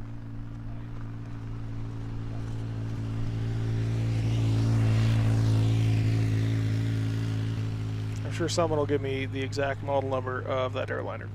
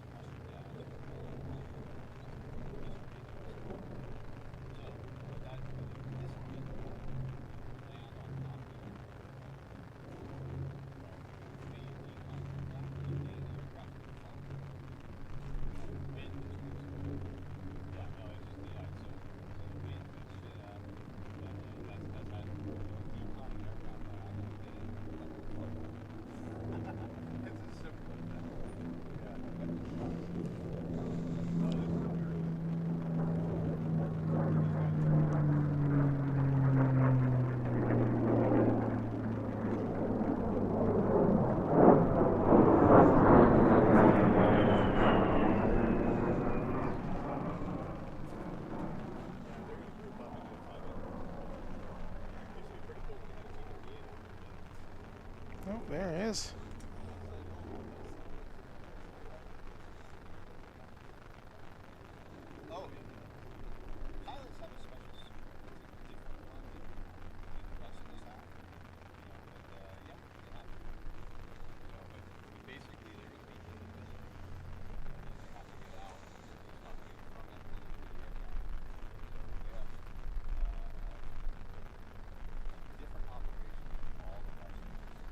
All the rest of us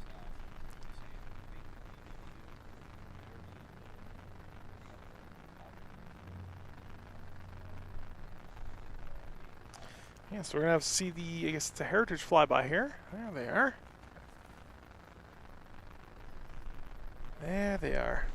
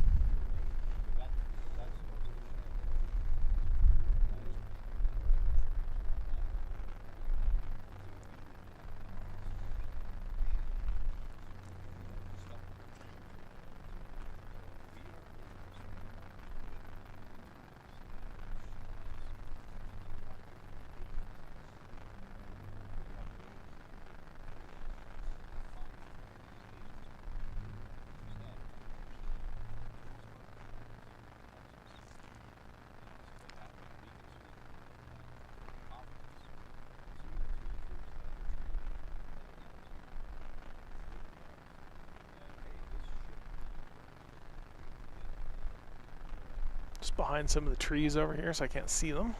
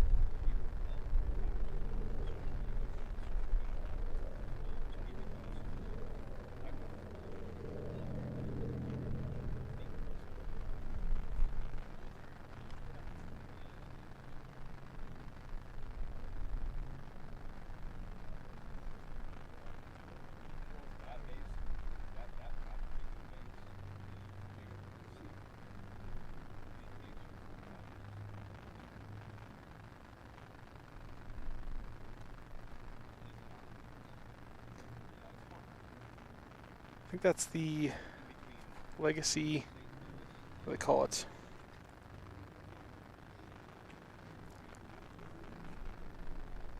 Is that the Thunderbird? Hard to say. Doesn't look like it though.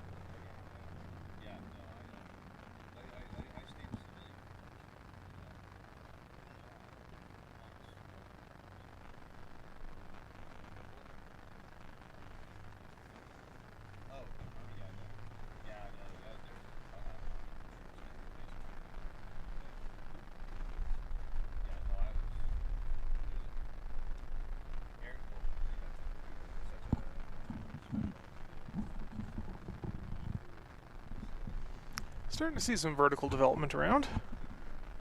Nothing to the north or the west, but east, southeast, lots of stuff down there. Can't see those guys though.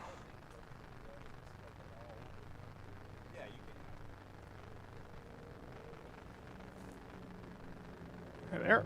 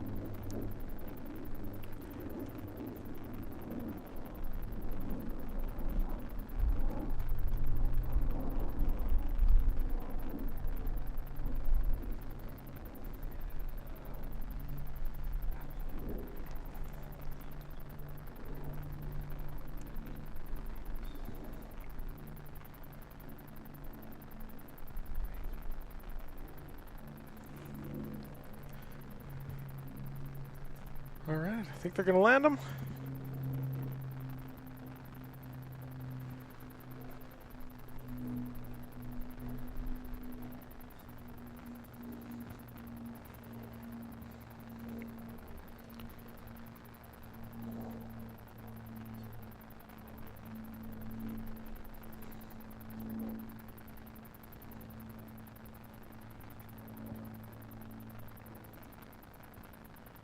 Somewhere around there.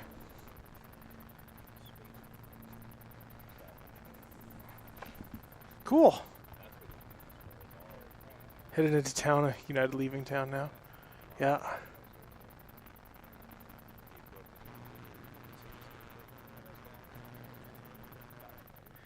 All right, so.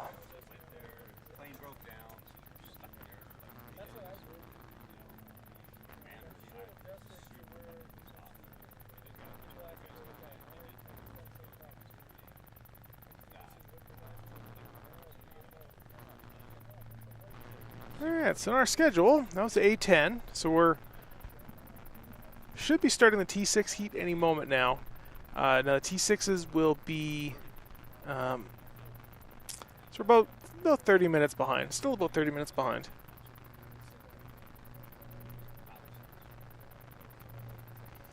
And stick around, because later on, in about 2 hours now, we're going to have the Unlimited Heat 2A, which means we're going to see Bardol Special. We're going to see 942 or 924. I can never remember which it is. And Argonaut as well. So all three of those planes coming in. T6 Heat 2B. So let's check our leaderboard. Heat 2B.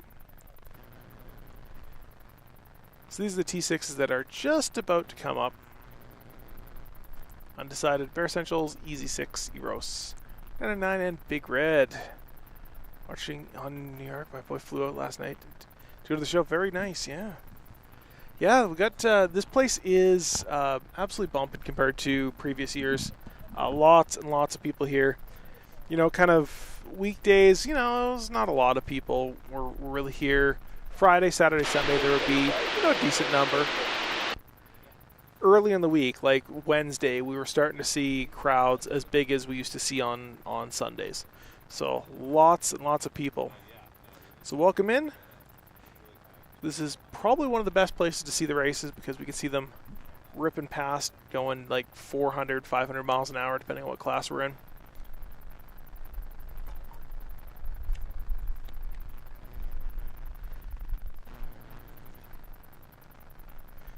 Didn't even know there was going. He was going in so last night when he's at the airport. Nice. Yep. He knows what he wants. He wants to see air races. I like it.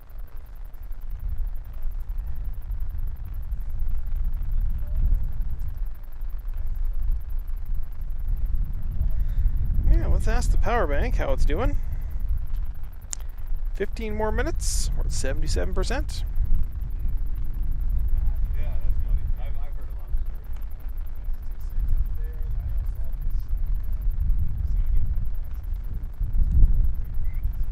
I see T6 is moving.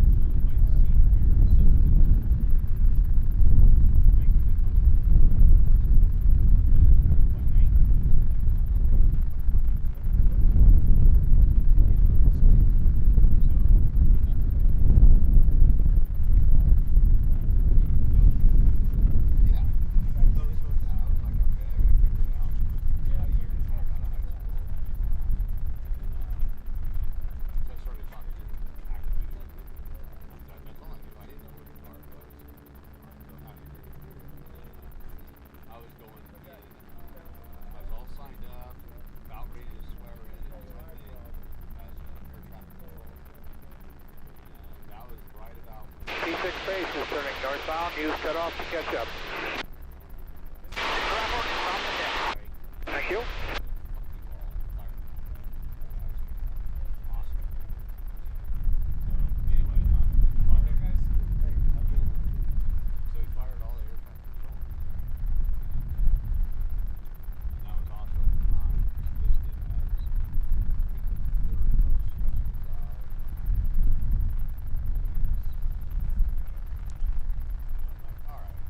Alright, so T6s are now forming up. T6 racers, check gear up, check flex up. Is it hot here? It is. It's about 27 degrees, which I don't know what that is in Fahrenheit, but it's 27 degrees science.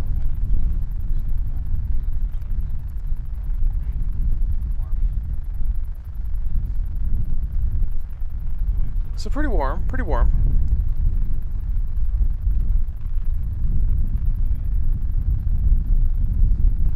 T6 racers, check fuel on proper tank. Yeah, it's really thick from Thursdays on, plus the pole line road, yeah. Party City, Joyce Wildtime, Plains, yeah. Once again, use cutoffs to stay on the inside. Yeah, the world has turned into a bubble wrap place, which, of course, you know, people want to say, oh, well, it's a bunch of other things. Well, you know what, one of the things that gets people around is the danger of it. There's a reason that rally races have hundreds of people lining the roads literally less than a meter away from a car, you know, doing 150 miles an hour down a dirt road. It's people like that danger. People like it. Yeah, if it's not for you, then don't go to it. If it's for you, then watch it. Have fun.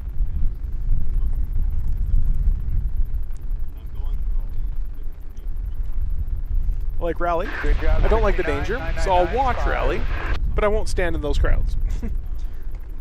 It's a very simple compromise. It ain't rocket science. Some danger is exciting, exactly.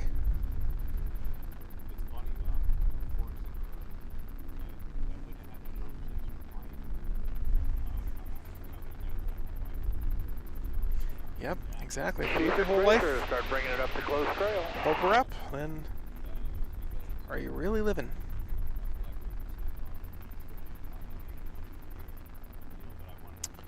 So we only have 2 more days of racing. Tomorrow and Sunday. Saturday and Sunday.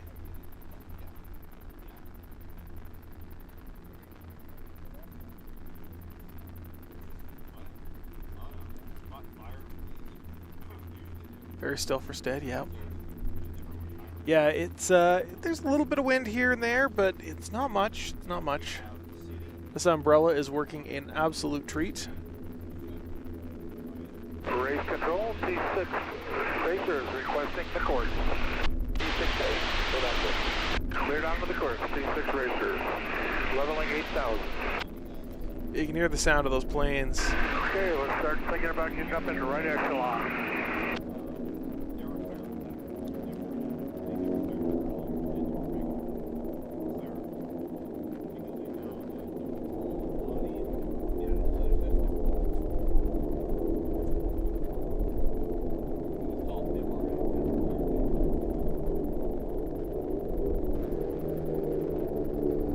To be or not to be? I never got there. I actually turned down a job for the fire. There's our lower third coming up. T6 Heat 2B. Good job, T6 Racers, bringing her up 388 and 2.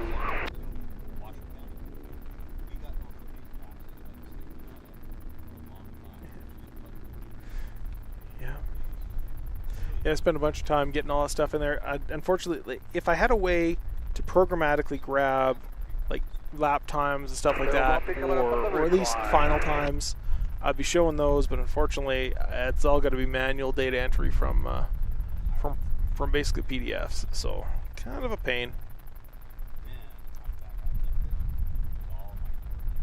Planes, yep, lots of planes.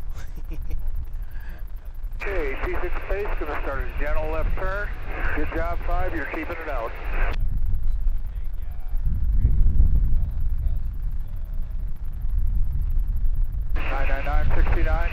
We got a big hole for you. Yep, I gotcha. Bringing it up 5 if you can. I was warned about those things. Start setting up 4. I haven't seen one yet. Line abreast. I guess I have. I saw one halfway across the other side of the course. 388, bring her forward as if they can, 5. I said when it hits you, then you'll know about it. You'll know.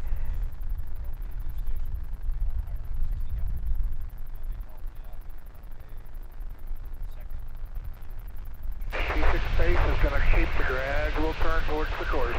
Good job, 5. Alright, so let us get this guy off, and let's go see if we can find those airplanes.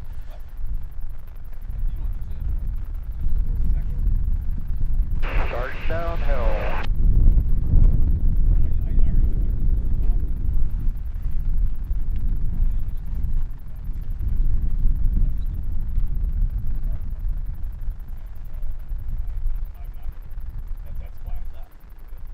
Settle down, guys.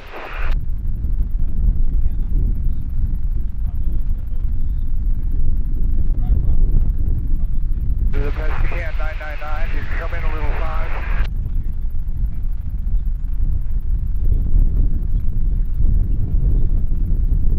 The 2023 Reno T6 Racers are inbound for the course.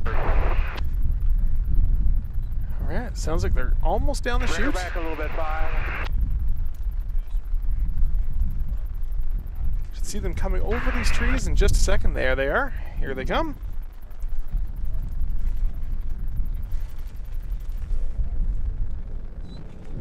Good job, 999. Bring her up to power a little. Watch your space, Miles. Gentlemen, you are released to the course.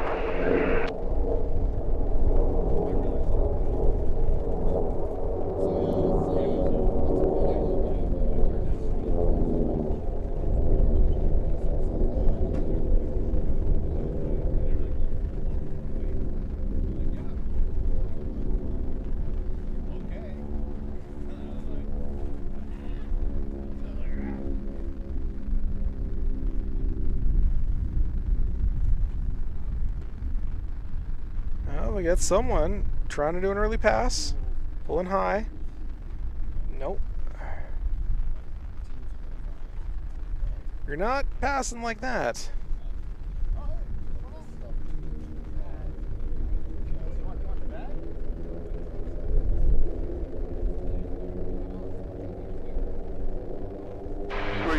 Five on your right. Greetings.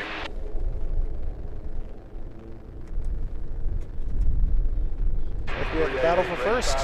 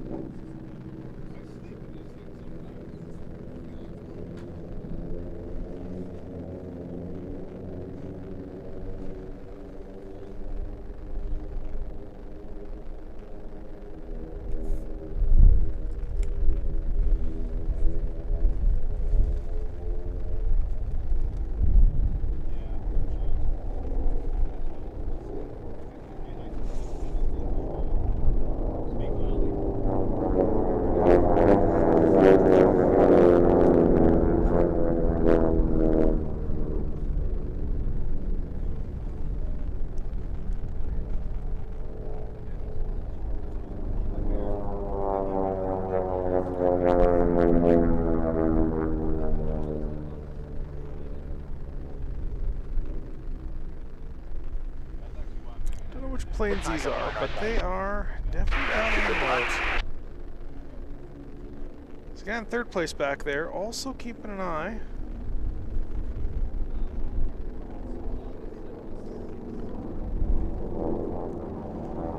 guy back here in third place also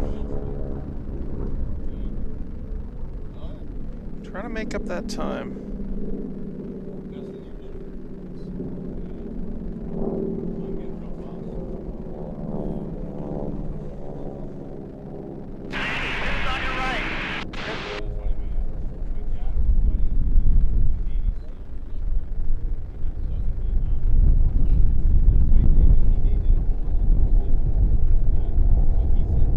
Feels like he's getting closer. He's catching him for sure.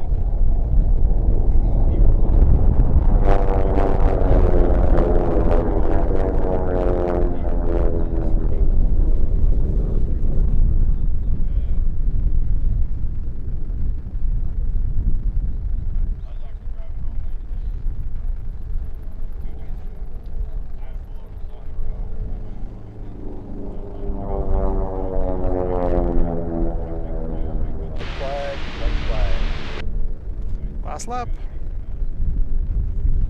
Yes, this is his last chance to get around him.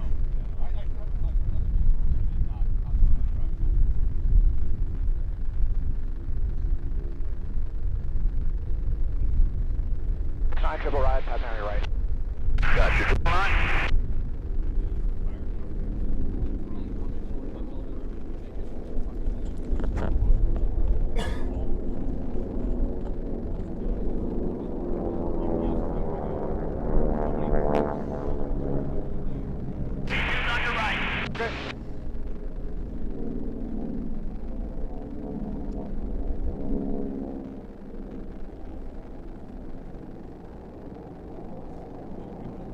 Oh man.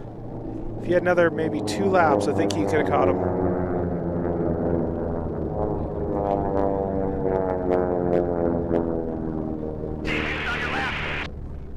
See ya.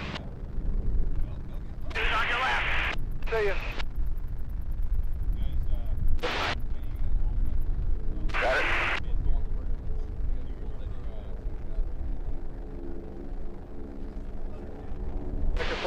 Check your flag, runway 8.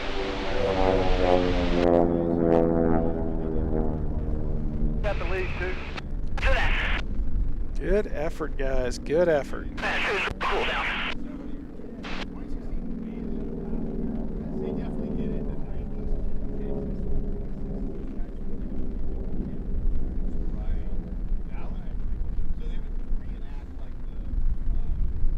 Behind right side. And they would set up all kinds of 3-8's going to cooldown. 2 more cooldown. 690 at 999.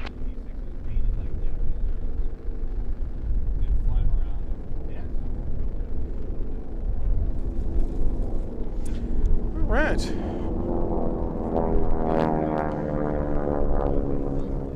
Let's see what we got next.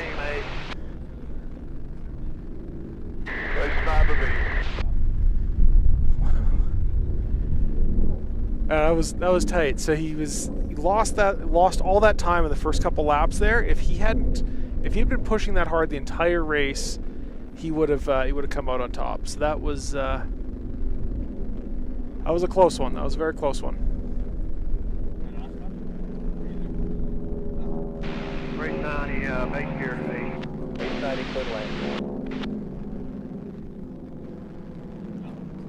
Race 5, base gear. Race 500, clear lane. All right, so we have some F-18s coming up.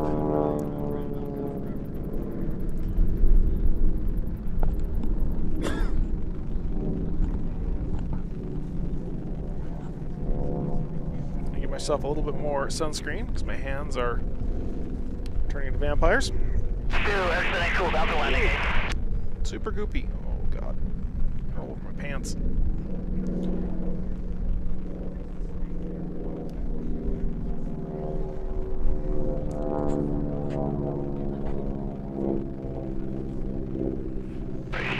Downwind of me. Race 2, Roger.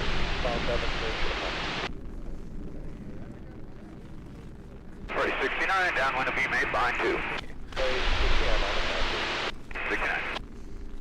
999 behind 69, downwind of beam 28.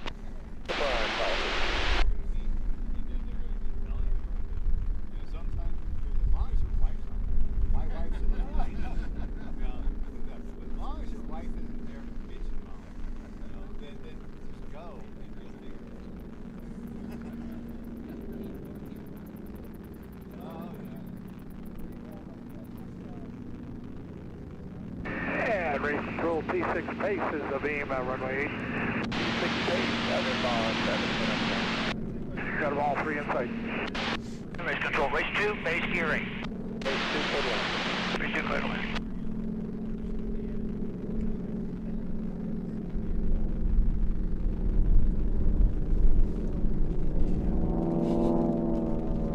Base Control, race 69, left base with gear 8. 69. Open 9, left base with gear 08. Open 9, clear to land.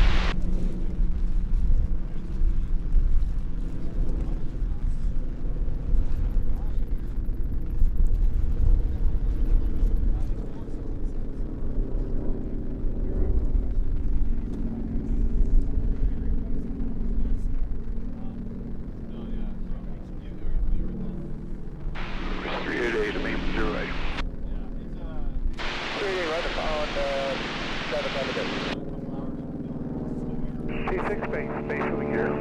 T6 base, clear to land. Clear to land. 169 and 9 on that. 9 fine, 69. Grapple is base to gear.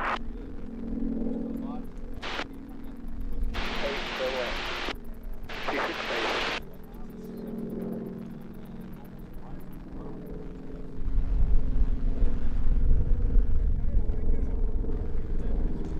Alright, so let's check some of our, we already talked about Sport 2C. Yeah, we did. Sport 2B.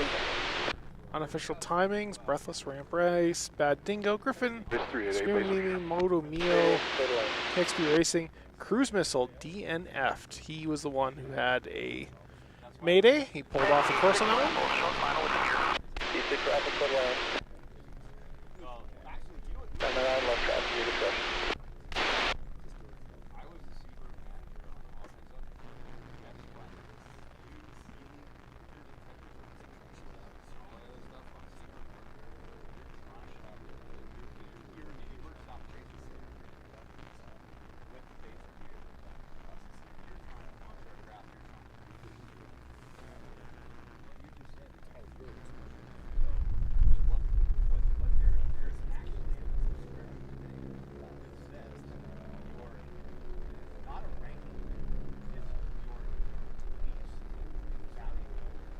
Mine's down when it being 08. Come on, Roger, number 1. Traffic short, 45.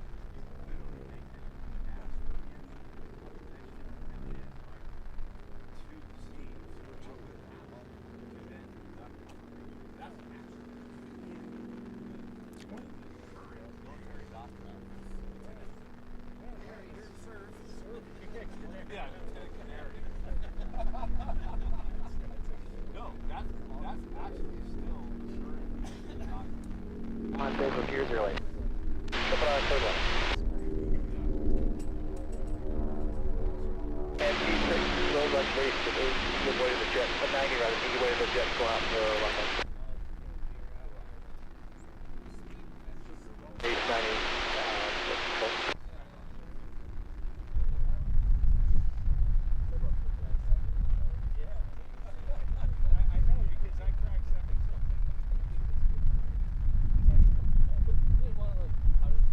That's crazy. I've pushed 6 gigs today. 6 gigs of data. Alright, EcoFlow is at 100%, so I'm going to go shut off the generator.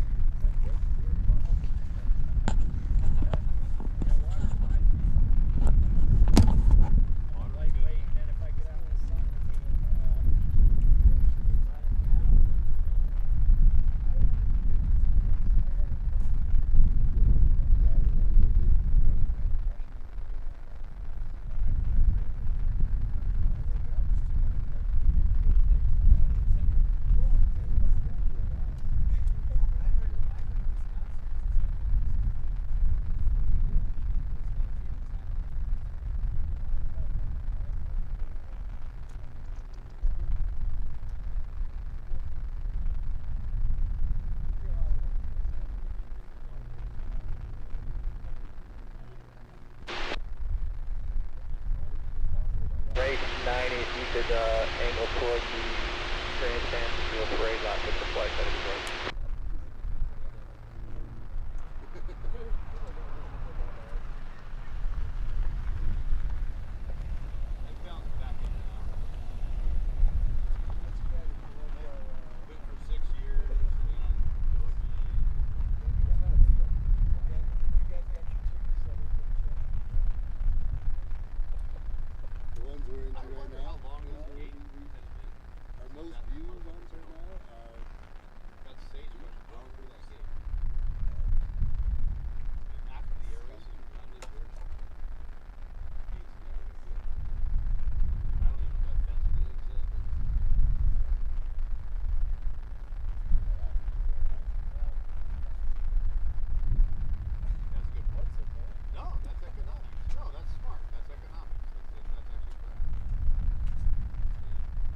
Page 555, runway 8, line of flight.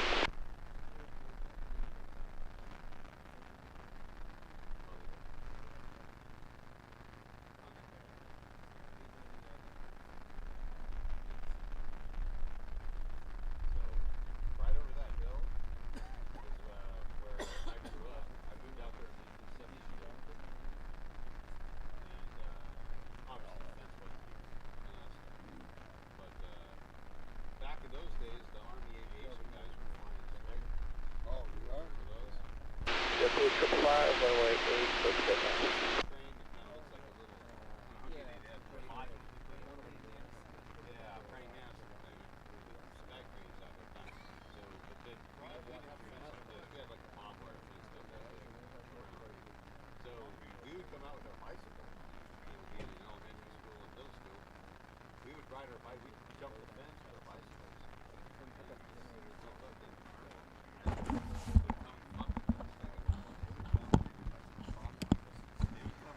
All right.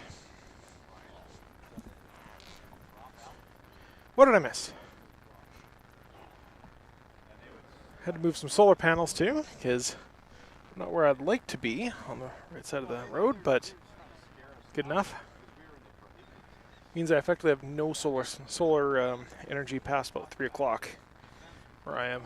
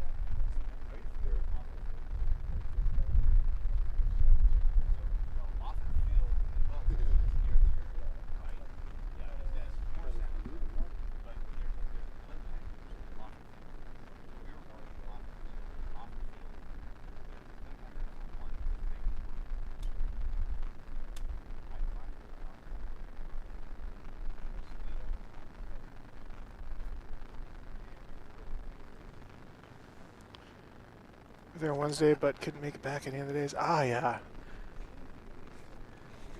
Yeah, sometimes you get busy with other things. I hear an F-18.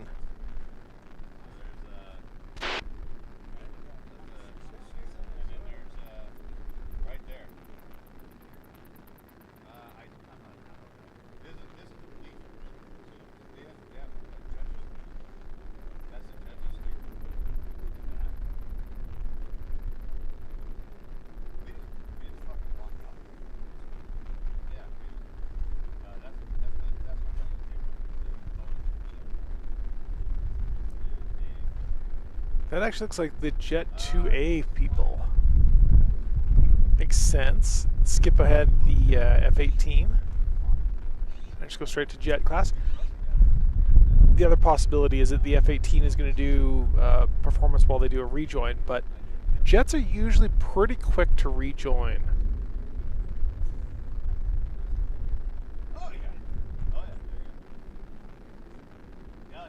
So heat 2A of the jets.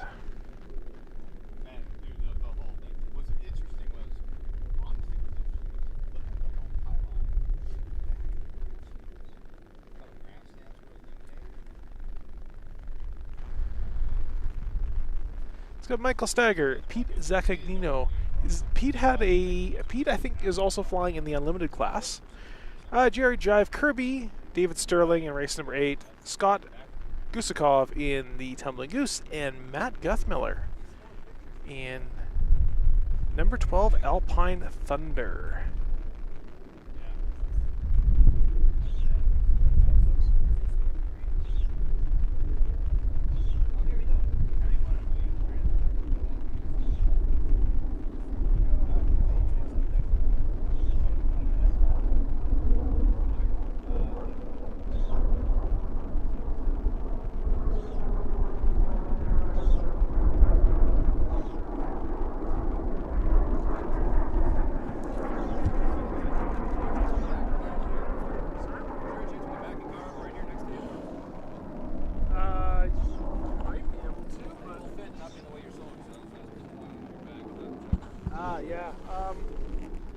Yeah, you can move that bag, yeah. The silver cell, probably, yeah, should be okay. Yeah, should be alright.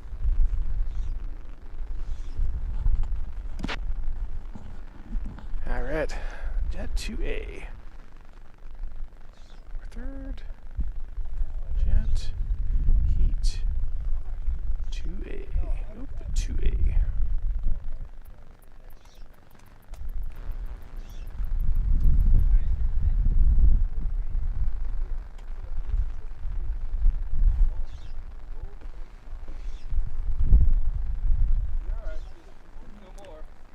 Jet racers, they're level in 7,500, race control, we're 4 minutes from the shoot.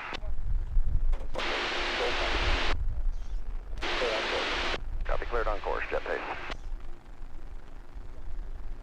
Alright, looks like they are basically ready. 180 accelerating.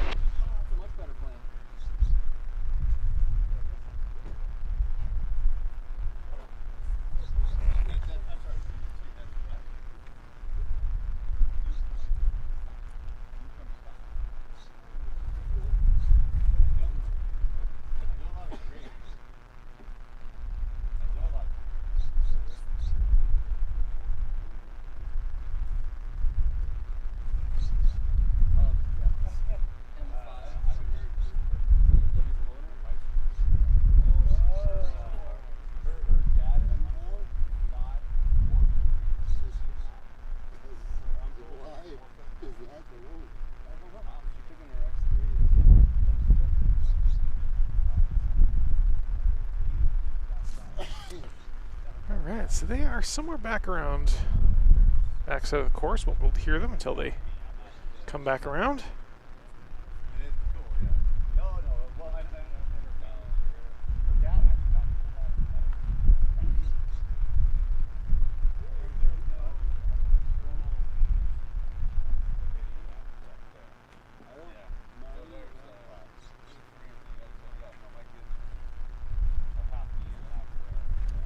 Hello?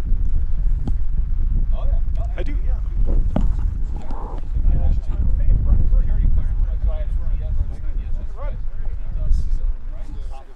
Yeah, it's exactly. It's nice and stereo, so you can actually hear it as they go past, because there's a float even at the peaks. I can always recover it when I'm editing later.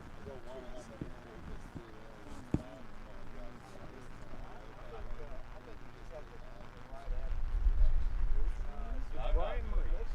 It's a cool souvenir. Absolutely. Hey, 33, moving up on our lineup press.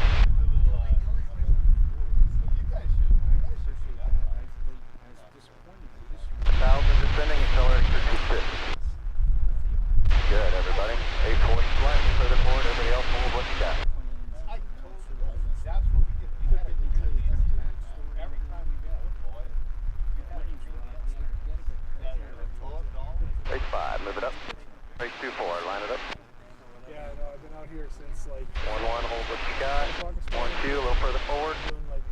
7 hours a day for the past 4 days. Oh, here we go. 2-4, slightly further forward. 1-2, further forward. 1-1, hold there.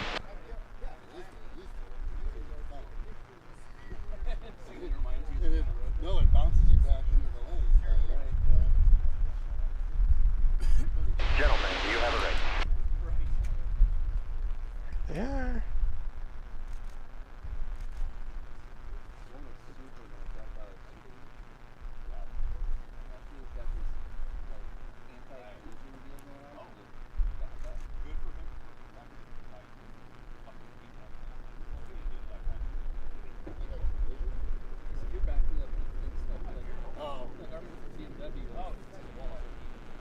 Start, clean start. Have fun. And it's like if it sees a change of front, it's another break.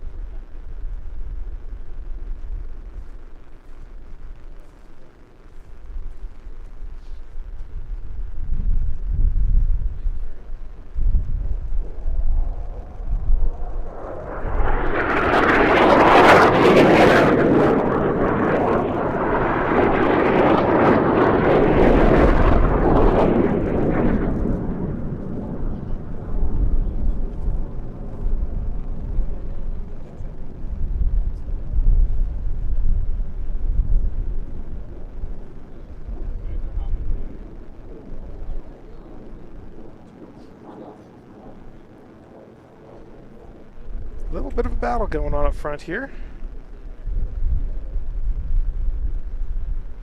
First and second place.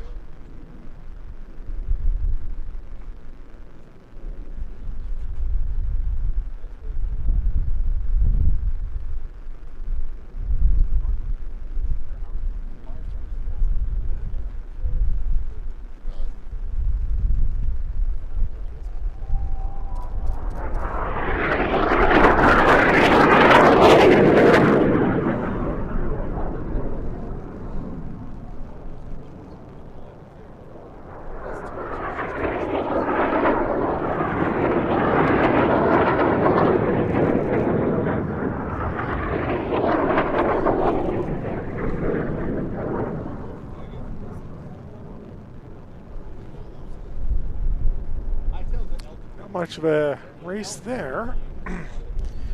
Seems to be just walking away from him. These guys back here.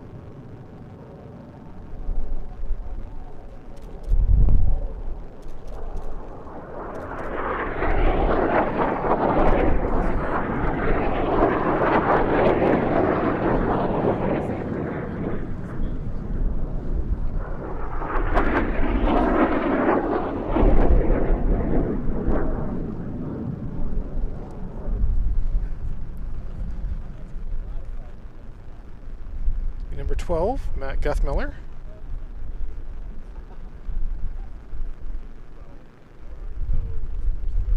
All the way at the back.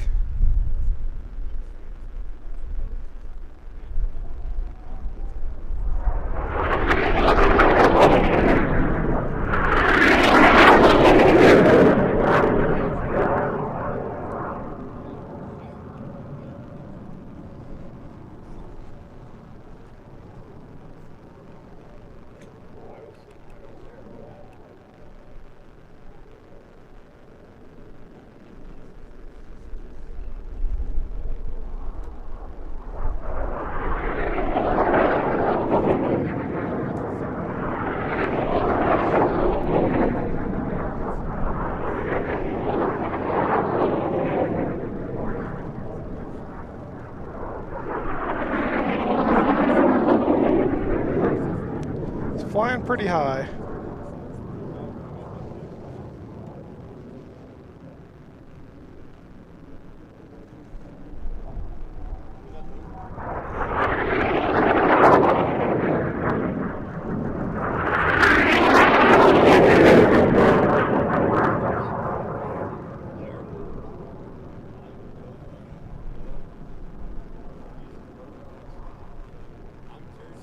white flag.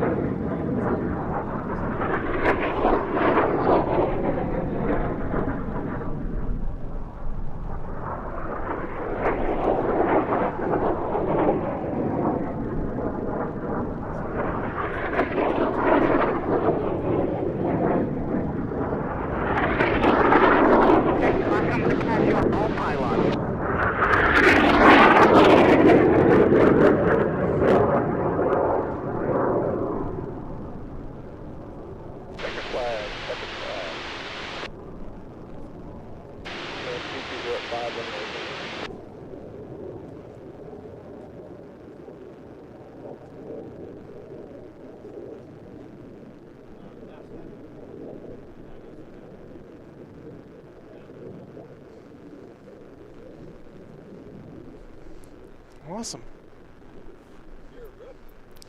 Another highly successful race there.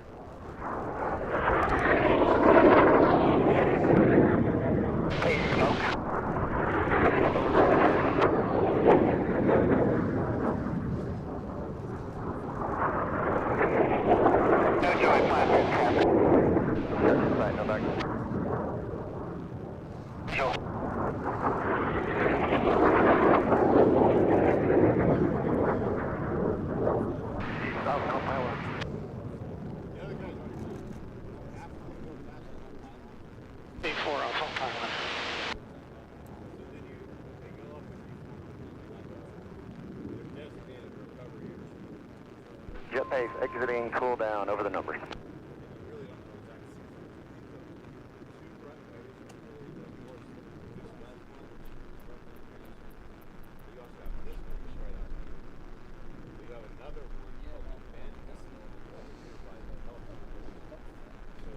You talking to?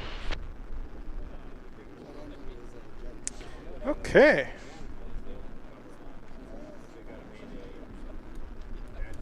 Exiting Cooldown over the numbers. Everybody's cooling down. Jet base down one to beam. Jet base number 1. Did I miss the F-18? The F-18 didn't go. My guess they might have just foregone it because they were already a half hour behind. 24 exiting Cooldown over the numbers. But it's hard to say. So that was Jet Heat 2A that we just saw. Jet base base gear. Jet base to the land.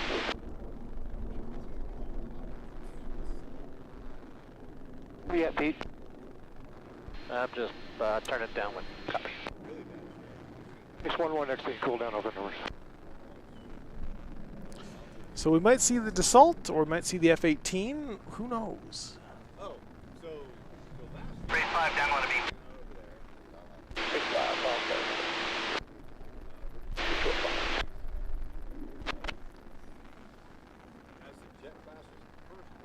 okay. 2-4 down one to beam. Warthog traffic 10 on the down. 364 exiting Cooldown over the numbers. Rain safe, exiting Cooldown numbers also. 9 behind 11. Base 5 base gear. Base 5 to the land. Base 1-1 down with the beam. Base 1-1 cloud traffic 10 on the down.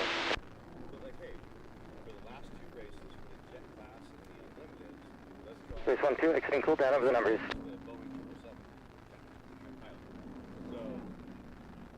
So we went out there to watch the Base 8 is down to beam. Base 6 cloud traffic 10 on the down. we're sitting out there. 2-4 base gear. Base 4 to the land. Base 8-4 down with the beam. Base 4 cloud traffic 10 to the down. Base 1-1 base gear. Base 1-1 to the land.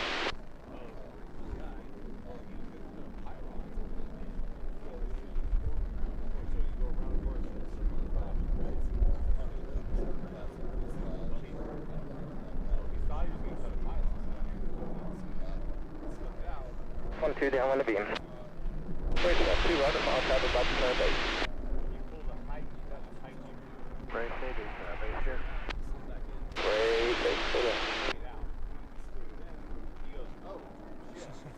Saw a shadow go by. One of the planes. Ray, C4, base gear. Base 4 for that.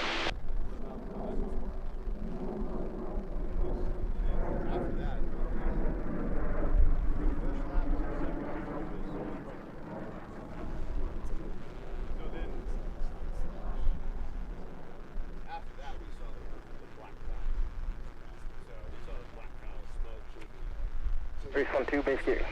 Race 1-2, for that. And he just grayed out. If you look at the video, he just kind of slowly went in. And it was because I watched the interviews. I kind of trolled the whole thing. With that, I kind of trolled the guy as to see what kind of personality he had and all that stuff. He was just he was just an aggressive guy.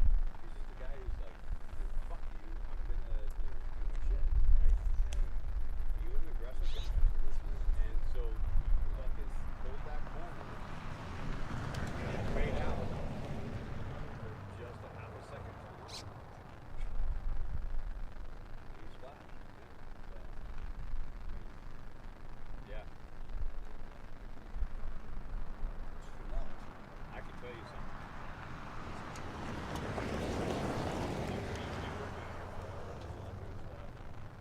My brother's a vintage race car mechanic. He wears a Ferrari shirt, works on Jags, works on some of the most expensive cars he's ever seen. Way more expensive than any of these planes.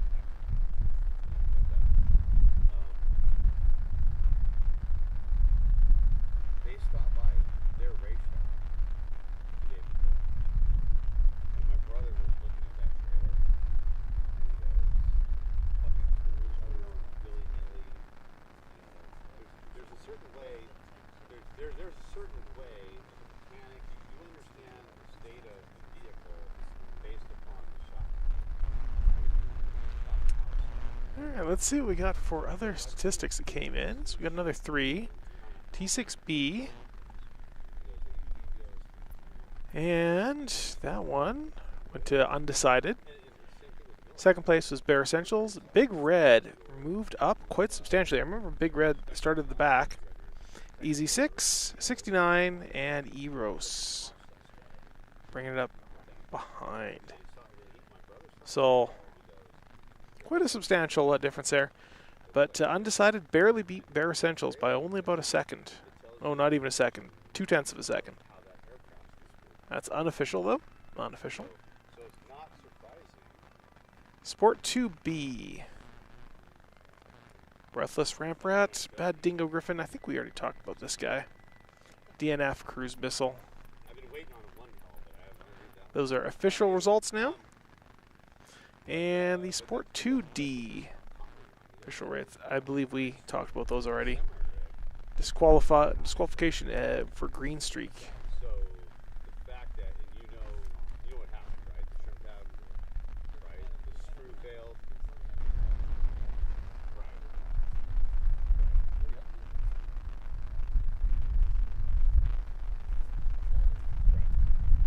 So bottom line, I think Jimmy Leewart's crew killed him. That's how I feel. Oh, right. Yeah, that too.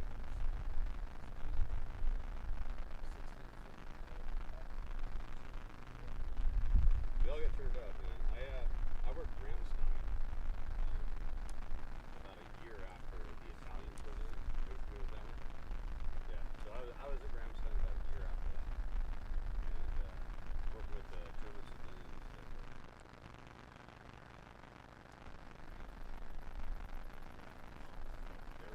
One of the stories was,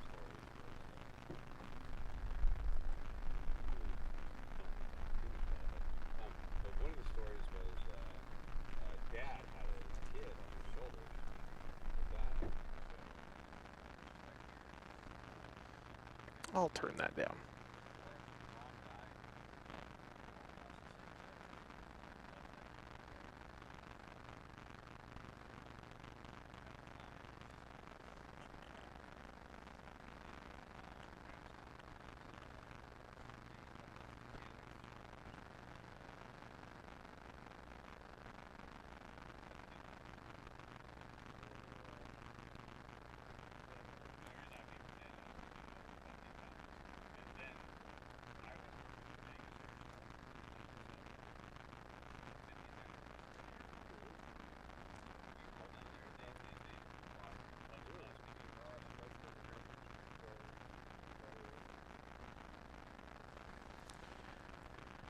Alright, so the Dassault is probably going to be taxiing out there. I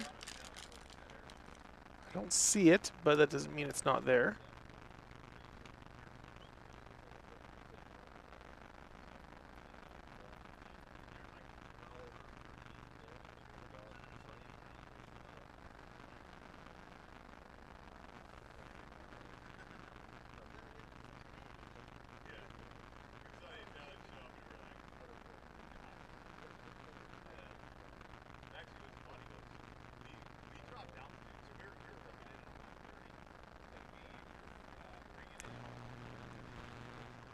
Okay. Well, we got some new results in Heat 2C for sport. It looks like it's all the same. Maybe just different timings. Alright, next up we have Dassault, then we have Sport Heat. You know what, I'm going to show the Sport video. Sport 2A, the big course. I don't know if I showed you guys the big course one yet. The long course is used by the fastest race classes. Jet Class, Unlimited, and Sport Gold compete here for the fastest times. All aircraft perform solo takeoffs and join into a formation behind Peavine Mountain. Once all the planes are in line, the lead plane calls out to the racers, "Gentlemen, you have a race." Then everyone puts their throttle to the stop and dives down towards the guide pylon. The track is the most interesting of the four as it also incorporates a significant elevation change between pylon 2 and 5. It's difficult to see from the stands, but when standing on the hill where pylon 4 sits, it's quite clear how much advantage the extra altitude will give a pilot. The back half of the track around pylon 6 and 7 is the highest speeds you'll see at Reno. It has been dubbed the Valley of Speed for a reason. Overall, the course is just over 8 miles long. Going into 2023, Kurt Brown holds a jet class record at 543 miles an hour, set in 2010. Skip Holm holds the unlimited record at 507 miles an hour, set in 2003 in Dago Red. Jeff Lavelle holds a sport class record at 409 miles an hour, set in 2014, and could be on track to beat that record this year.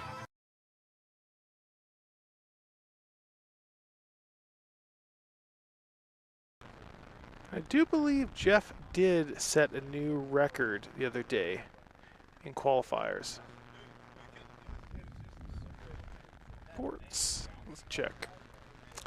Fastest qualifying. See if they updated it. Sport 2023. 410.635. So he is the only person to set a record so far this year. Jeff Lavelle, and he absolutely could set a record for the sport class as well. We are going to be seeing that pairing here very shortly. Lined up ready for takeoff. Of course he did. Yeah, he's fast. That glass air is fast.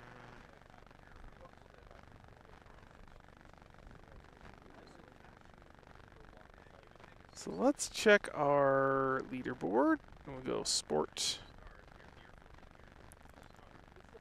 Are we 2A?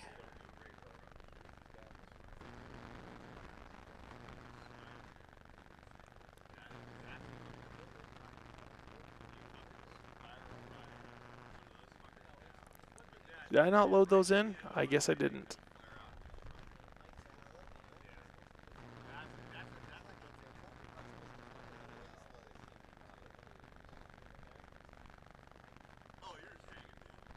I did not.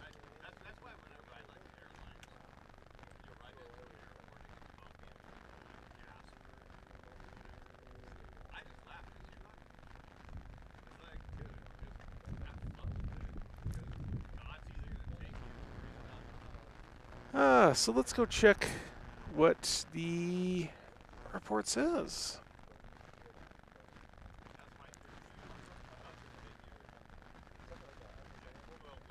Sport 2A.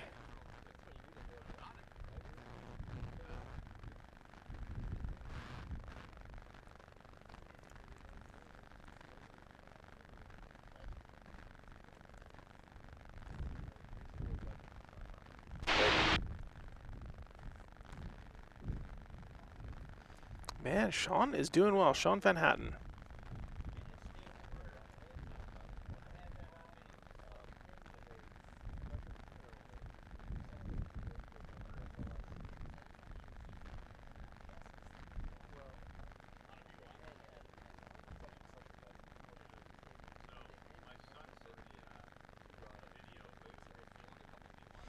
I'm missing one.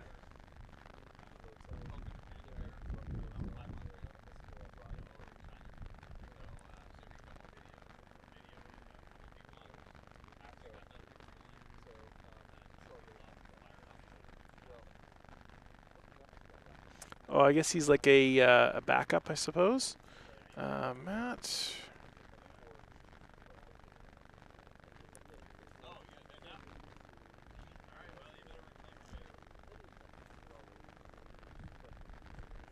All right, so the Class Thunder one, Matthias, he isn't actually flying, but it's going to be Ralph Au from Germany. And they all just took off. So obviously, Jeff and Andy are going to be the two big ones to watch this race. Sean Van Hatten is actually doing really, really well this year, although he's 50 miles an hour off the pace. So, not much of a chance of winning this one. But Vicky Benzing taking up Lucky Girl, Swiss Thunder. We also have the Thunder Mustang is Guardian Angel. There's two Thunder Mustangs in this one, Guardian Angel and Class Thunder 1. So Class Thunder 1's the silver one, Guardian Angel's the red one.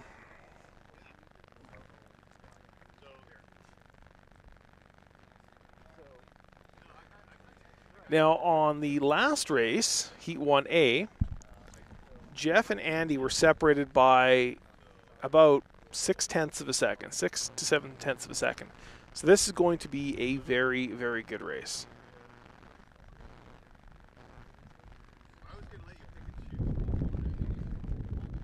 Triple seven, bring it in. Sport 2A.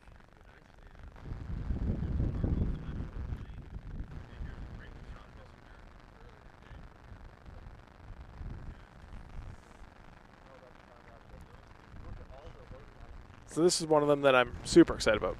Andy versus Jeff.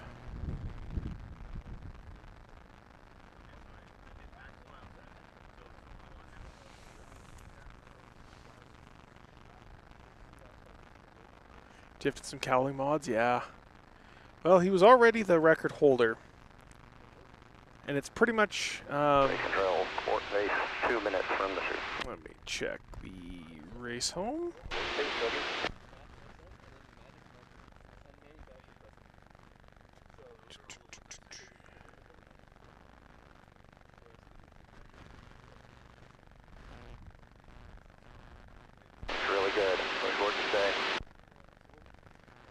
So, 403.227, so they both have to pick up the pace by about 1 mile an hour to go. 7,300, slowly accelerating. Well, Jeff less than 1 mile an hour. He's only, he's like a half a mile an hour, and he will be setting a record as well this year. So, I think Jeff is, in all the races, I think Jeff is the one most suited to set records this year. He's got the fastest plane.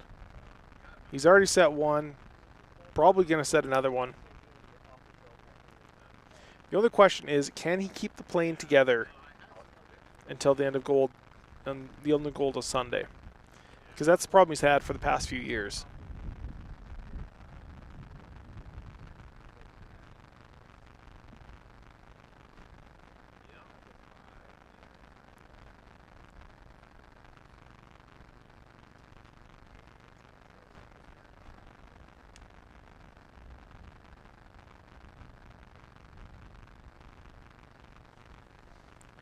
Alright, so let's get some audio up here.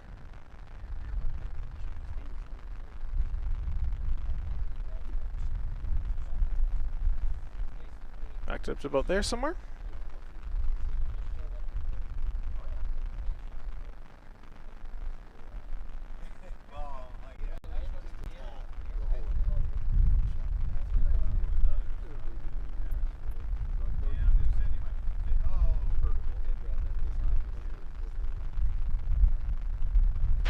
Third onto the course.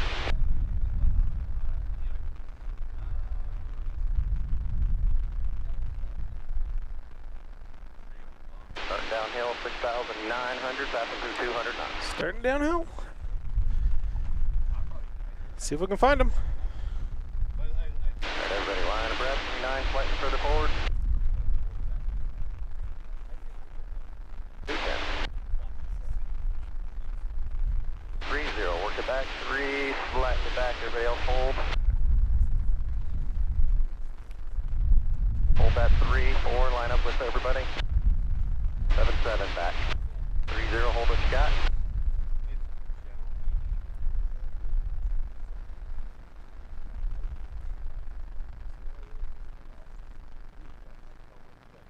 Looking good, 30 looking good, 3 looking good. You can move it further forward, 4 slightly further. Right at 250. Here they are. 0 a little further forward, 3 if you got any. 777, 67, move it up if you got any.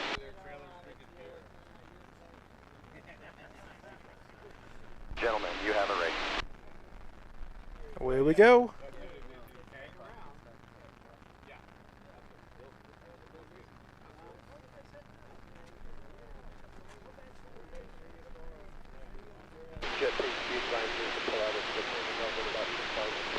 Copy, thank you. Good Lord, look how fast Jeff's going.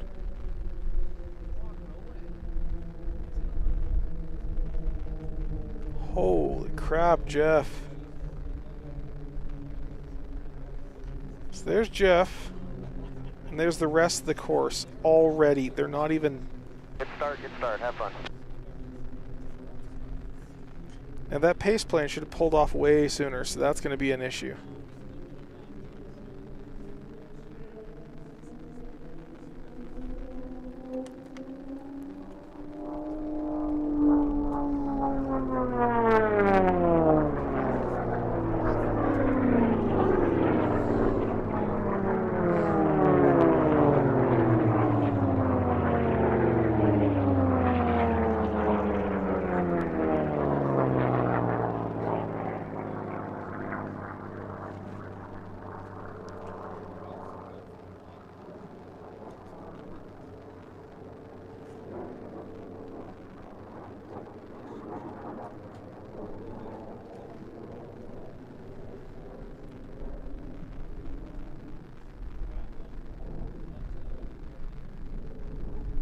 Look at him go.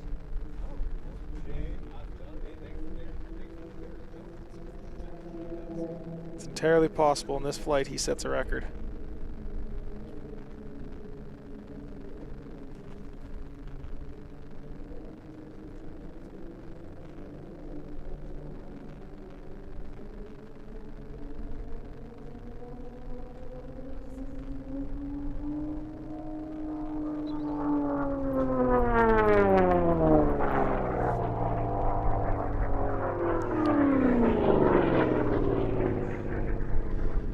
Andy only a second behind him.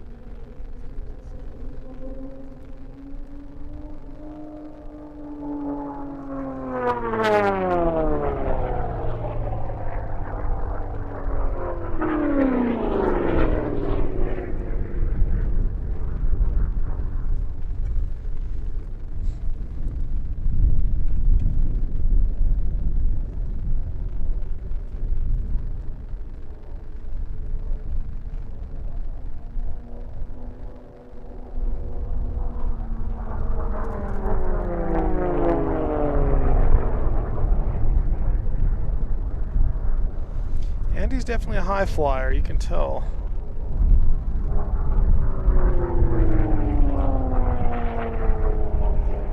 I know some of his team members, and they were saying staying the same altitude is actually more efficient.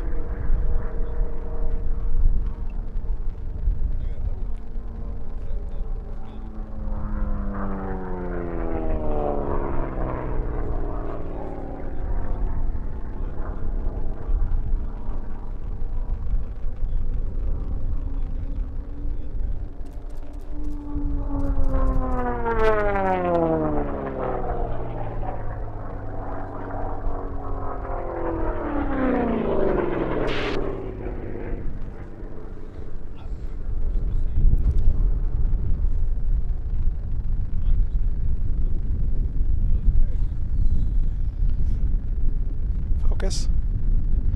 See if we can go find Jeff.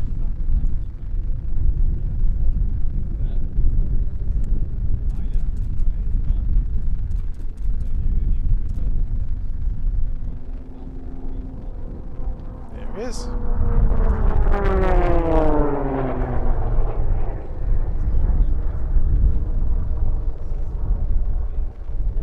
Just walking by these guys like they're standing still.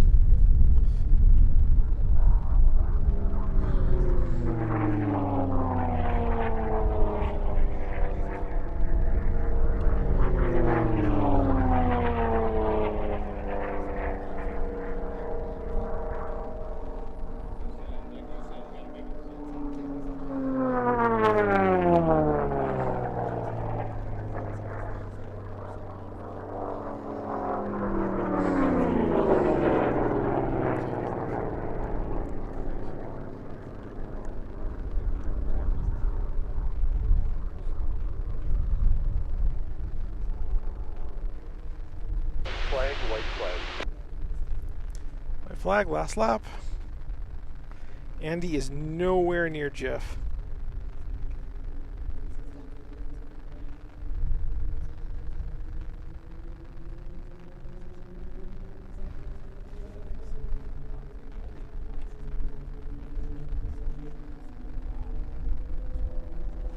Just like they're standing still.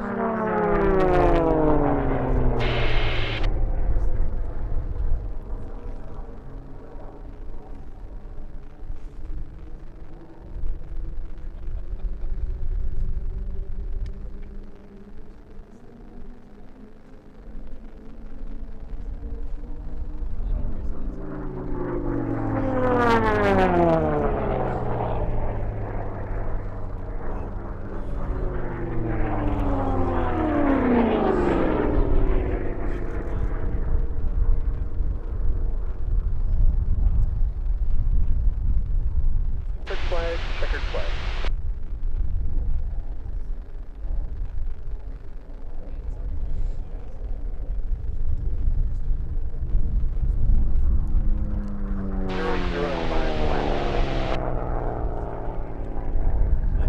Pace is over the grandstand. That was crazy. 3-4? Yes, I didn't even take a chance to look up to see what 3 and 4 were doing.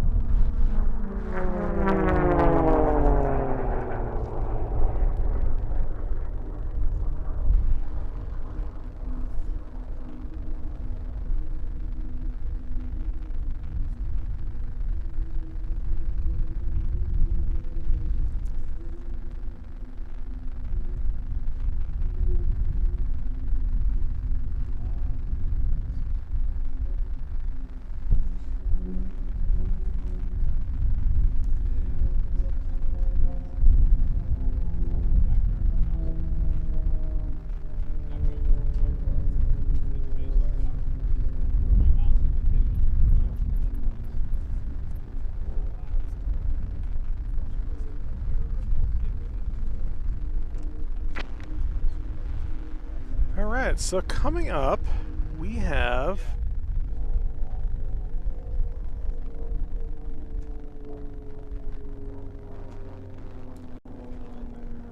So we didn't see the Dassault. We saw the Sport class though.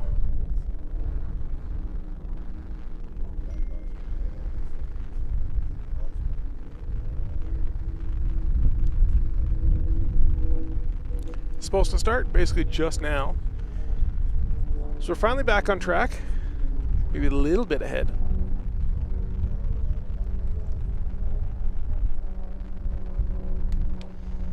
Next up is the Unlimited Heat. Unlimited Heat 2A.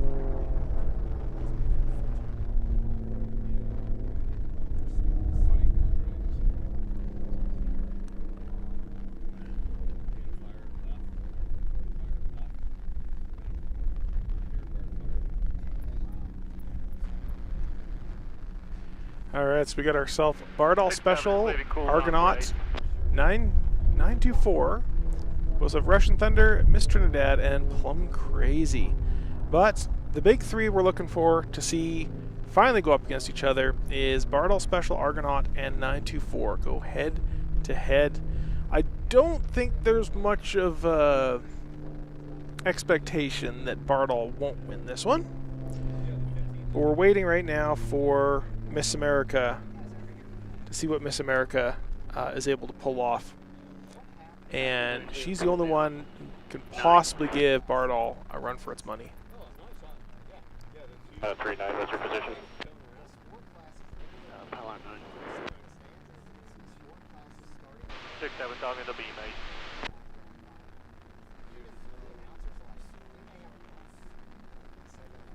You know what I said?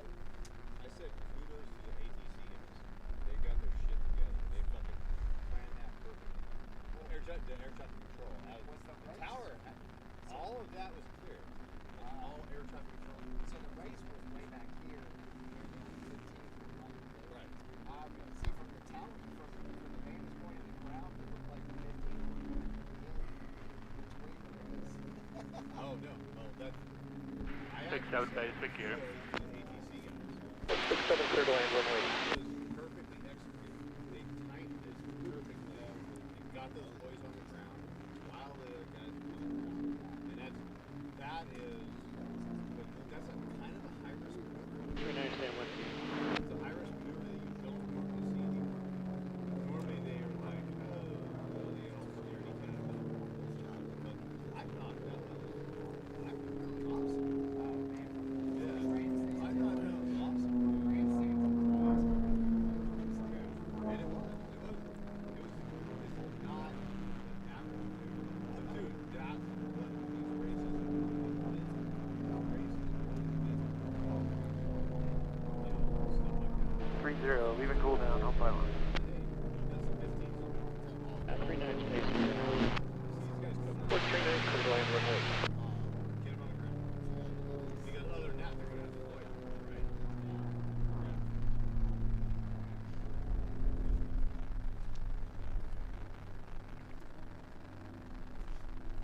Right. 5-1, leaving Cooldown, home pylon.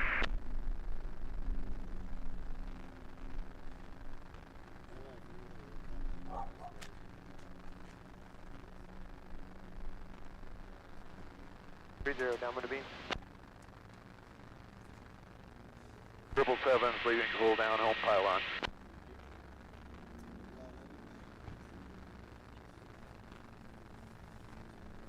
Route 4, oh yeah.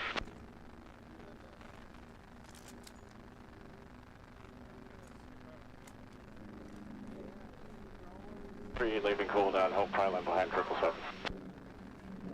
5-1, dog with the beam. 430, base with the gear.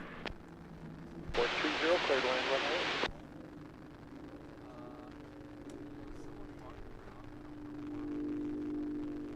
Forward, leaving Cooldown behind race 3.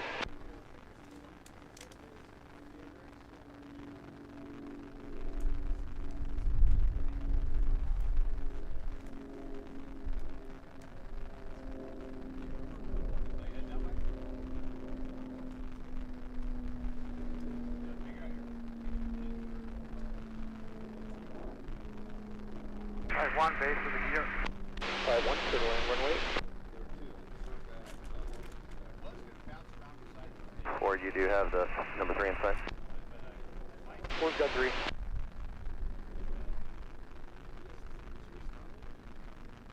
7's downwind of beam.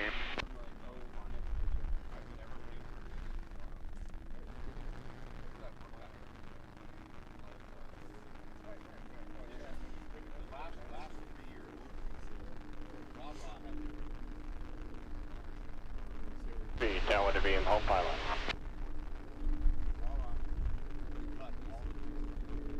Four is downwind of beam.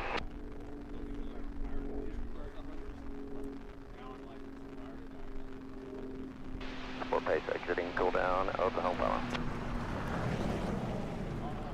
777 base gear. 777 clear to land when wind.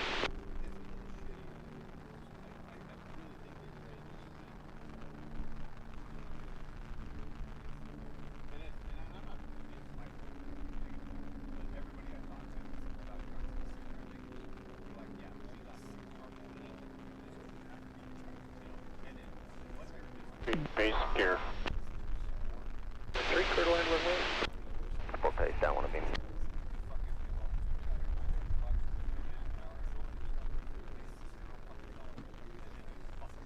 Four is base with the gear.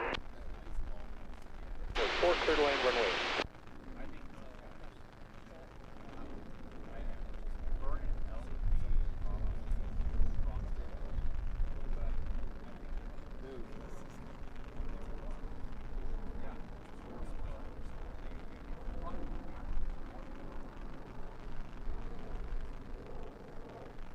Four pace base gear. 4 pace clear to land when wind.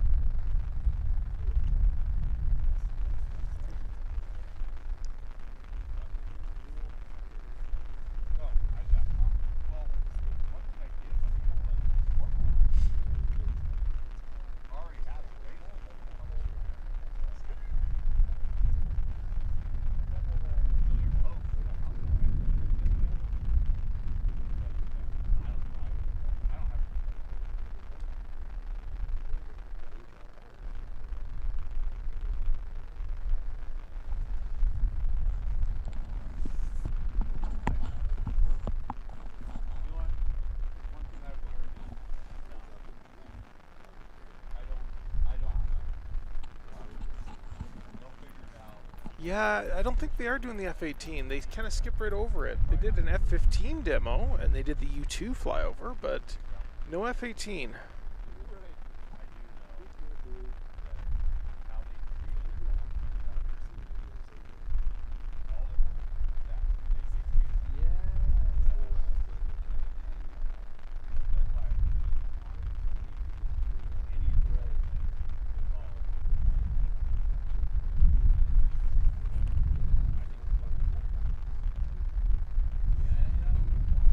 Team's preparing himself to run the course. Someone made a comment on one of my videos earlier today that they want to see a supersonic race. Problem is, if you see a supersonic race, everyone's ears are popped. Windows are shattered.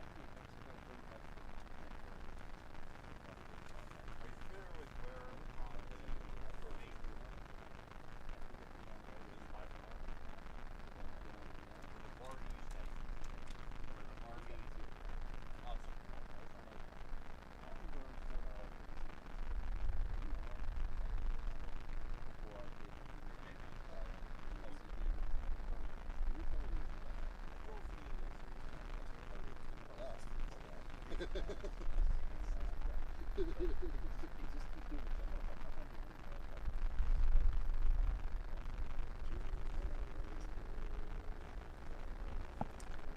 think I hear engines running. Yep.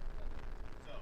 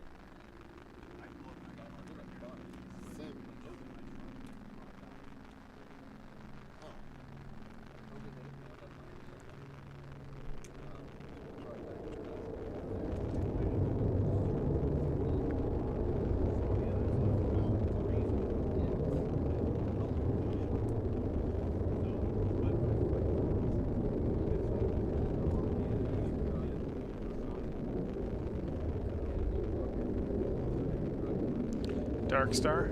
Yeah.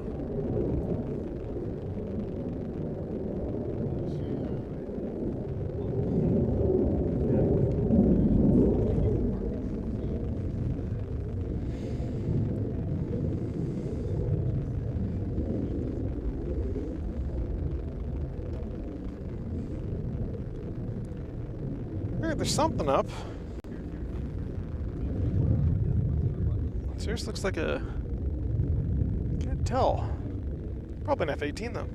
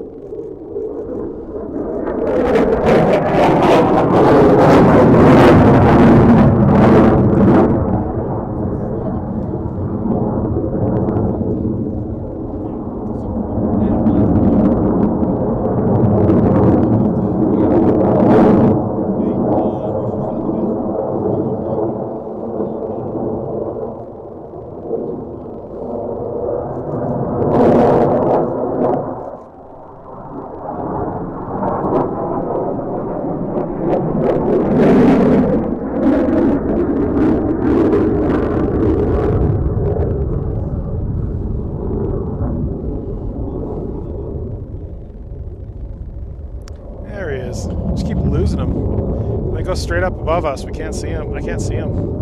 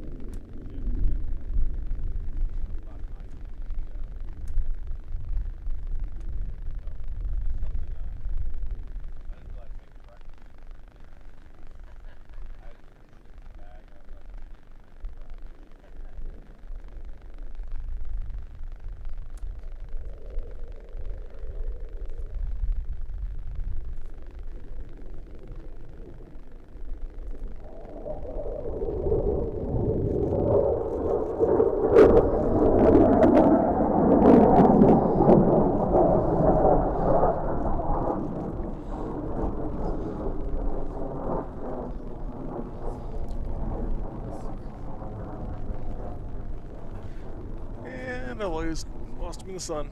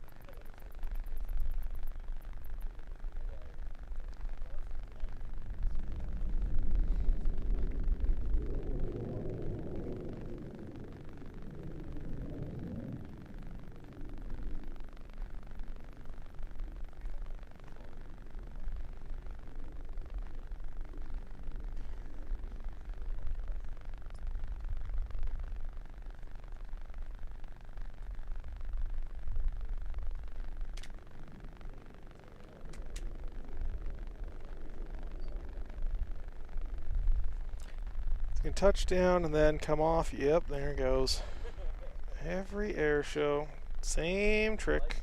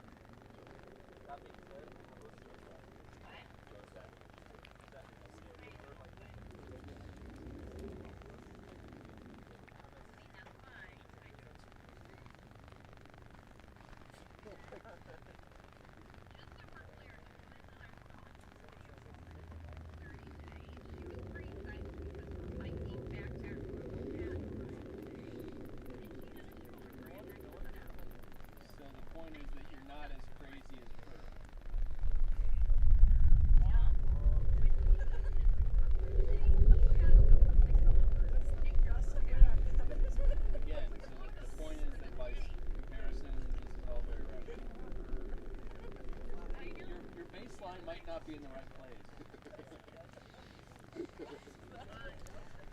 Well, rejoin with a. Is it the Thunderbird? Different P-51 perchance?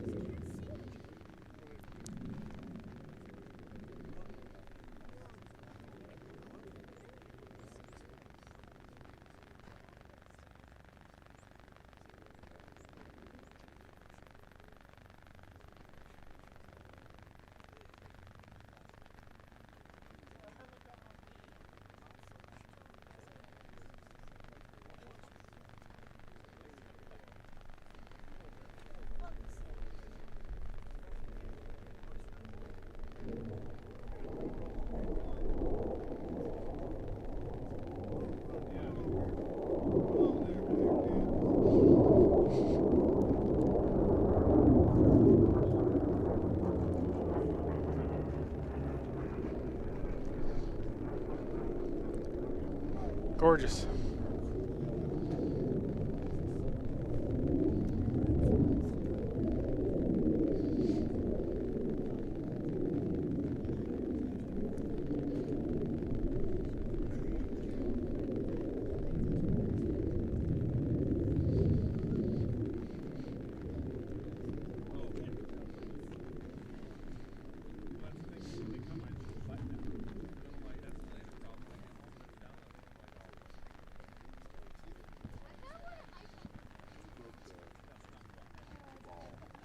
All right.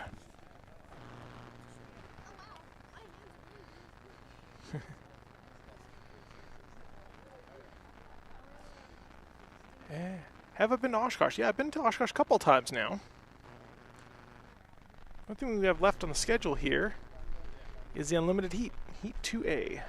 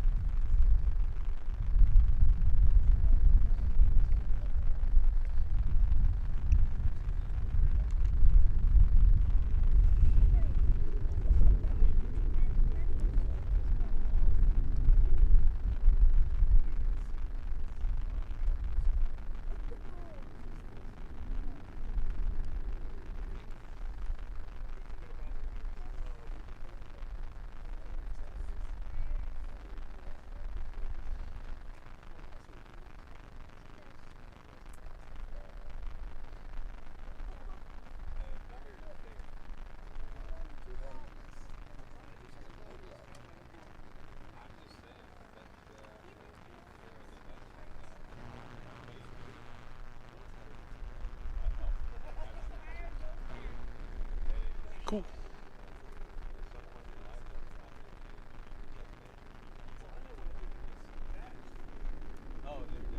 The Bearcat's just landing there.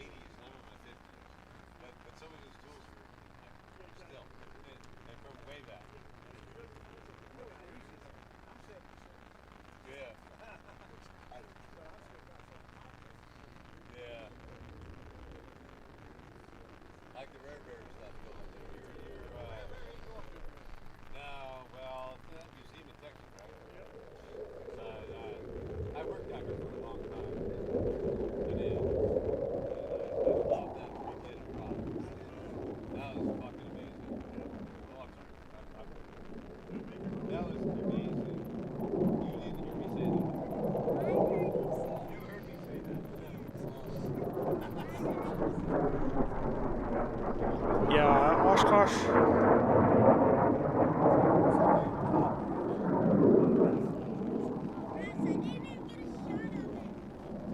Oshkosh is a lot of fun. I drove in once, flew in once. F-18 doing a couple more passes here, looks like.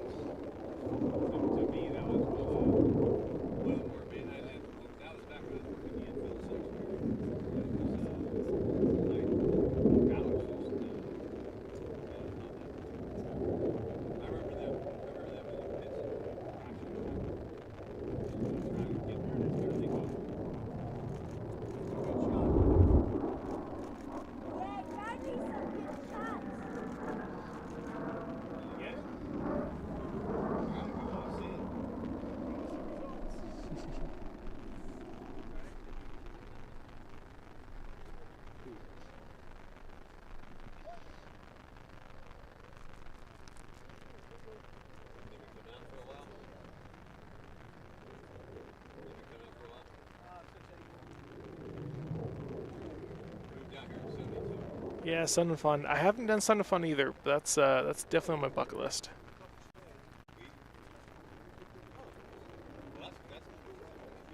Here comes 18. Boop.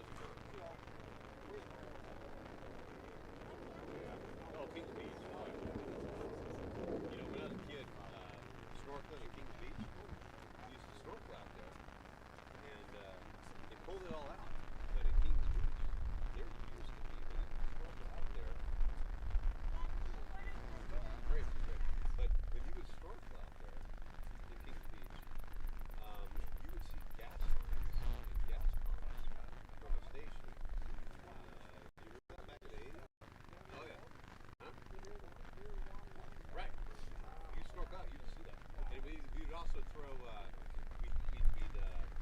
All right, unofficial results from Sport 2A. Oh, Jeff did not set a record.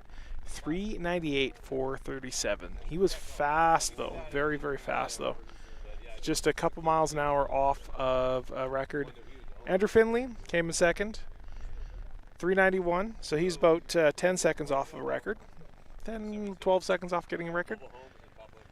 Then we have Sean Van Hatten, Tom McNerney, Ralph O, Matt Ramsey, Vicky Benzing, and Peter Balmer in Lucky Girl did not start. So that is unofficial, Heat 2A. So we'll see if there's any pylon cuts, but Sport 2A.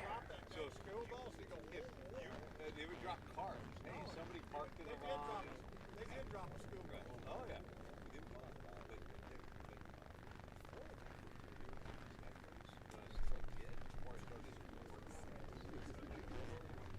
Oh, and we have the Dassault doing Dassault things.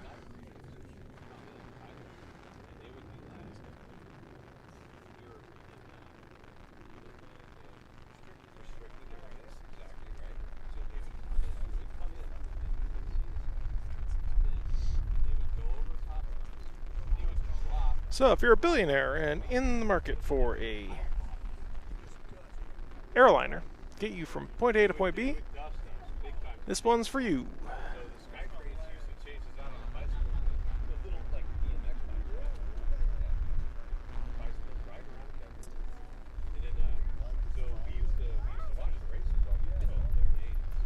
Unlimited 2A is still coming up. It says it started a few minutes ago, but it has not. So we are still waiting for Unlimited 2A.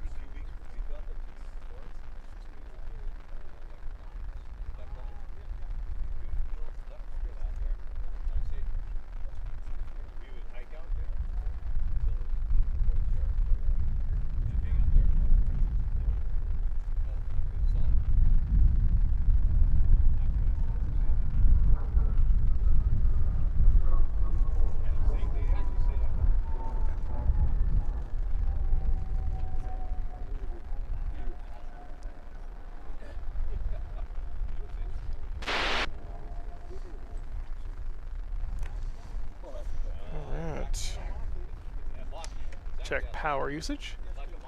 Everyone needs an airliner. Exactly. Exactly. It's about 2 hours and 40 minutes of power left.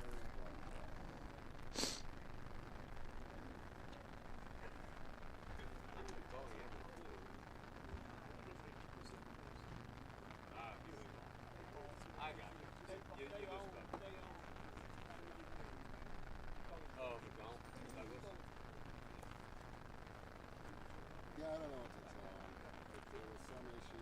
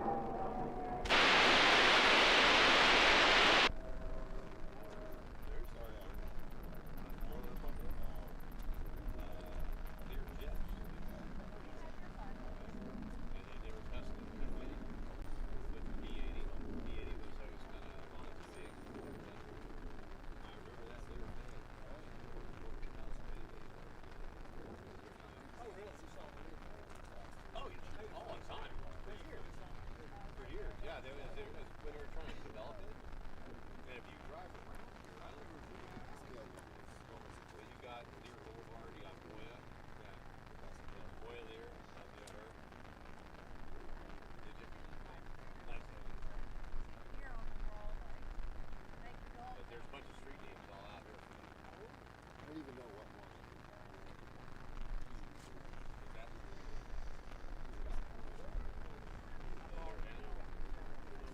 Man, I remember watching them fly around.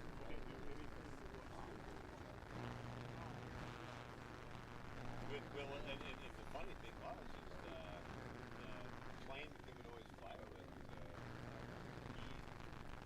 E-80. So we're waiting for Bardol Special, Argonaut, 924, Russian Thunder, Miss Trinidad, and Plum Crazy show up. Somewhere near the end of this Dassault demonstration,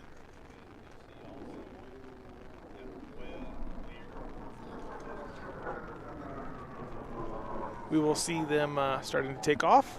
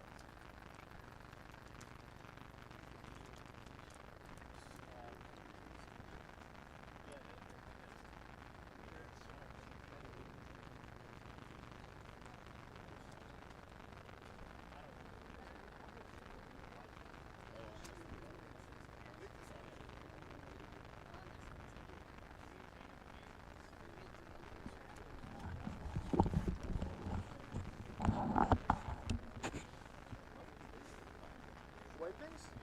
The white panels? Yeah, that's the deadline. They're not allowed to go past that, otherwise they get disqualification. Just like they're not allowed to go past the edge of the runway, and so they have to stay within the course. Otherwise, it's a disqualification. So that's why you'll see those guys in the car down there. They're standing there making sure nobody passes by that.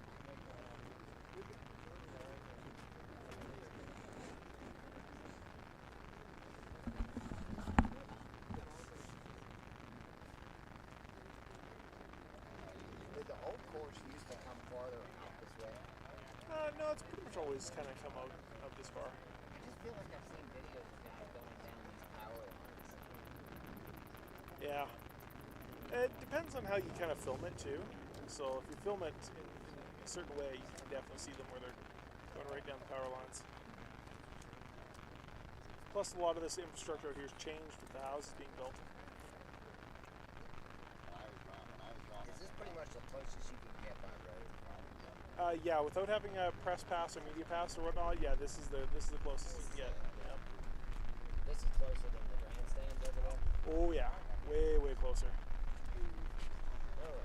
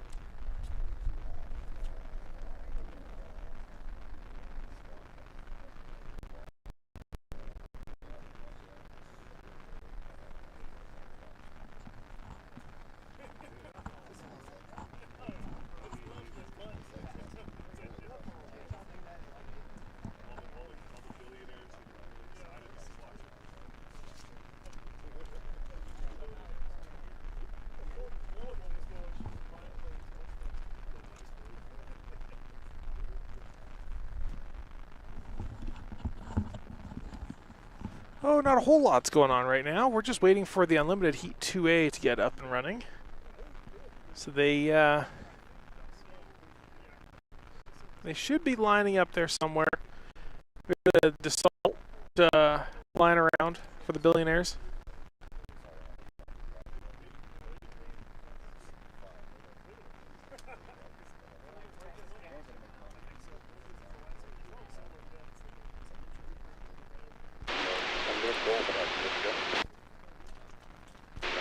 So?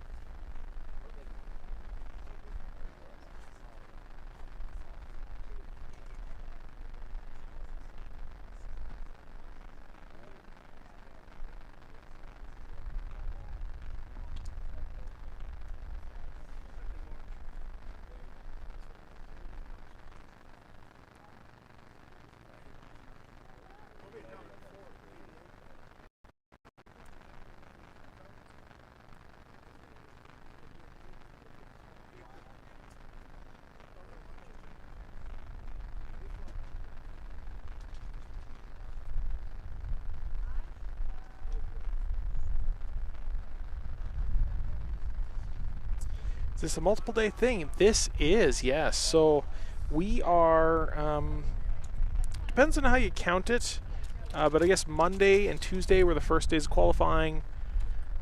We've seen heats from Wednesday, Thursday, now we're on Friday.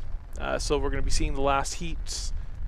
Tomorrow is the last heat day, and then Sunday is when we're going to be seeing our actual golds. Our actual final races on Sunday.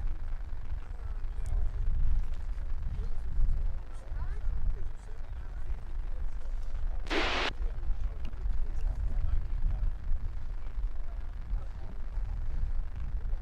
think I see movement. Yeah, those are props spinning.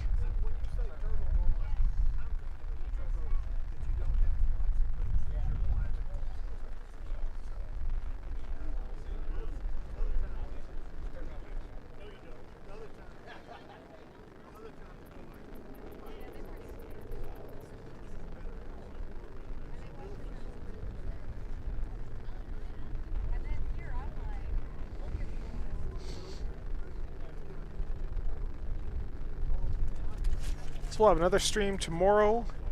It's getting pretty busy here, so I might have to pick a different location tomorrow. But, yeah.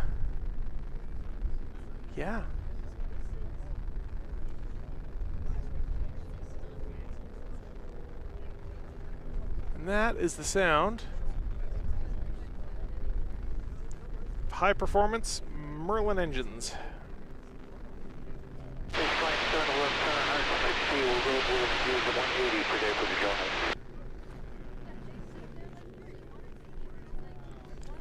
Alright, limited heat 2A. Perfect. Let's go see if we can find these planes.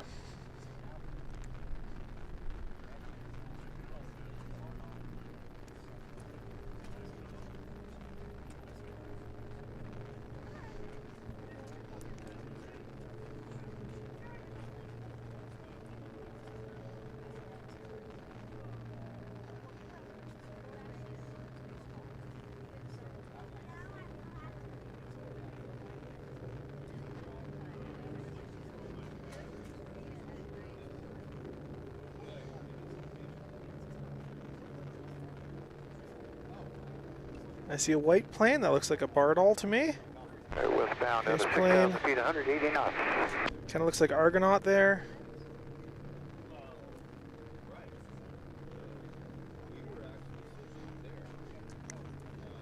Turn off my screen so I can actually see something. Everything's just dust.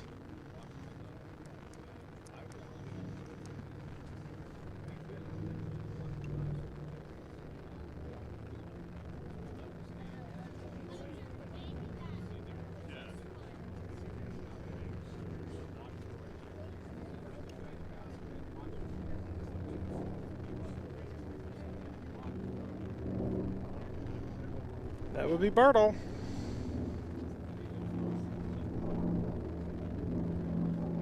Base main gradual turn to the south.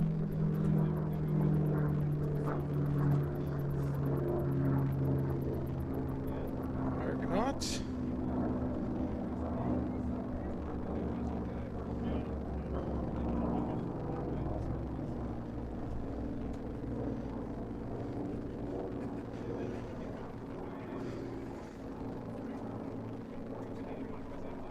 Looks like we got ourselves a full race. I'm counting 1, 2, 3, 4, 5, 6. 6 planes.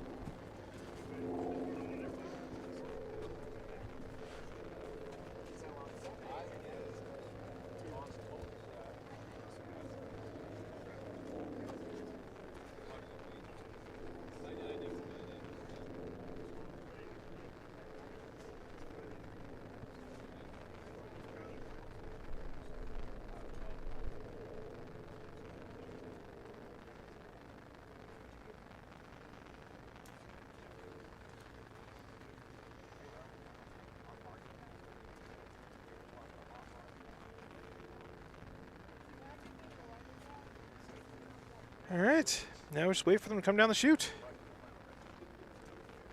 Last race of the day, Unlimited 2A. First time we've actually seen Bardol directly compete with anybody else.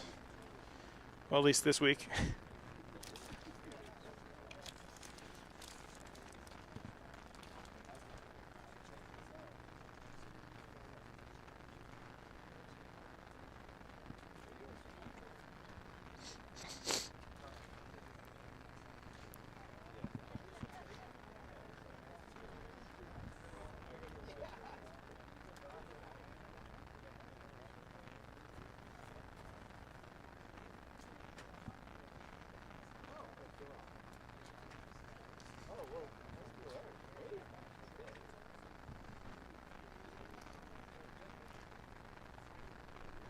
Okay, we're going to be leveling right here. I'll just leave the smoke on. Or a little faster today. Be leveling right now.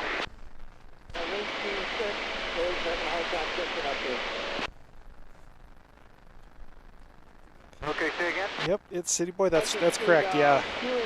Miss America. She did set a time, but she was high flying. So started in silver.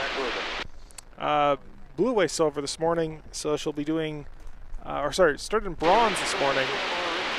We'll end up in silver tomorrow, and with any luck, we'll win silver tomorrow. She already set times that would basically have won in silver.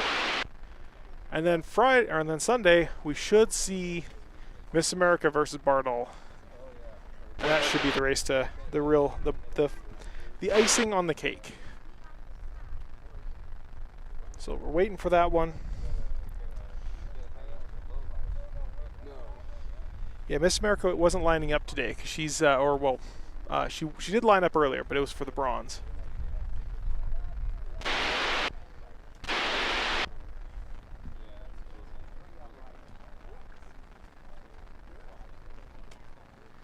Double check all my cameras are recording.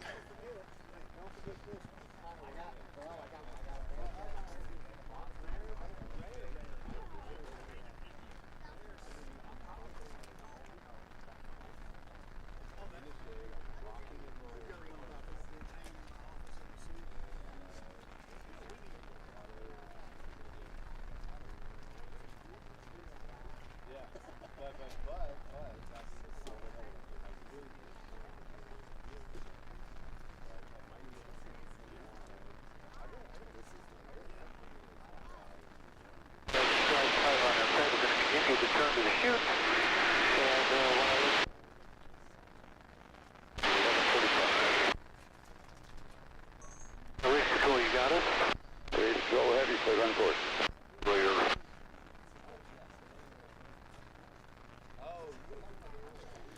Thinking this lens might be a little bit dark. It's because it is. Wasn't able to adjust for the light. I had the ND filter too low. You should see, you'll be able to see a lot more now.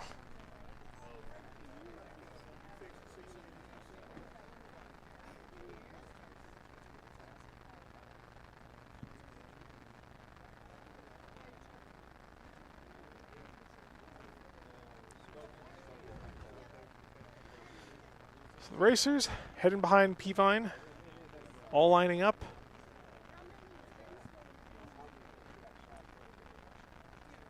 I don't think there's going to be too much. I don't think we're going to be too surprised by who wins. It's going to be more who's in second and third.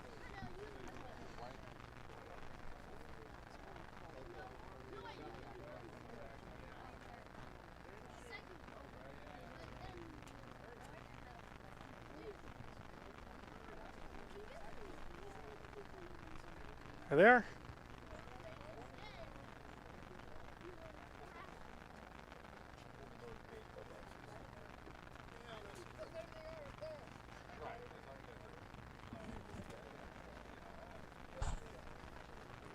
Gentlemen, you're good. Gentlemen, you're good.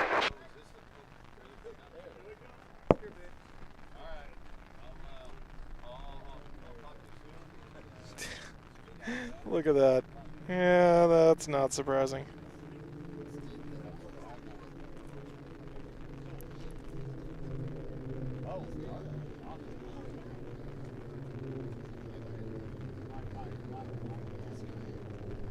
Look how far ahead he is from the pack already. 026 are advising the gear is still partially down. Ooh, someone's got their gear still down. Be stuck in transit for Racer 26. I got the back of someone's head.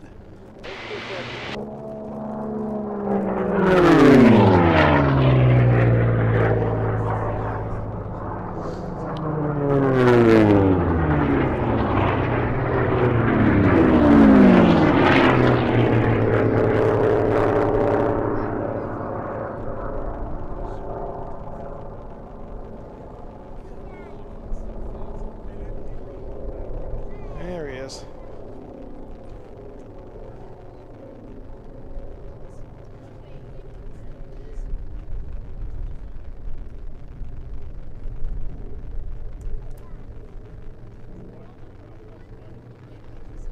Look how close he's to that ground. Race 26, did you say exit the race course? Affirmative. Affirmative. Exit the race course.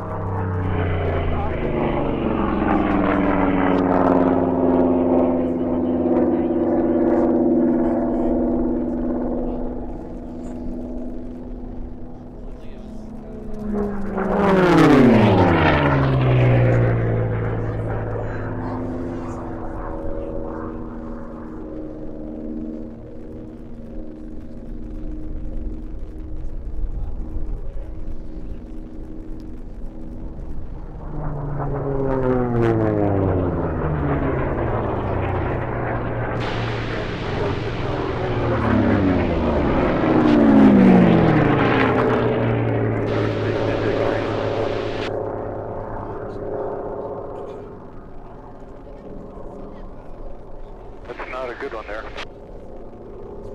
Now race control to confirming race 26 approved to re-enter the course. Race 26, you're cleared back on course. That's a very bad idea. Bad decision making. Yeah, he's off the course. He has missed laps anyway, so he started the race. And now they're saying to stay out of the, leave the course for race 26, please. Stay in the cooldown.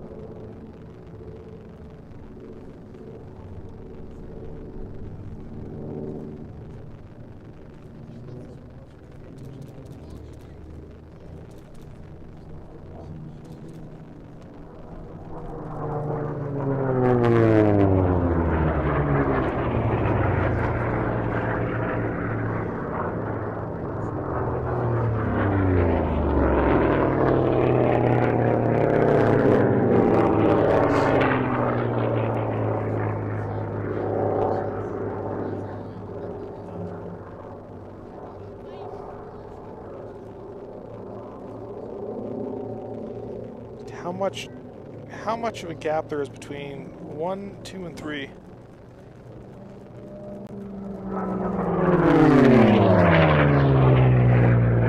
There goes Bardall again. Let's get a half a lap on them.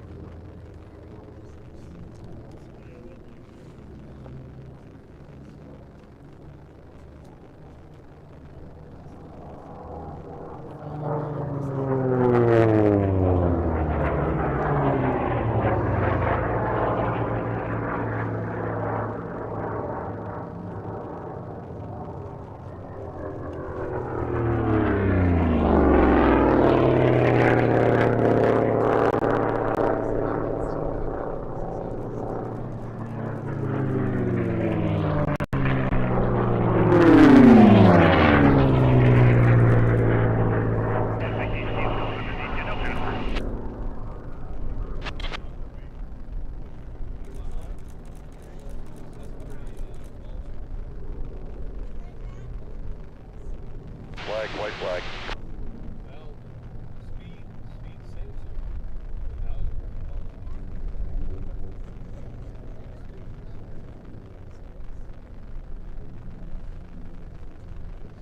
White flag, last lap from Bartle.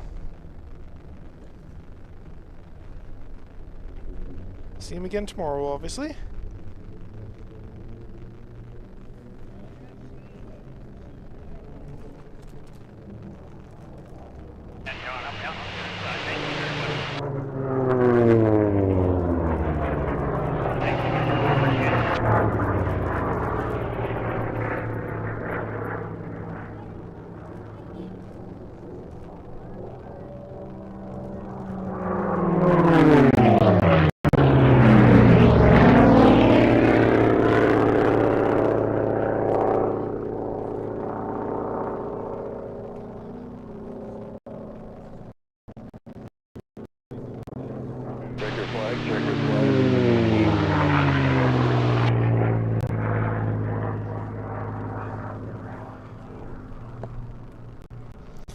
To see why they call Race 26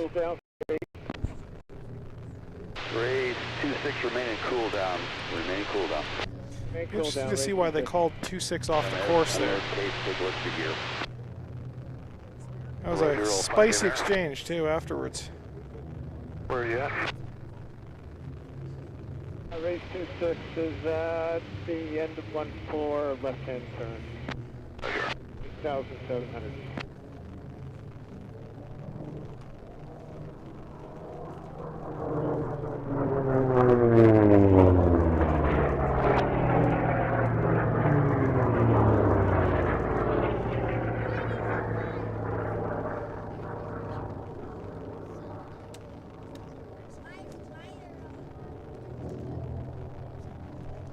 Still looking.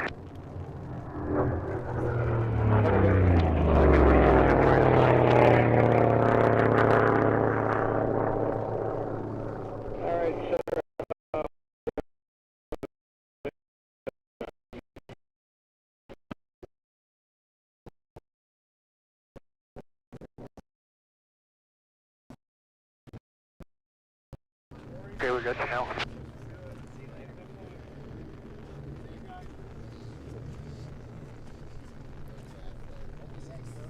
Race 26 are going to be a lap 10 once the other figure. How's the race?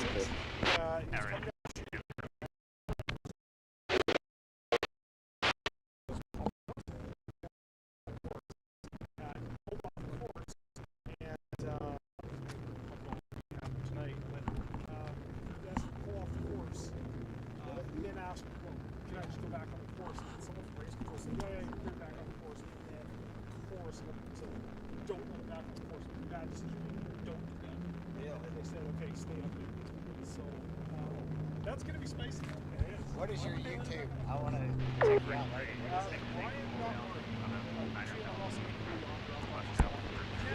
Right side, Scotty. Come up and look at you.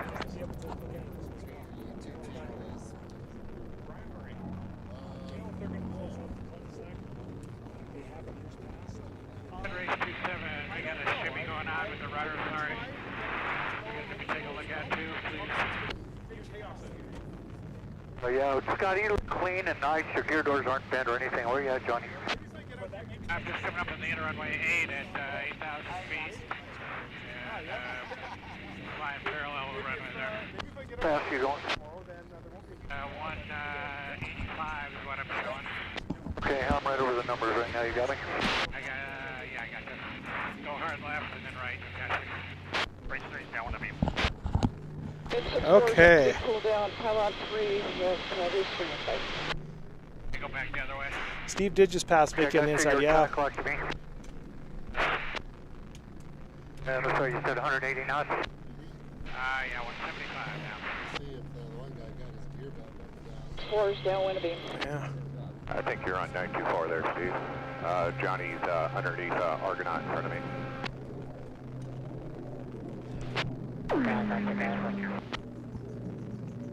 I was looking at the speakers, sorry. 4 was on downwind. 4. So we will see what that inside pass was like, because I've got this second camera facing this way. So we should see that second camera for that weird pass. Download a lot of stuff tonight. I got a lot of stuff to cover on the video. Let's see how far over I got. Yeah, I should be able to catch that cover. Okay, that cover.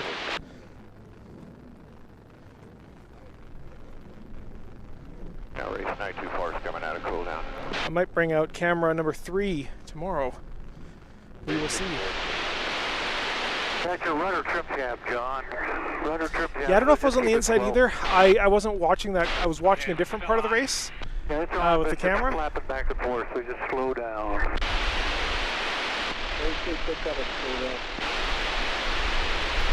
No evidence of any damage. Let me get a little closer to you there.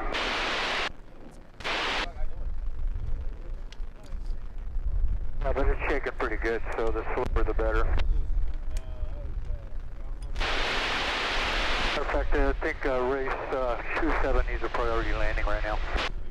Okay. 924 is going to go around back and just cool down.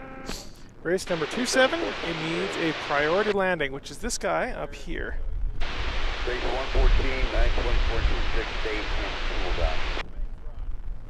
26. 114. I don't think it's this guy that's landing. I think he's... Yeah, you might keep your altitude up here until you put the gear down.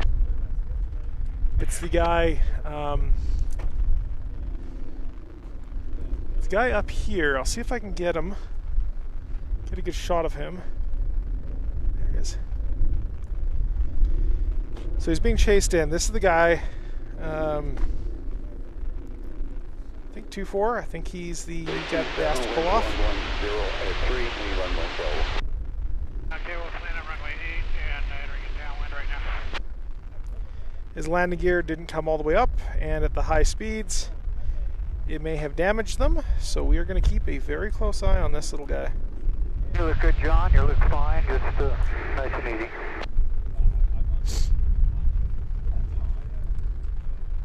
I got green, turn the green. Don't worry about turn base here. You say it was his flaps.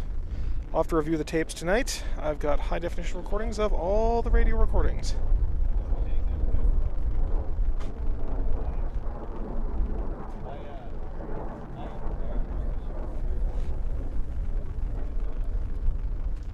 Man, almost like I'm a professional. Almost.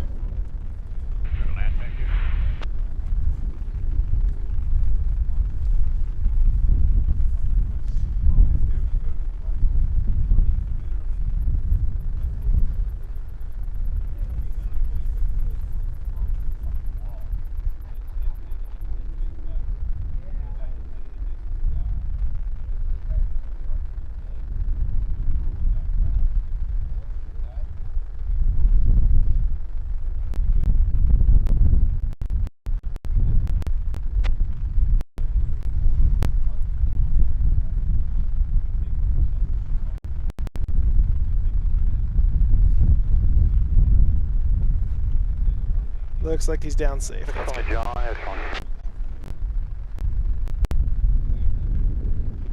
Yeah, race 924 is coming out of Cooldown. 114 We'll be following 924. Alright,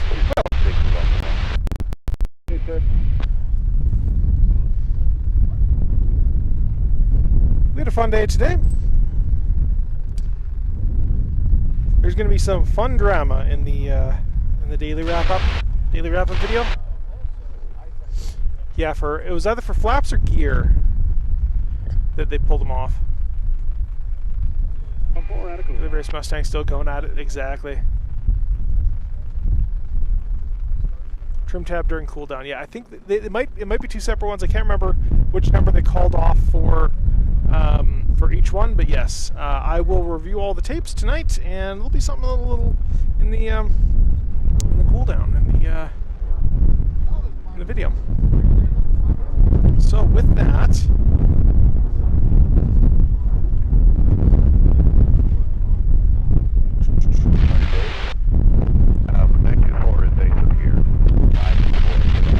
all right, so I'm gonna call it here.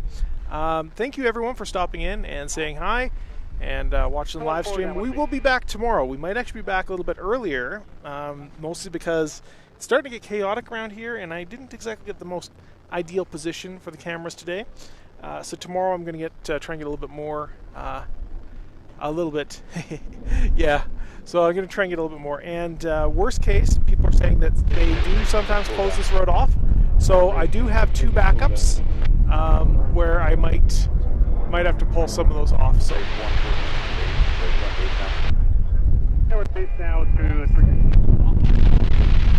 But with that, I'm going to go and end the stream, and I will